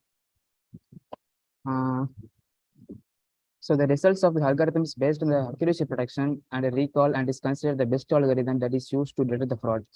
So basically to detect the fraudulent activities, so this machine learning algorithm was introduced and based on the machine learning algorithm like logistic regression and a random forest and local outlier forest. So these are the algorithms we are using in this project. So and this project is mainly aims to focus mainly only on the machine learning algorithms only. So and the main aim of the project is to design and develop a novel fraud detection method for streaming like transaction data. So like that, and also to extract the behavioral patterns also. So this is about our abstract, and this is our proposed system design. So in this proposed system design, first we have one customer transaction database and one incoming transaction. So from this, we have two databases like the legal pattern database and the fraud pattern database. So these are the two database which is like in a pattern like form. So inside the fraud detection system, we use the machine learning algorithms. So first the both the pattern, which is the legal pattern database and the fraud pattern database, it comes into the machine learning algorithm and it matches to the each of the algorithm and produces the output. So which means if the algorithm matches with the pattern and if it is true means it allows the transaction for the and then the further process, and if it is not the legit one means then it will be the fraudulent transaction and it gives the like something like alarm to the bank like that. So this is the proposed system architecture we did, and so in this we explain the proposed system design, and now the experimental research and analysis. So this is the sample data set we used for the machine learning, and this is the transaction class distribution, which means so this data set contains one or more number legit transaction and or the less number of fraudulent transactions. So this is confirmed by using the histogram, and we used to maintain the legit and fraud transaction in the data set for the further modeling of model. So by using the histogram, we can find the data set which is imbalanced and which is the balanced one. So for this, we use the transaction class distribution and next the amount per transaction per class. So in this figure, it shows that the fraud detection is less than the legit transaction, which means the true transaction. So the true transaction or the amount of transaction beats the fraudulent transaction, which means the amount is being less and a normal transaction is more than the number which has the 10 power 5, which means the 10,000, and then tells whether it is the imbalance or the balanced one. So in the next slide, it shows that time of transaction versus the amount by class. So in this diagram, it checks how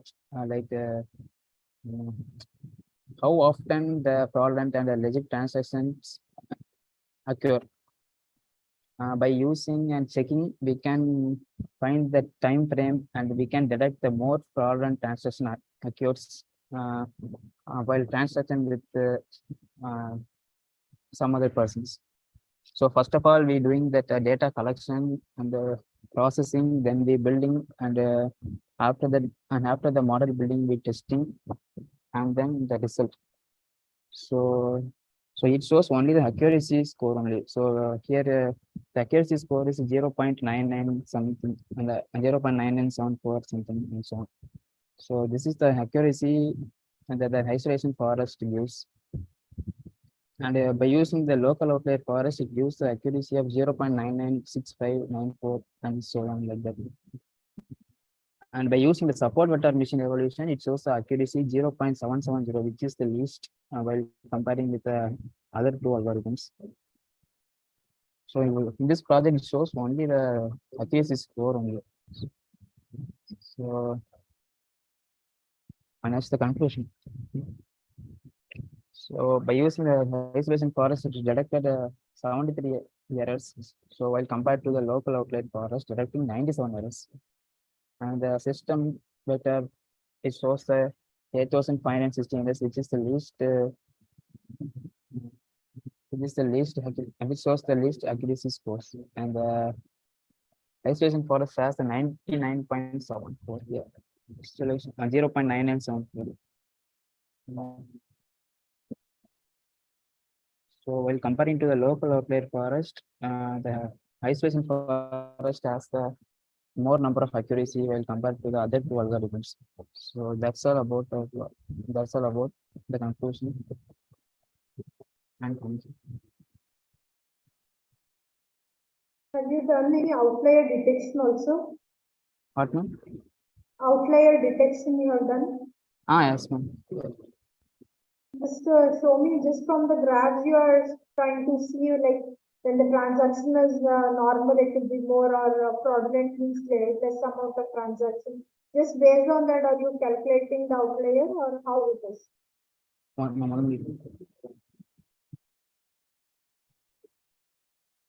It shows only the accuracy number. Only accuracy. That means the data set you have taken from online somewhere.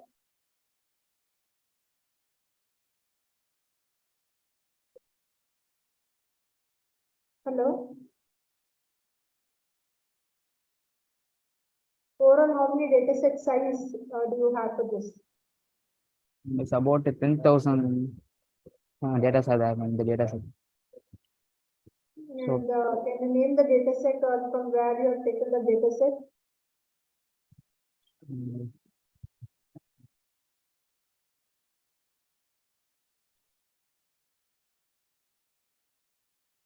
Okay, have you done any feature selection or feature extraction work? From the data? Feature extraction or feature selection did you do? We did it in a very smaller manner only. My source only the accuracy score only. So we cannot elaborate that. Features you had showed me, no? Just go to that slide. Which slide, no? Features.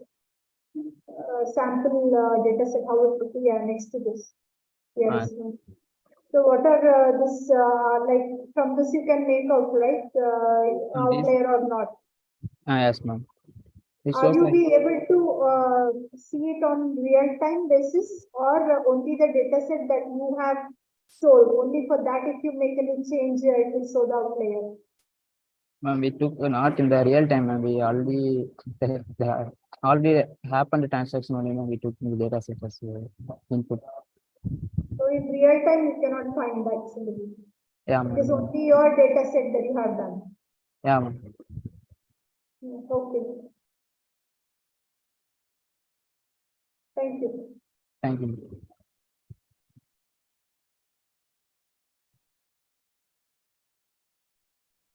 Thank you, Muthuraman.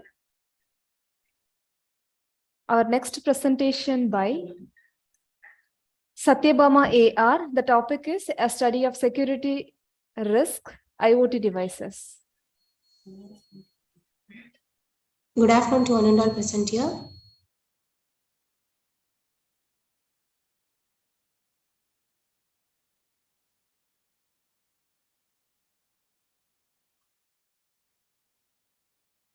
Ma'am, slide. Thank you. Yes, ma'am. You can start your presentation, ma'am. Thank you so much for sharing my PPT, ma'am. So it's a review paper that is a study of security risk for IoT devices. So myself and my co-authors are Dr. Jiva Kadiravan and Mrs. Raja Suganya. Next slide, ma'am.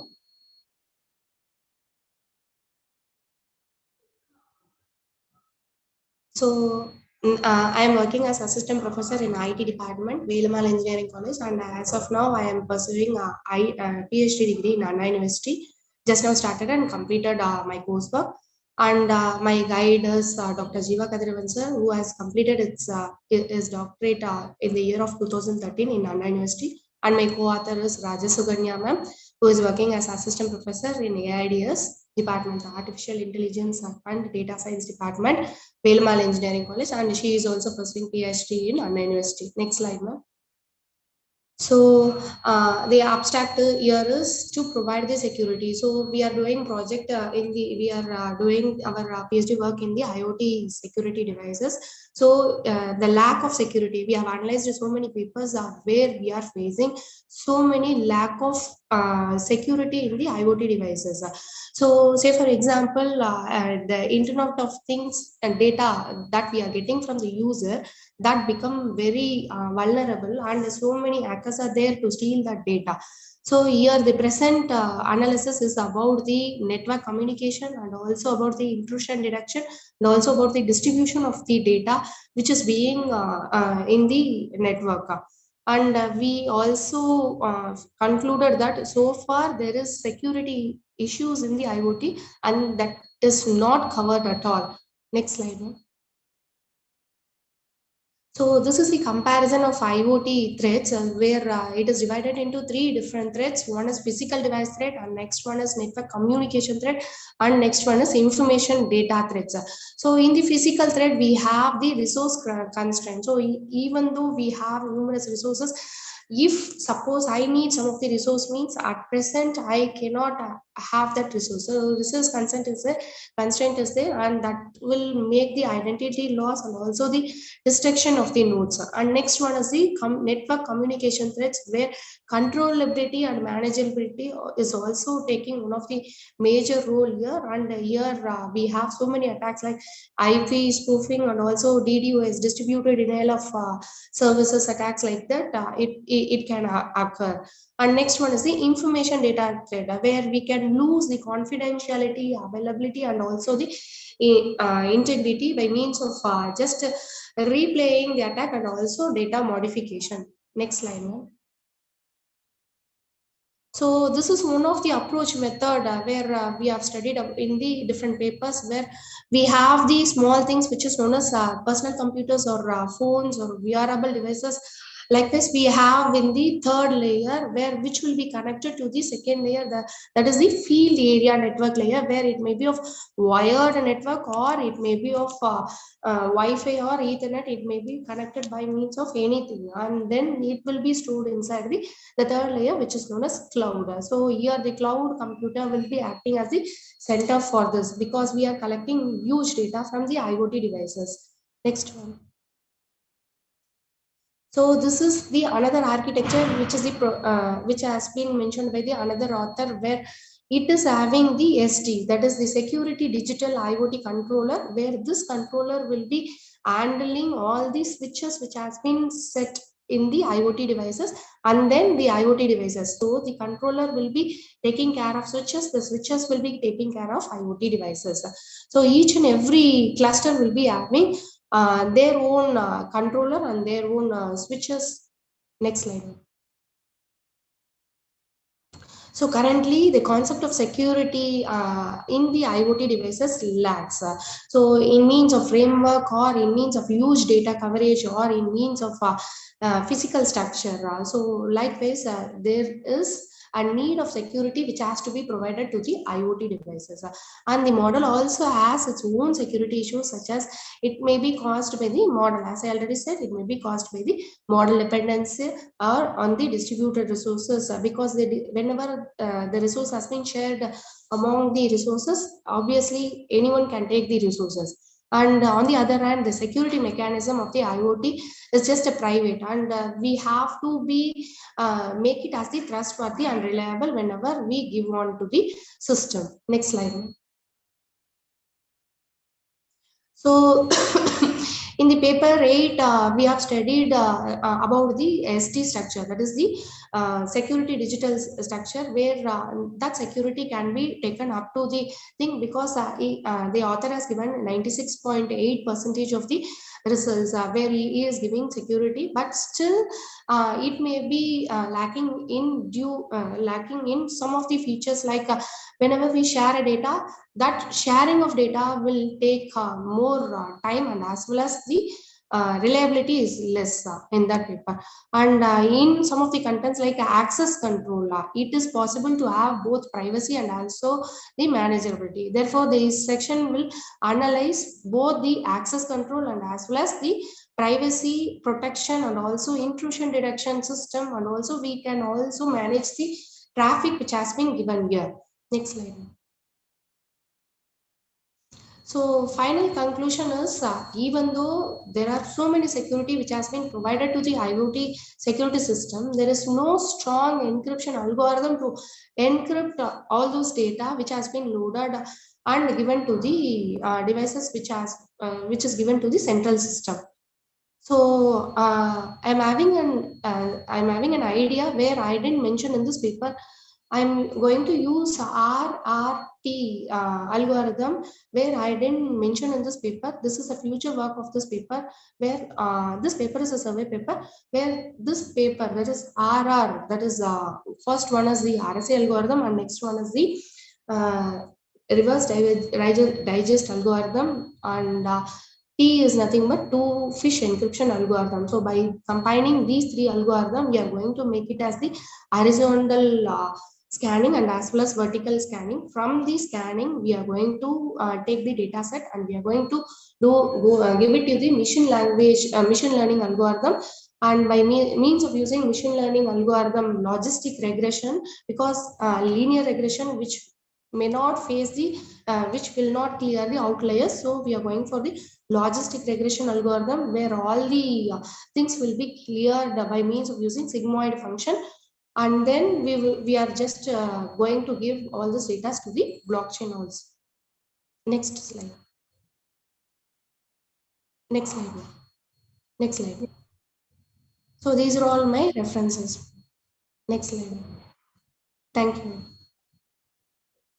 So, Madam, I have a suggestion for you. So since it is a review paper, so I would suggest some table format would have been much more better for us to understand the different techniques given by the different authors, so that in the inference we can just form our own research gaps. It is already told in all the different papers what has been done and what has not been done. So to tabulate like that, it will be easy for any reader for that matter to understand like what is the pros and cons of the particular paper and how the research gap can be formed out of it, and you can define your own problem statement based on that. Sure, ma'am. I will work on that. Thank you. Thank you. Thank you so much, Sushmita ma'am, for just presenting my paper over your system. Thank you. Thank you. Thank you so much, ma'am, for your presentation. Our next presentation by Harsha S. The topic is Python-based graphical user interface for message security and statistical analysis using cryptography techniques. Over to you, Harsha.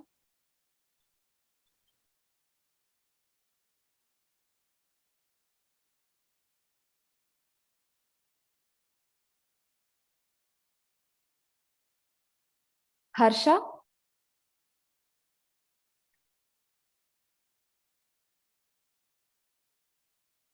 I think she is not available now. We move on to the next presentation by J. Supandian J. The topic is online fake logo detection.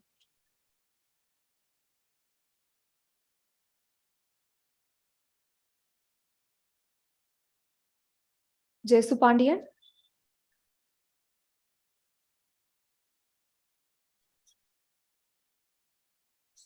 I think he is not available. We move on to the next presentation by Jaswant Reddy E. The topic is road accident prediction using machine learning, a review. Yeah, thank you. Let me share my screen. Yeah.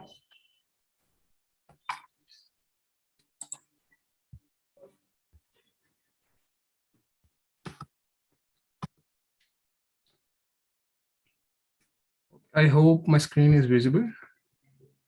Yeah, visible.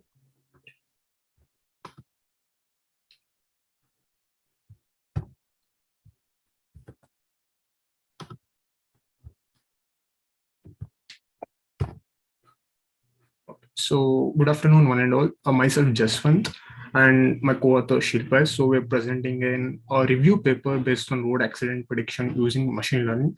So we are considering this as a first phase for our research. So we're gonna, on the next phase, we're planning to develop a system that's gonna predict with way more accuracy as compared to the papers which we have already reviewed. So moving on to our biography. Myself, I'm an MCI graduate who studied in BMSc and right now placed in a tech giant. And also I'm interested in working on Android and machine learning projects, and always interested in automotive domain as well as working on the same right now in the company. And my co-author, she's actually an assistant professor in BMSc. She packs 18 years of experience and is currently pursuing her PhD. So yeah. Next, the abstract is basically India is one of the fastest growing countries in the world as of now. And recently it also became one of the most populated country. So as people are growing, even their needs to move from one place to place is also growing. And it's no doubt that every family owns at least 2 to 3 vehicles in India nowadays. I mean, it's pretty much evident if you see outside. Every city is actually filled with all the vehicles and all the pollution as such. So as the number of vehicles increase, there is a large number of increasing in accidents, road accidents basically. So what we want to do is we want to bring a good module that can predict the accidents, thereby creating awareness in between people. So at least a life saved is a great thing by the technology. And so in order to tackle the issue, what we have done is we have actually reviewed some papers so that we can get to a brief idea on what's going on in the technology, and then we want to come out with a solution. So moving on to the first paper that we have reviewed. So basically this paper is focusing on 36 states of mainly in India and some other countries. So they're using, hello? Just pin your PPT. Sorry? Pin your PPT so that you can see that. Okay, yeah. You can just go to this. Yes.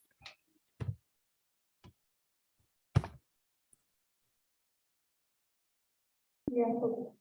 Right now it's visible, right? Yeah. Okay, so yeah, basically the first paper which we reviewed, it's focusing on state-wise, so it's not a country-wise data. It's basically a state-wise data. So they are using CNN algorithm, of course, one of the best algorithms, and their main data source is coming from speed, gender, and injuries. So all the features are being focused in those particular fields. And at the end, they want to detect age groups. So basically, we can see there are a lot of underage people, who drive vehicles without any permit and result in accidents. So this paper is mainly for targeting the underage people who cause accidents and also overly aged people. So we can see a lot of old age people who drive vehicles are not in the correct state to handle the vehicles. So this is one point where we got to know, okay, age is one of the main important things that needs to be considered when building a module. And of course, the output is always displayed in charts, and this is one of the pie charts which they came out through. And in next paper, we actually focus on another country because the data from one country to another country differs because of the terrain they have and the way of usage of vehicles they have. So in this paper, we actually wanted to review this because it's focusing mainly on Bangladesh accident data. So they're using multiple modules to compare between each other and bring out the best accuracy. So after reviewing this, we also got to know that we need to form at least 2 or 3 modules so that we can compare the accuracy and the outcomes. So we can see here the pie chart where it's showing all the accident numbers and the percentage. And this is another type where the hotspots are being predicted. So basically, there are areas where accidents are prone to be more.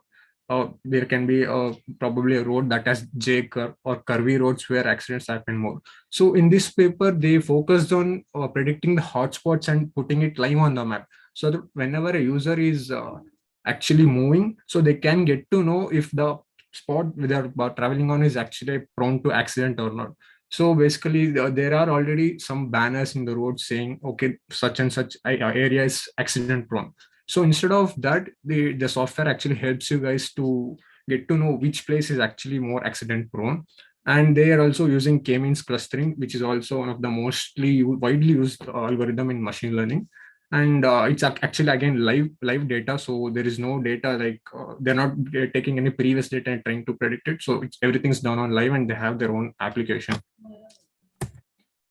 And the next one is actually it has an hybrid model. So this is one of the first papers which we saw had an hybrid model. So they have used a hybrid model just to achieve more accuracy. So we can see k-means and random forest.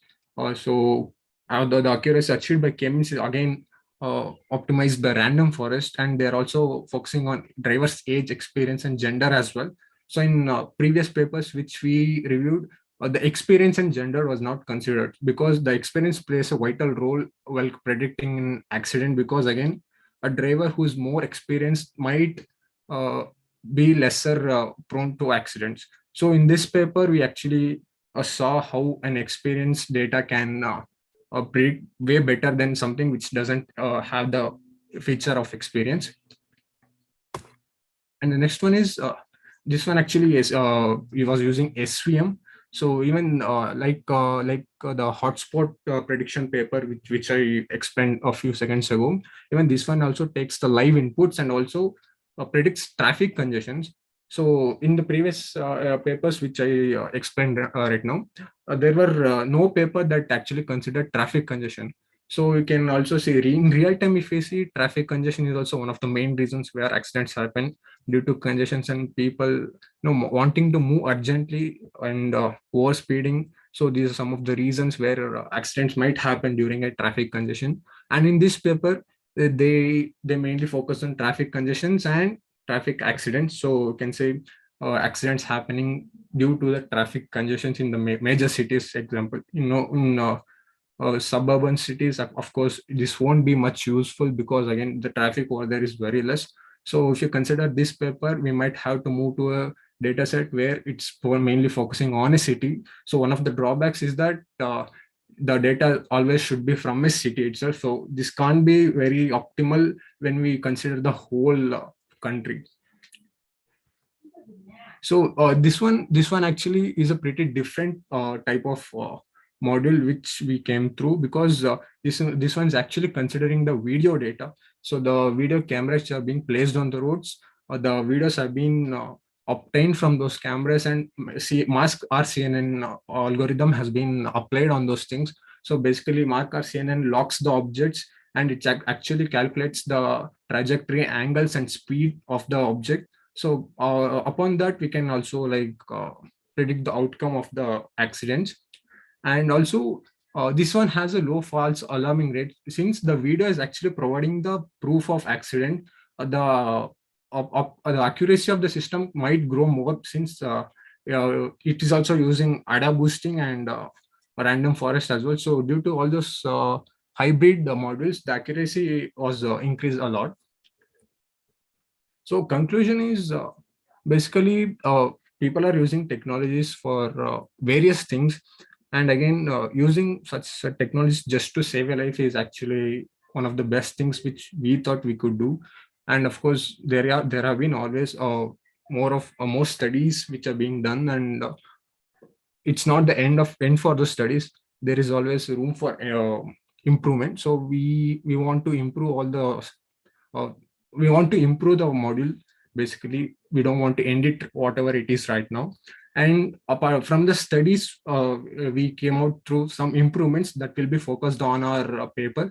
So the first one is using more data sources, from different websites. Again, most of the papers actually used a single data set from single data source. So they basically obtained data sets from accident data. So they didn't consider any other data sets. And from a study, we also got to know that a driver's emotion is very important while driving. 10% a driver who is in a negative emotion phase is actually 10% more prone to accidents. It's actually a proved study which we came through. And also, the last paper, using more visual data can be a great addition for the module. So this is the conclusion, and this is the appendix of some of the papers. And yeah, any questions? Yeah, nice in-depth review has been done on this topic. Thank you. That's fine, but as I told earlier, table format would have been better to understand all the things together in one shot. Okay, I'll adapt it, surely. Yeah. Thank you.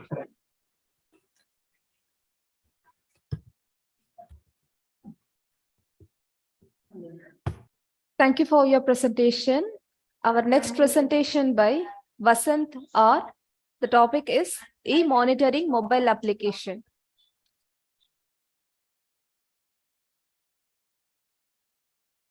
Over to you, Vasant.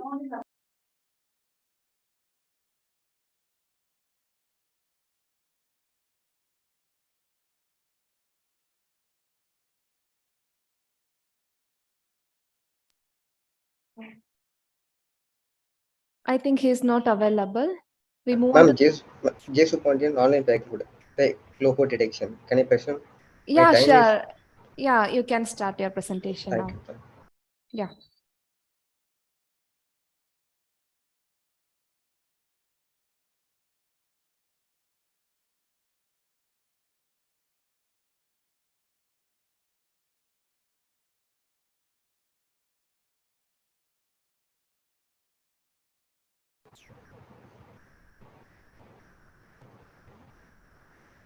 My screen is visible.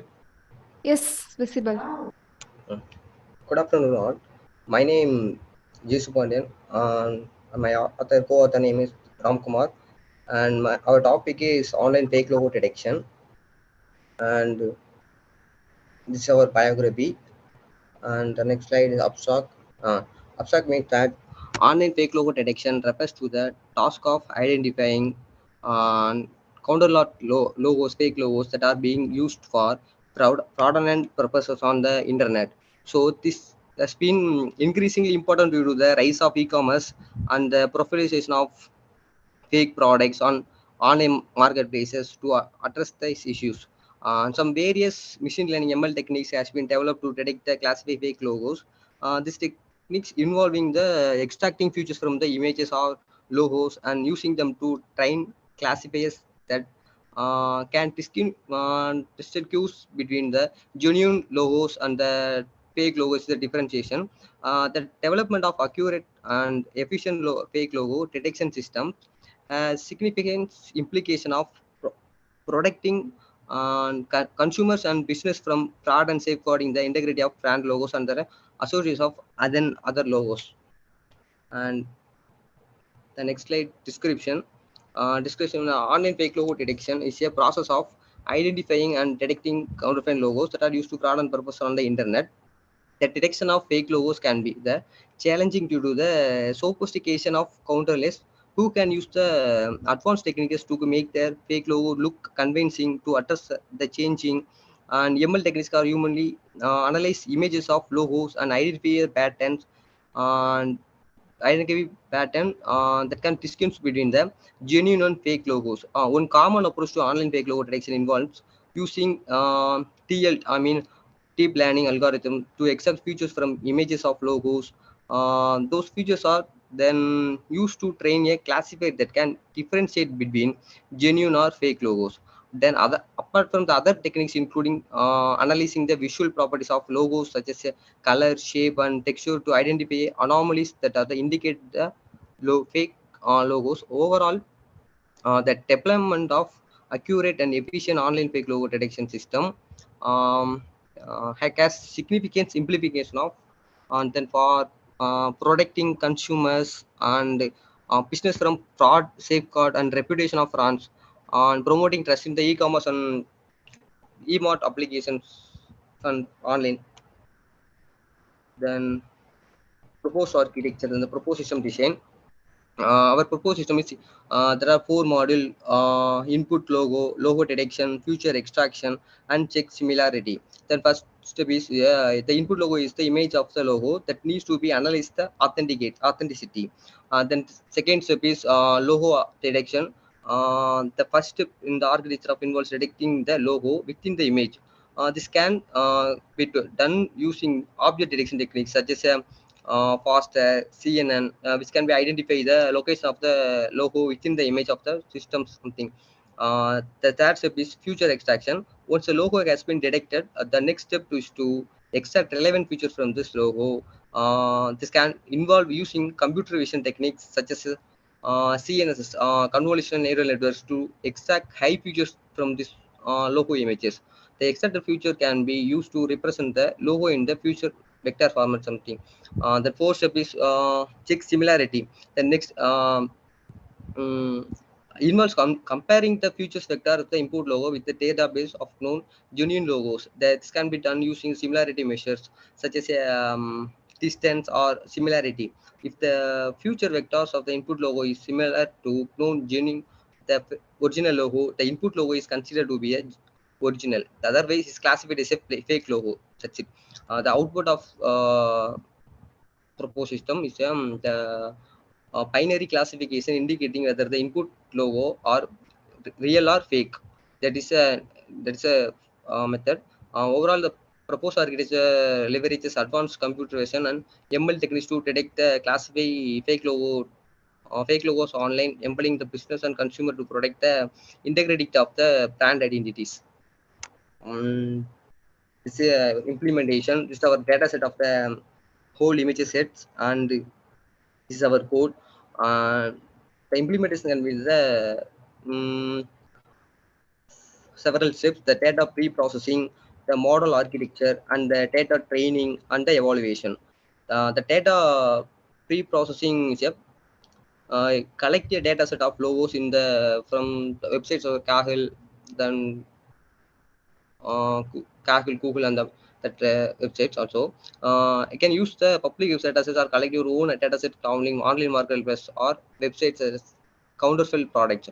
Then model architecture means that architecture would involve a convolutional neural network for future extraction and a classification layer to classify the logo as a real or fake. That model. And the third one is data training. The data training is you need to optimize the model parameters using a loss function such as a binary cross entropy and update the weights of the network using the back propagation. Yes, and the final is evaluation. After training the model, before you see the training or training the data, then after will be go to the evaluate is the performance of the data training set. I mean, and you calculate metrics such as accuracy, precision, and recall, and the score to evaluate the model performance. Then our code is this code also says snippet uses the Keros image state generator class to generate batches of the image data from characters. These images are recalled in range 0 to 1 and accommodated using the accommodation techniques such as cheesing, zooming, and corresponding flipping the rows and columns, splitting the rows and columns, etc. So, and the final conclusion.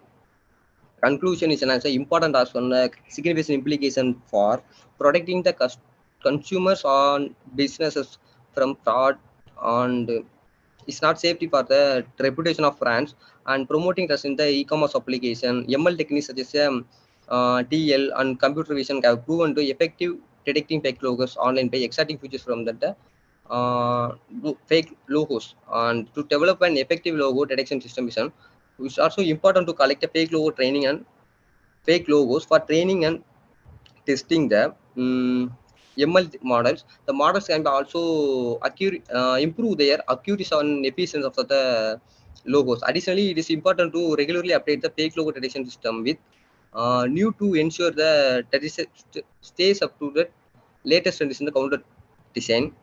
And that's also I will then and it's also the appendix is a reference of the fake logo detection is I will collect it from the internet also. The most are all the 70s and 16 something also. And thank you. My question is your results were not seen on the PPT. So if you have the results of the project, please display it. Not ma'am. Also, I not added the result in PPT.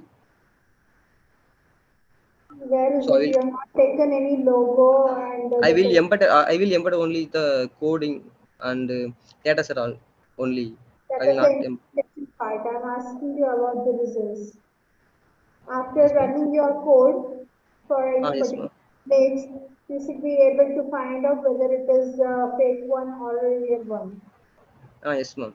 Result is not seen in the PPT. Result is based on the result is this 100%. Then 90% above is real. Then below the 90% is fake. This is our no. That's all. Okay. Thank you.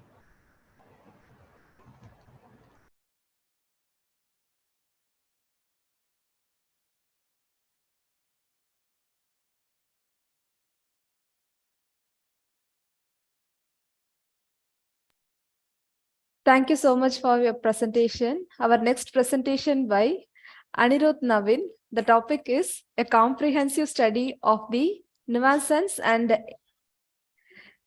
interacts of ultimate tic-tac-toe.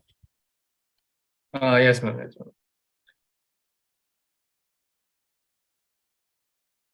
ma'am. My screen is visible, right? Yeah, visible. You can start your presentation. Okay, great. Yes, ma'am. So our topic is a comprehensive study of ultimate tic-tac-toe and the nuances and intricacies of it. Myself, my name is Anirudh Navin. The co-authors on this paper are Dhairya Panjwani, Harsh Parekh, and it's been mentored and co-authored by our Professor Kumkum Saxena. So we're from Thadamal Chani Engineering College, Mumbai, the IT department for final year students. So coming to talk about ultimate tic-tac-toe, everyone here knows tic-tac-toe. It's a simple 3x3 grid. We all solve it. Ultimate tic-tac-toe is a complicated, more refined version with a lot more intricate rules. You take you take 9 different ultimate tic-tac-toe boards and you align them in a 9x9 board, creating a very intricate system where the goal is to win the global boards. 3 global boards in a row will give you a win in ultimate tic-tac-toe. So to give a little example, this is what the starting grid of ultimate tic-tac-toe looks like. We have 9 sets of 3x3 grids, and any move done in a local board, as we call it, the smaller grid being called a local board, will decide the next move of the opponent in the global board. So for example, when player 1 being X plays a move in this middle board in the top right top left corner, the next move of the opponent, that is O, has to be played in the top left of the board. So this adds an additional layer of complication to most of the games, and thus the strategies revolving the same are also very complicated. So we have worked to develop strategies regarding this and AI that will help beat those strategies. So the strategy one that we consider to give us an advantage when playing Ultimate Tic-Tac-Toe basically forces the opponent to the same local boards again and again, so that this forces the player on our side, that is, into an advantageous position on the global board. Since everyone will try to play the same winning strategy in their local boards, this will give an advantage on the global board, making us have a very strong position. Since the end goal is not to win local boards, but the actual global board, we care more about the position we get everywhere else. If a player keeps targeting the same middle position in the local boards, everyone will have a tendency to play the same, especially AIs will have a tendency to play the same moves every time. So we will use those moves to win the global boards. So an example of this, as we can see here, when the tendency to play the same two boards is played, it forces a very strong winning position for O, where now no matter what the player does, there's a solid chance of O winning. Now, the second strategy that we have noticed that is commonly used online is a strategy that involves instantly forcing the opponent to play the middle board. We basically acquire the center position on all the possible local boards, and this forces the opponent to make a mistake on the central board. This basically sacrifices the global board at the cost of getting the positional advantage on all the local boards. Once this is done, then the advantage that we have is that even though you will sacrifice one local board, having positional advantage on all the local boards means that we can win whatever boards we choose to this thing. This is basically forcing a strategy where the opponent has to make a mistake. We're prompting a mistake from the opponent. Once that mistake happens, then we have a chance to win the global board. So a tendency that we keep seeing on online games and other players online is something along these lines, where by constantly repeatedly forcing the players to play in the central position. So when O keeps playing in the center cell, it keeps forcing the player in the middle boards. And because of that, now X has a winning chance. Of course, the main topic that we have to consider is artificial intelligence. So when it comes to artificial intelligence in a game like Tic-Tac-Toe, it is it's considered a solved game because there are 255,000 positions approximately, which can be considered 9 factorial moves, which can be considered, which is not insolvable by most computers. So for this reason, Tic-Tac-Toe is generally considered a solved game. But when it comes to something of the size of Ultimate Tic-Tac-Toe, having 9 different boards with the complicated rule set that it does have, we end up with a positional tree that is way too big. So to solve Ultimate Tic-Tac-Toe using artificial intelligence, we've said to use a min-max algorithm, which is fairly straightforward. But since solving the min-max tree to completion would mean the depth is too long, we have considered to cut the tree at an arbitrary depth, so that the tree only branches out a set number of times. Additionally, we have to also consider alpha-beta pruning algorithm to generate similar results faster, because min-max trees they have several positions which need not be considered. However, when comparing an alpha-beta agent with min-max to the same criteria and depth, the min-max agent won 49% of the time faster, demonstrating our agents are identical in strength. The use of min-max is a waste of computational power, and it's just brute force method. So the proposed depth that we are considering is a depth of 6 moves. To make an AI that does not underutilize min-max, we have proposed that we use we evaluate the same way we evaluate the normal moves of Tic-Tac. Using these rules, an AI can play Ultimate Tic-Tac-Toe, but only at a local level. Of course, we have to consider that at the local level, normal Tic-Tac-Toe has a lot of positions which can be considered bad, which will not be considered good by the Ultimate Tic-Tac-Toe AI, because of the fact that we need to win the global boards, not the local boards. So we reward the positions after calculating a min-max tree to depth of 6 and alpha-beta pruning it. We will then reward all the boards, evaluate all the boards, and reward them based on the positions they have. So we consider any move that gives 2 in a row as a +2, any move that gives more than 2 in a row, that is 3 in a row, as +3 points. And by evaluating this, we get a significantly better function. So once we implemented both these strategies and we've considered their merits and demerits, of course, they both provide their own advantages over most players and computer systems. But when comparing them to the min-max tree of even depth 6, neither of those strategies follow any greater advantage than this thing. And the min-max tree, of course, shows greatest value and computational efficiency. Thus, for ultimate tic-tac-toe, the best possible AI we could evaluate was a min-max tree of a depth of 6 levels after alpha beta pruning.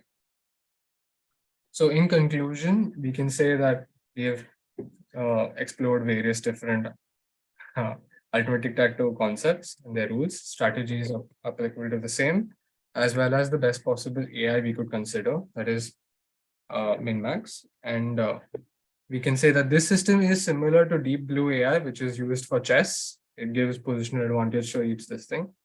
And we can also say that this system works for most of the variants of tic-tac-toe, ultimate tic-tac-toe, that being various different ultimate tic-tac-toe variants being tic-tac-toe, tic-tac-coup, all having slightly different rule sets, but functionally the same rules.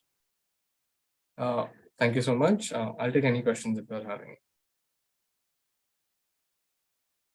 Can you just tell me the implementation part, like what is the software that you have used to do this and other stuff? So ma'am, so for ultimate tic-tac-toe's AI, we haven't implemented that. We have only theorized the system that we will be using. We're still in the process of implementing it. We spend most of this paper's efforts into researching what is existing and how much work has been done. So what do you think you can improvise on this? Like just you told min-max is a waste of time, and again you are telling the depth of 6 you can do something. So I didn't get that point exactly. So computing the entire depth of min-max would be a waste of computational efficiency. But we're getting very similar results for only doing a depth of 6. Like we would get similar results for depth of 6. But you should have some valid point to tell that you go up to only depth 6. That's an arbitrary number right now. We can obviously test on that and evaluate further. Okay, anyway, thank you. Yes, thank you, ma'am.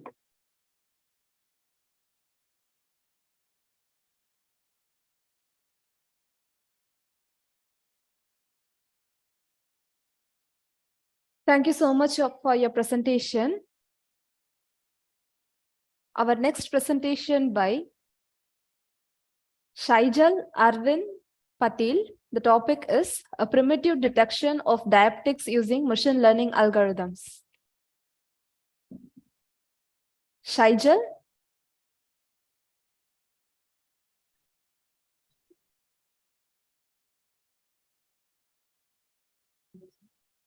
Okay, we move on to the next presentation by Ankansha Shivaji Nagari. The topic is bot identification on social media platform using machine learning.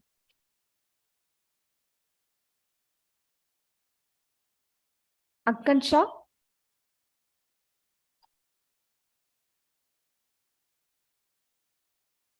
Ankansha?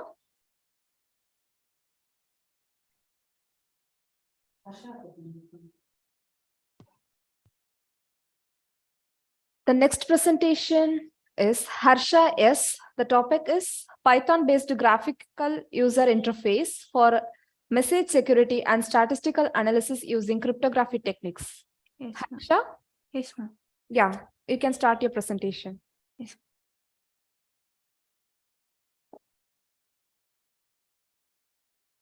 Ma'am, is my screen visible? Yes, Harsha, visible. Yes, ma'am. 1 second.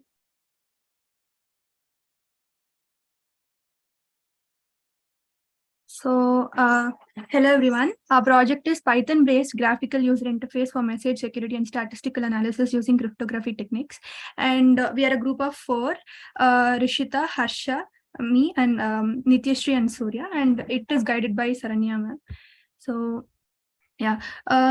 Our project is based upon encrypting the message. So digital technology is now a part of every one of our lives. So from online shopping to net banking and business to government infrastructure, digital technology plays a major role. So our data is being entirely digitalized. Securing our data on the cloud is very important. So encryption is used to secure our data by disguising it in such a way that the authorized users, only the authorized users would be granted to use the data. So this project is a GUI-based encryption unit where the user defines the plain text and the key. Here we have used the symmetric encryption algorithm.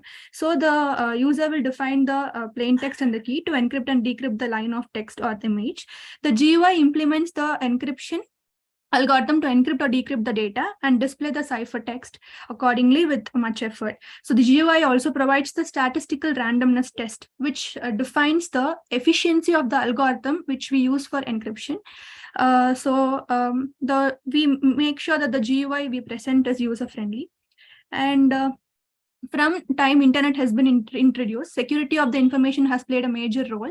So to forfend the leak of information, encryption was introduced, and for safeguarding the secrecy of the information. So among various available methods to encrypt our data, ciphering and steganography are an option. So the techniques we have used for encryption here includes Caesar cipher, Vijoner cipher, Playfair cipher, and we also use steganography. Caesar cipher, in which the data is encrypted, where the data is encrypted in a way where alphabet is replaced by a character or an alphabet which is standing there 3 places further down the alphabet. So if we have to encrypt an alphabet A, so we'll replace it by D. So this is how Caesar cipher works. And Vijoner cipher is one where it is also called as, it is a part of polyalphabetic cipher, and we have a plain text and a key for it, and the key is used to encrypt the messages in the Vijoner cipher. And then we have Playfair cipher. Playfair cipher, we use 5 into 5 matrix, wherein the data gets encrypted, and steganography. So the above encryption methods where we use Caesar cipher, Vijoner cipher, and Playfair cipher, the third person might know that the data has been encrypted. But in steganography, we use least significant bit method, where the data is encrypted inside the message by changing the pixels of the message. So next we have statistical test. Statistical test is basically used to find the efficiency of the algorithm. For example, if we use it is basically used to increase the user-friendly method. So for example, if we use Vijoner cipher method for a particular data or an encryption, the statistical tests like frequency test we use here helps to determine the randomness or accuracy of the encryption. So this is how this is the flow chart where we first select the required operation, either encryption or statistical test. Then we'll encrypt the data. We'll select the algorithm, either Caesar cipher or Playfair cipher or Vijoner cipher or the steganography, and we enter the plain text in case of the encryption algorithms, or image in case of steganography, and encrypt or decrypt according to the user. So algorithm does the implementation. So if we have to perform the statistical test, the data is converted into a binary file, and then it is given to perform statistical test, and hence it gives the result where the statistical test, where the efficiency of the algorithm is performed. So for any user who must share important data or the digital media regularly, the suggested encryption unit is highly advantageous and beneficial. So a user-friendly and easily understandable GUI is presented as the front end of the encryption unit, which would allow the user to encrypt and decrypt the single line of text or the text file using the offered cryptographic techniques. And every time the user opts to encrypt the data using cryptographic technique, the user is requested to select the preferred algorithm. We have choices like 3 to 4 algorithms we've included. So among the choices presented and the required credentials to encrypt, the GUI would encrypt the data and present the result to the user in the format of a normal encrypted text file as well as encrypted binary file for increased security. So for decryption, the user would be requested to select the correct algorithm and the key. So since we use symmetric algorithms here, the same key is used for encryption and decryption. So every time the user opts to encrypt the data using steganographic technique, the user will be requested to offer an image where the data will be hidden inside the image. So which the message can be encrypted. So as the user might not know the actual process involved or in the authenticity of the algorithms, statistical tests are offered where it calculates the efficiency of the encryption. That will request the user to upload the encrypted binary file and analyze it. So it ensures the integrity and security to the user while transferring and receiving the file. So this is the GUI, which we have not designed completely, but this is the sample GUI where it contains the options like we have to select the encryption techniques or steganography or statistical tests, where the user can select according to his or her opinion. And after selecting it, this is the other sample page which we use for encryption. So where we'll be entering the data, we'll be entering the key, message, and the final text will be displayed. Thank you.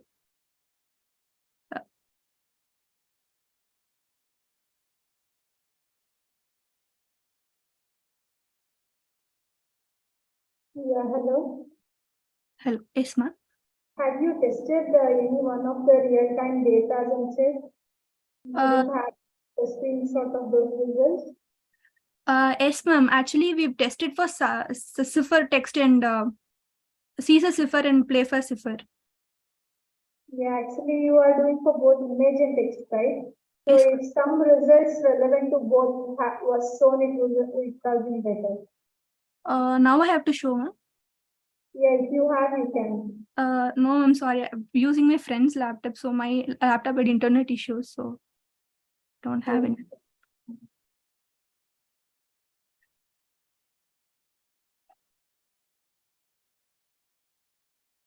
Susmita, I can move to the next one. Thank you, Harsha, for your presentation. Thank you. The next presentation by Shaijal Arvind Patil. The topic is primitive detection of diabetics using machine learning algorithms. Good afternoon, ma'am. Good afternoon. I will share my screen. Yeah, sure.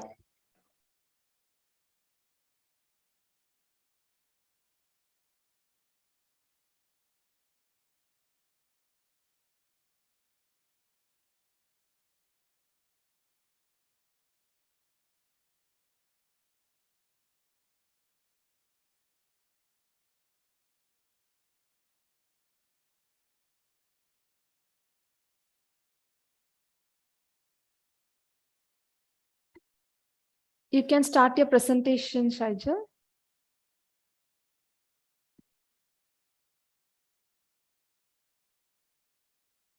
Is my screen visible, ma'am? Yes, visible. Okay, that's that.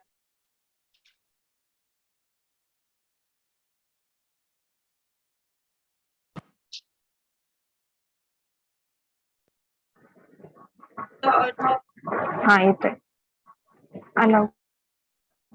Our topic name is primitive detection of diabetes using machine learning algorithm. This topic is presented by Shaijal Padil, Aishwarya Sote, Prasad Shelar, Baba Chutewar, and guided by Tripti Bhandari, ma'am, Assistant Professor of Department of Computer Engineering and PPKBIT, Baramati. Then I am sharing content of our PPT. Next, introduction. Diabetes is a common disease in day-to-day life. Diabetes is caused by hormone insulin. This hormone insulin is released by pancreas. This insulin affects the metabolism of carbohydrates and improve the sugar level in the body. If our sugar level is less than 100 ml, then we are not diabetic. If our sugar level is between 100 to 125 ml, then we are considered as pre-diabetic. And if our sugar level is greater than 125 ml, then we can consider as a diabetic patient. In past few years, machine learning algorithms plays a significant role in medical industry with the help of applications made by machine learning algorithm. Present different hierarchy in the medical industry. For this paper, we are going to use ANN, artificial neural network algorithm, for our diagnosis. The next is problem statement. Our problem statement is study and analyze diabetes disease survival by using different data sets. Our aim is to find a significant feature of machine learning technique that can boost the accuracy of diabetic prediction. Then I'm sharing motivation. Diabetes is caused by using regular symptoms also. According to the result of WHO, there are 77 million cases of diabetes, and it will be 250 million cases in 2015. So this count is much larger. Diabetes can cause reduction of life, and it also leads to the different problems such as kidney failure, heart failure. So early prediction of diabetes is necessary. Then I am sharing objectives. Objectives of this study is to create an ML-based system capable of predicting people with diabetes and to determine the person's risk of developing diabetes based on the life cycle and family history. That's the scope.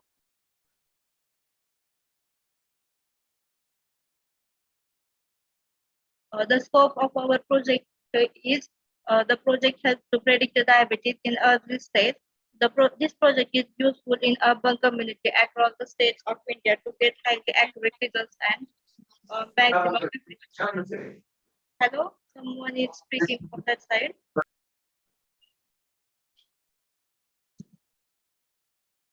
Next, I am sharing literature survey.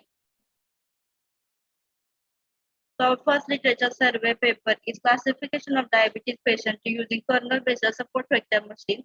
This paper is presented by G.A. Pesunachiyar in 2020 International Conference on Computer Communication and Informatics. For this study, SVM algorithm is used. The data set is taken from UCI machine learning repository, which has 18 attributes and 517 rows. The prediction analysis was done using Oracle Data Miner tool. This Oracle Data Miner tool is used to perform higher version of queries. This technique also uses algorithms such as decision tree, logistic regression, and neutral network. The highest accuracy got from logistic regression, which is 66.38.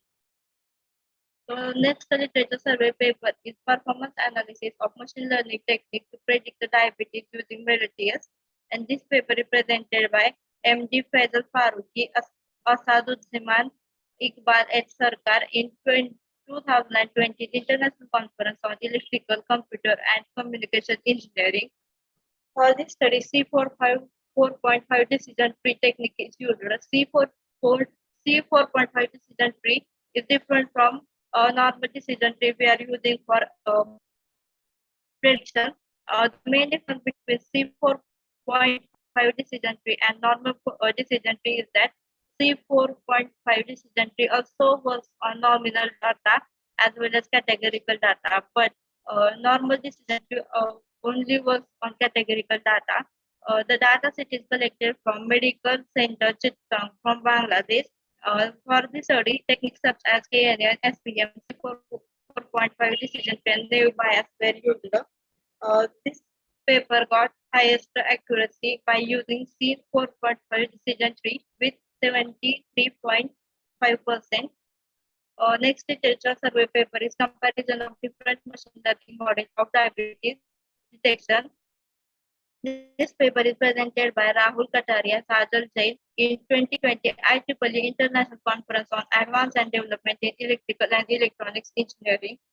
This classifier is used to determine whether the patient is diabetic or not. For this study, contextualized FEMA Indian dataset is used. This dataset has 15 attributes with 292 columns. Algorithms like KNN, decision tree, random forest, and support vector machine were used. Decision tree and random forest has more accuracy. That is, decision tree got 78% and random forest got 75% accuracy, and SPM got less accuracy, which is in and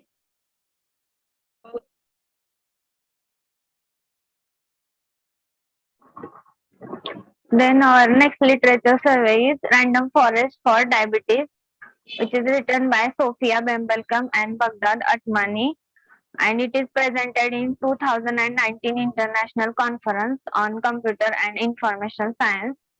For this, they use random forest principle. Random forest is a supervised machine learning algorithm which is used for classification and regression problems.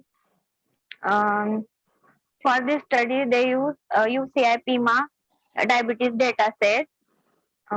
Then the performance of random forests are analyzed by some other algorithms like support vector machine, reduced error pruning tree, PH 4.5, which is nothing but a decision tree, BF tree. A feature of this method is the tree computation step that generates the most suitable random forest. Next. Then our next literature survey is primitive diagnosis of diabetes mellitus using machine learning, which is presented in 2018 21st Saudi Computer Society National Conference, and it is written by Rime Aslaf, Norayas. These are some authors. Here data set consists of 399 records, and the software used is Weka tool. Weka is nothing but a collection of machine learning algorithms for data mining tasks, and it contains tools for data pre-processing, classification, regression, clustering, and visualization. Some other algorithms like support vector machine, k-nearest neighbor, and artificial neural network with back propagation algorithm, navy bias, are used in this literature survey. Next.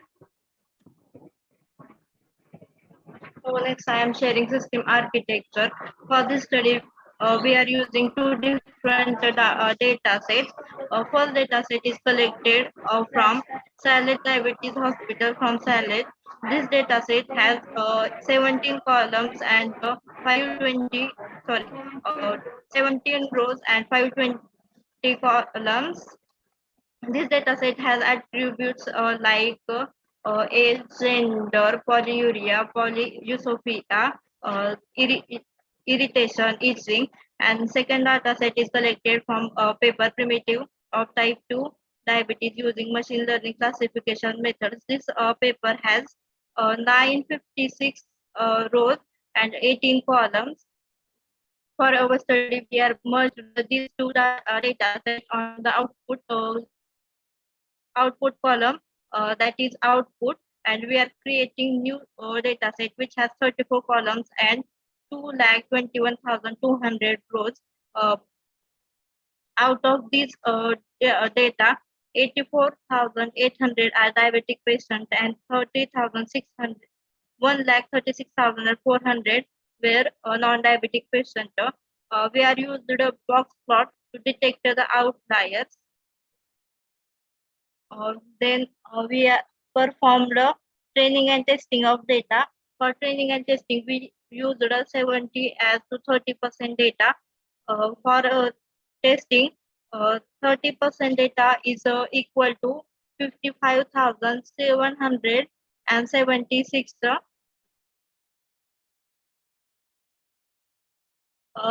Then we are testing the model. For this testing, we are using algorithm artificial neural network, that is ANN, with different activation functions such as sigmoid, linear, tangent, and softmax. We got nearly equal accuracy for sigmoid, linear, tangent, but we got less accuracy for softmax.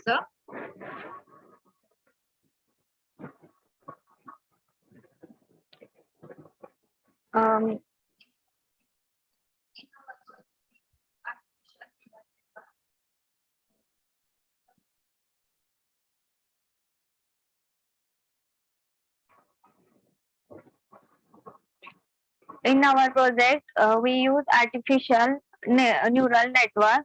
Simply, it is also known as neural networks or neural nets, which is derived from biological neural networks that develop the structure of human brain.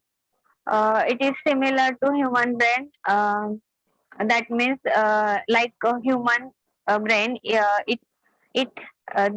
they have neurons that are interconnected to one another in various layers of network. Dendrites from biological neural networks represent inputs in ANN. Cell nucleus represents the nodes.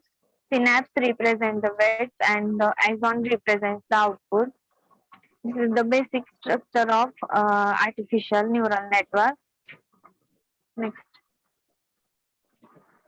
Here we use different activation functions like ReLU, sigmoid, linear, tanh, and softmax. ReLU, the equation of ReLU function is Ax equal to maximum of 0x, and its range is 0 to infinity. It is much better than sigmoid and tanh function. Then next is sigmoid. Equation of sigmoid function is A equal to 1 upon 1 plus e raised to minus x, and its range is 0 to 1, and it is usually used in output layer of binary classification. Then next is linear. The equation of linear function is similar to equation of line, that is nothing but y equal to x, and its range is minus infinity to plus infinity, and it is used at just one place, that is output layer. The next is tanh. Tanh is similar to sigmoid function. Its range is minus 1 to 1, and it is used in hidden layers of neural network, and its value lies between minus 1 to 1. And softmax, it is used when you trying to handle multiple classes and commonly found in output layer of image classification problems. It is used at output layer of classifier. By using this four activation functions, this is for training and test accuracy. Sigmoid function get 66.11 training accuracy and 66.006 test accuracy. Linear get train accuracy 66.15 and test accuracy 66.15. Then tanh and softmax. By using softmax activation function, we get very less accuracy, and highest accuracy we got by using linear function.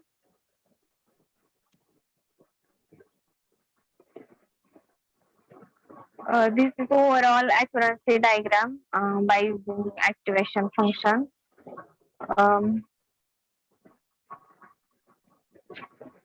We are using different colors for different activation functions, such as for sigmoid function, we are using violet color.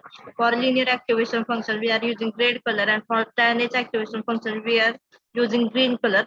But as you can see, the accuracy, sigmoid, linear, and tanh got nearly equal accuracy. Here, linear activation function got slightly different. So if you see this diagram very closely, then you can see that a small red line you can see, and softmax and other activation function has a larger gap between them. So we can see accuracy of softmax very clearly, which shows in orange color. Then these are the references we are used. Thank you for giving us chance to present our study. This is it from our side. Yeah, thank you. I don't have any questions for you. Hello? Okay, ma'am. Okay, ma'am. Thank you so much. Thank you so much for your presentation. And the next presentation by Akansha Shivaji Nagari. The topic is bot identification on social media platform using machine learning. Over to you, Akansha. Hello, ma'am. Yeah. Yeah. You can start your presentation. Yeah. Ma'am, I want to share the screen.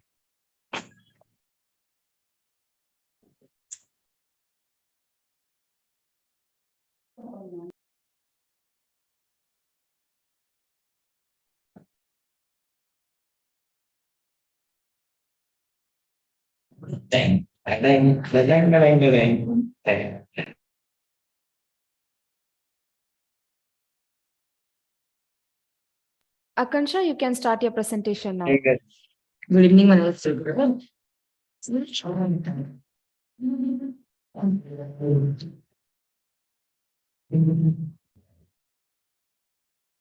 great one, ma'am.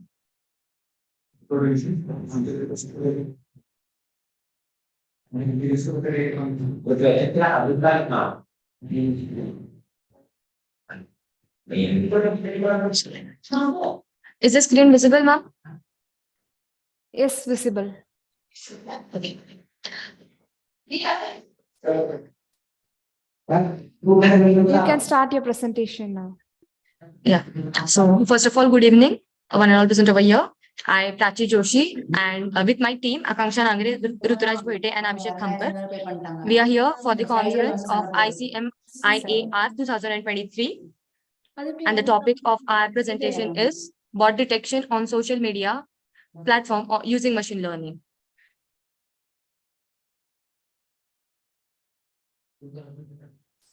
So firstly, I'd like to tell you what are bots. An internet bot, web robot, or simply a bot. It is a software application that runs automated tasks over the internet, usually with the intent to implement human activities on the internet, such as messaging on a large scale. Then what are bots used for? So bots are normally used for automated certain tasks, to automate certain tasks. They can run without specific instructions from human. The organization or individual can use a bot and to replace the repetitive task that a human would otherwise have to perform the same action. So the live examples of the bots are like we have WhatsApp. So we have business account, so they can reply a particular customer in the given in a very specific time.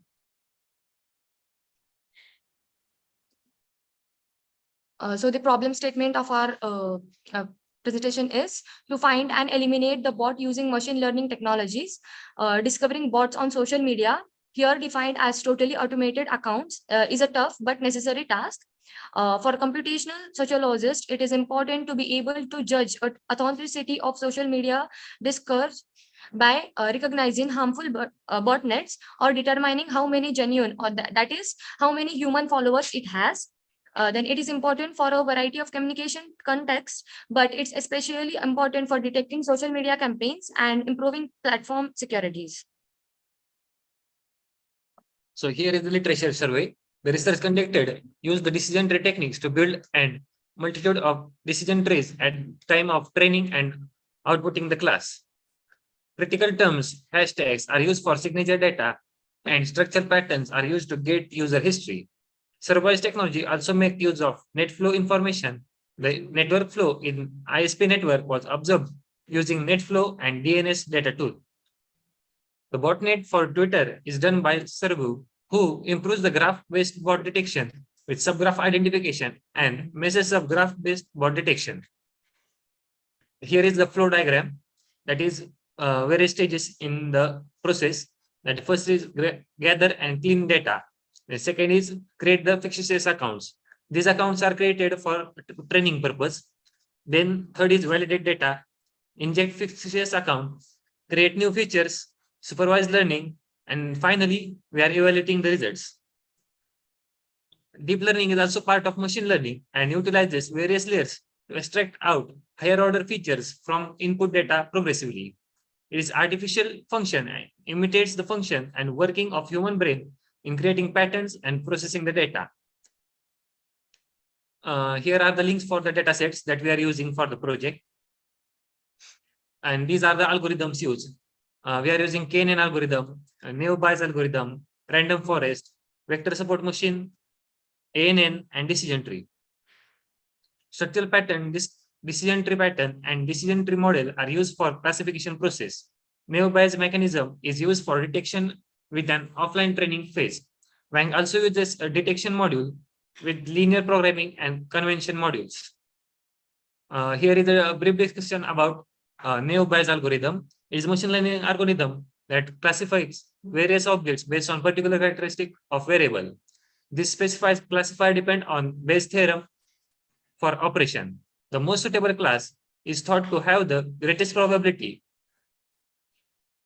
These are the three types of naive-Bayes algorithm. That is Gaussian naive-Bayes, multinomial naive-Bayes, and Bernoulli naive-Bayes. Naive-Bayes class. Here are the benefits of naive-Bayes, that it has the advantage of being extremely quick and extendable algorithm. So speed is the major advantage. It may be used for binary classification as well as multi-class classification. It is a famous algorithm for spam and email classification. So it is a classification algorithm basically. Here is the decision tree. An element of classification is used in machine learning. The decision tree also offers answers to regression issues using the classification rule. The decision tree sorting continues from root node to leaf node until the goal is achieved. It is the most widely used technique for supervised encryption method, decision and classification. Excuse me. Can you go to your work and results, sir? Yes, ma'am. Please go to your work and implementation and results.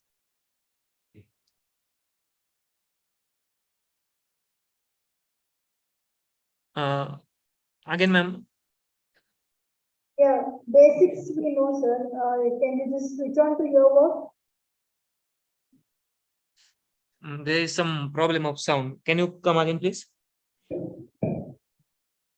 Please go to your Your voice is not getting implementation. loud, ma'am.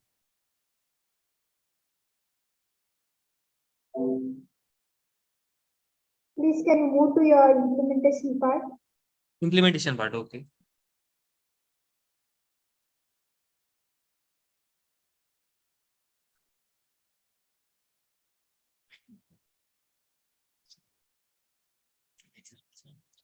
So in implementation, we are having the working of KNN. We could tell you about the KNN, that how classification works. The number of points nearer to the chosen point for determining, for example, that blue dot is a part of first category, that is category A of green dots, or category of orange dots, that is a B category. So the K is the random odd number. So the specific number of dots are selected, and if a random number is 5 and minimum 3 green dots are nearer to blue dot, so that blue dot is a part of category A. And this is a feasibility study. That is, feasibility study results can also be used to create realistic project plan and budget. Without the feasibility study, it cannot be easy to know whether or not the proposed project is worth pursuing. There are types of feasibility, that is technical and economical feasibility. And these are the results after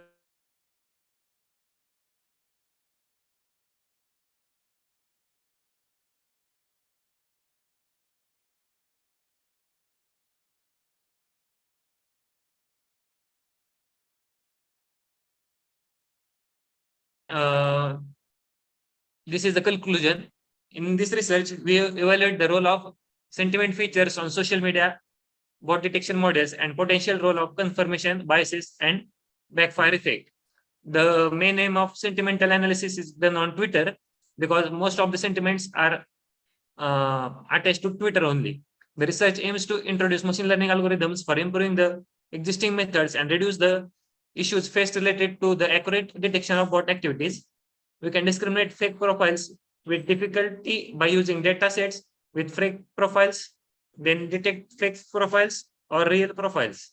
Therefore, after that, the model will successfully determine the profile is created by human is real or fake when the truly existing data set will be given out. And these are the references which we have used for our project or paper. And thank you, ma'am. So in your data set, how many features are there, sir? What, ma'am? How many features are there in the data set?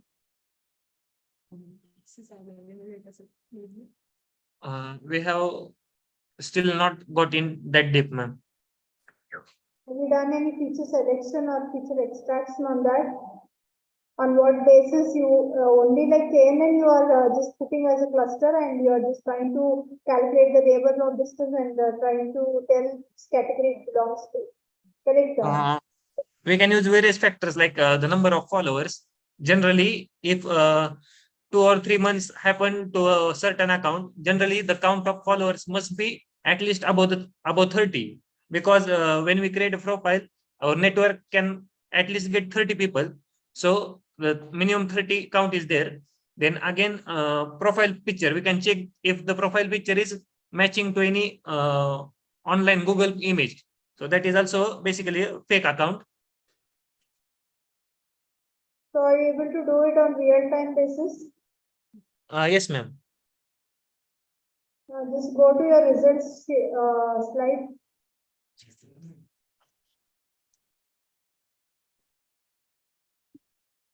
Yeah, here you have written so many things, right? Can you just elaborate on this?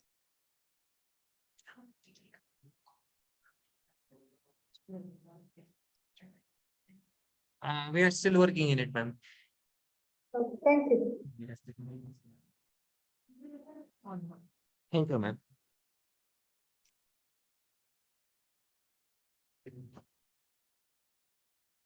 Thank you so much for your presentation. Our next presentation by Gagan Prakash. The topic is Cytocall Online Law System. Ma'am, am I audible? Yes, you are audible.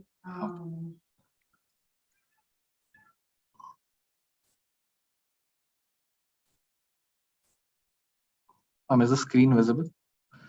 Yes, visible. You can start your presentation. Good afternoon, everyone.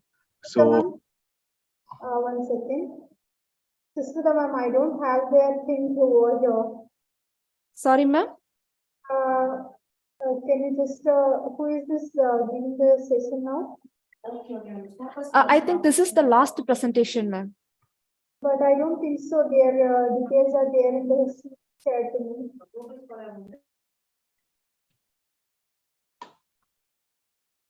Sorry, ma'am, your voice is not clear, ma'am.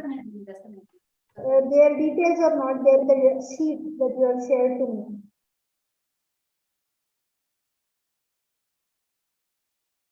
Hello? Hello? You able to hear me? Yes, ma'am, I can hear you, ma'am. Actually, the thing is, this particular presentation details are not included in this. Ma'am, actually, this has been added as the last minute, ma'am. So can you permit them to present, ma'am? Okay. Just I'll, for me to take the thing, I'll just take a pic 1 second. Okay, ma'am. No issues. You can take a pic, ma'am. Yeah, thank you. You can proceed. Okay, ma'am. Thank you. Gahan, you can go ahead with the presentation. good afternoon, everyone. So my topic is my research paper is titled Cytocall Online Play System. So we are a group of 4, Gagan, myself, Gagan, Maitri, and Niharika. So I'd like to proceed with the abstract, and Maitri will be taking over. So good afternoon, everybody. So I'll be giving an introduction and the problem statement of my project. So Cytocall is an online law system. Project is a platform designed to educate app users about the current legal system and laws that affect them. By providing easy access to information on the legislation, including its violations and corresponding penalties, the project aims to empower users to understand their rights and protect themselves from the current legal consequences. The user interface and the user experience of the platform are designed to be simple, intuitive, and visually appealing to encourage users to explore the available information on the legal system. The project also provides access to the registered lawyer who can assist the users with the legal proceedings, explain their laws, and provide guidance on how to navigate the legal system. The feature ensures that the users have access to the professional legal advice when they need it, which can be particularly important for victims of legal violations. The project emphasizes the transparency and accuracy in presenting legal information to ensure that the users are well informed and confident in making decisions. So the study highlights the importance of online law system in facilitating the access to legal information and providing efficiency in legal research. Thank you. Yeah, so continuing with that, so our project, first of all, we all know that cybercrime has been a very big factor in our society right now. So cybercrime happens a lot in every day, especially to teenagers and women. So there is not much information on the website, on the internet to alert them or to show that they have been violated. There is no awareness with that also, with regard to that, for them to take any action against that particular violation, or even to know that they have been violated. So our project comes up with a solution for this particular problem, where we have developed a full stack application where we have it has multiple features. Like, first of all, it has a law search feature where the users can research particular laws, gain much more information about that, and then be aware of what the laws are with regard to cybercrime. Second of all, if they've been violated, they can also raise a ticket on our platform saying that this is what they have gone through, and they can submit some proper evidence to it, and then it will be registered as a ticket on our platform. Then third feature is that that particular ticket or that particular violation will be shown to all the lawyers. So basically, we will have a set of lawyers who have willingly registered to our platform, who are ready to take up cases on cybercrime from the portal itself. So these tickets will be shown to the lawyers, and they can choose a particular ticket to solve the case of the victim and give more awareness to that. So in methodologies, we have built a full stack application using C#.NET as our backend platform framework, and we have used MVC for our front end platform. And we have built a full stack application to solve this kind of problem. And then finally, yeah, so based on this platform, we have conducted few research based from this platform compared to the previous observations. So we have found out that the platform is user friendly, and it is very easy to locate laws in a very small amount of time. Like, if I need to search for a particular law, I have to go to Google and then search that law, and then go to multiple websites to get information about that, or try to go to the main government website where I have to scroll through the tables and scroll through the documents to see where the law is. But in our platform, they can just search that whatever they're looking for, and all the laws which are pertaining to that particular problem will be displayed with detailed information, so that they can get more information on that. And second of all, we got to know that it is a very the accuracy of the search is very good, that they were getting relevant results based on what they are searching. So that was like the most helpful feature, and that's what we found out through our research and with our users. And finally, yeah, from the previous two observations, we figured that significant amount of time is saved compared to the traditional methods of searching. So they can also they found out that they can learn and research more of the laws as a normal user, also not just as a victim. A normal user also, to conduct any legal research about laws, it is much easier for them to do it with respect to our project. And then finally, we also got to know that getting lawyers who actually can help you out is difficult in normal ways. You have to reach out to them either through referrals or contacts. But on our platform, it was found out that it was easy to reach out lawyers who have specialization in whatever field that they have been that is cybercrime. And then, yeah, finally, conclusion will be taken over. And this is the results. Yeah, this is the website. So this was the website that we have developed, where you can see that the law search based on the law that you actually ask, and then it will show up the details of that law, and then its description and the clause, which section it is in, and also in which act it is in.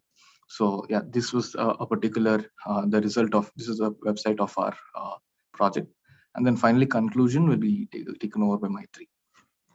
Yeah, so in concluding the project, I would like to say that the online law system aims in providing users with easy access to the legal information and professional advice to users. And the project's main goal is to educate users about the current law system and encourages them to fight for their rights, and also helps them in defending their rights and protect themselves from the legal consequences.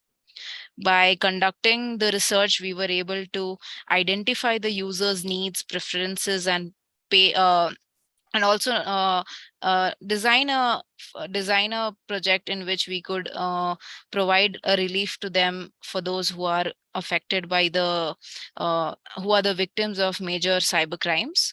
So the project focuses on simplicity and transparency in presenting the legal information and resources, which will help users fully understand the legal concepts and implications. Additionally, the project's access to registered lawyers will also ensure that the users will have professional legal advice when they need it, which can be crucial for victims of legal violations. Overall, the Cytocall, the online law system project, has potential to significantly impacted users' legal knowledge and behavior, and ultimately empower them to protect their rights and avoid legal consequences. Thank you. Yeah, hello. Hello, are you able to hear me? Yes, ma'am. Yeah, are you all last students or something? I didn't get your. No. They're actually engineering students. We have built a full stack development, but we have chosen cybercrime as our topic. Okay. One more thing, like in the website, you please go to that website, develop. Yes. Yeah, it's done. So in order to write your different acts and other things, you need to know the law behind it. So just trying to show a brief intro about each of those here. Sorry, ma'am, can I get the question again? Any particular act for that matter, if you want to, just somebody wants to know about it, they will log into your website, Yes. right? So after that, are you giving them in-depth detail about each of the acts? Yes. So if you can see here the details and what form of, it is challenging, like what type of crime that it is actually representing. Also, those two details will be given. So actually, any particular data set regarding this? We have just integrated an API where we have gotten the laws from the official government website now. So this is not something that we have created on our own data set. We have used through APIs. We are getting the official government details on, that is IPC or IT Act, whatever laws are there. We are getting it through API, and using law search, we are getting filters and specific keywords, and then filtering and only showing whatever they have requested for. This does not create any legal issues, right? So if you are publishing your website to the public, yes, do you need to take any permissions? No, ma'am. We are just that's what we are just displaying the exact information that is on government's website. So on government's website, it is like in a table format, spanning across multiple web pages, just simply put out. So we are taking that same data through APIs, but we are filtering it, formatting it, and then displaying in such a way that users will be able to understand. That's the only thing. We are not doing anything that needs permissions or law or anything like that. Work. Apart from that, making it easy to understand. Sorry, ma'am. Web development is the work that you have done. Yes, and a full stack application is the project that we have done, and based on this, we have conducted a small research, and then we have presented. Yeah, okay, thank you. Yeah, thank you. Thank you so much for your presentation. Thank you. I would like to thank all the participants and Dr. Jyoti for making this session more informative and knowledgeable. On the behalf of IFERP, I would like to express my sincere gratitude to all the speakers and session chair for this conference presence and contribution to making the conference more informative and interesting session today. Kindly join the conference with the same enthusiasm on tomorrow at 9:30 a.m. Thank you so much all. Susmita, one more was there, wasn't someone? He mentioned mobile application, are they available? He's not there, ma'am. Okay. Yeah. Okay, thank you.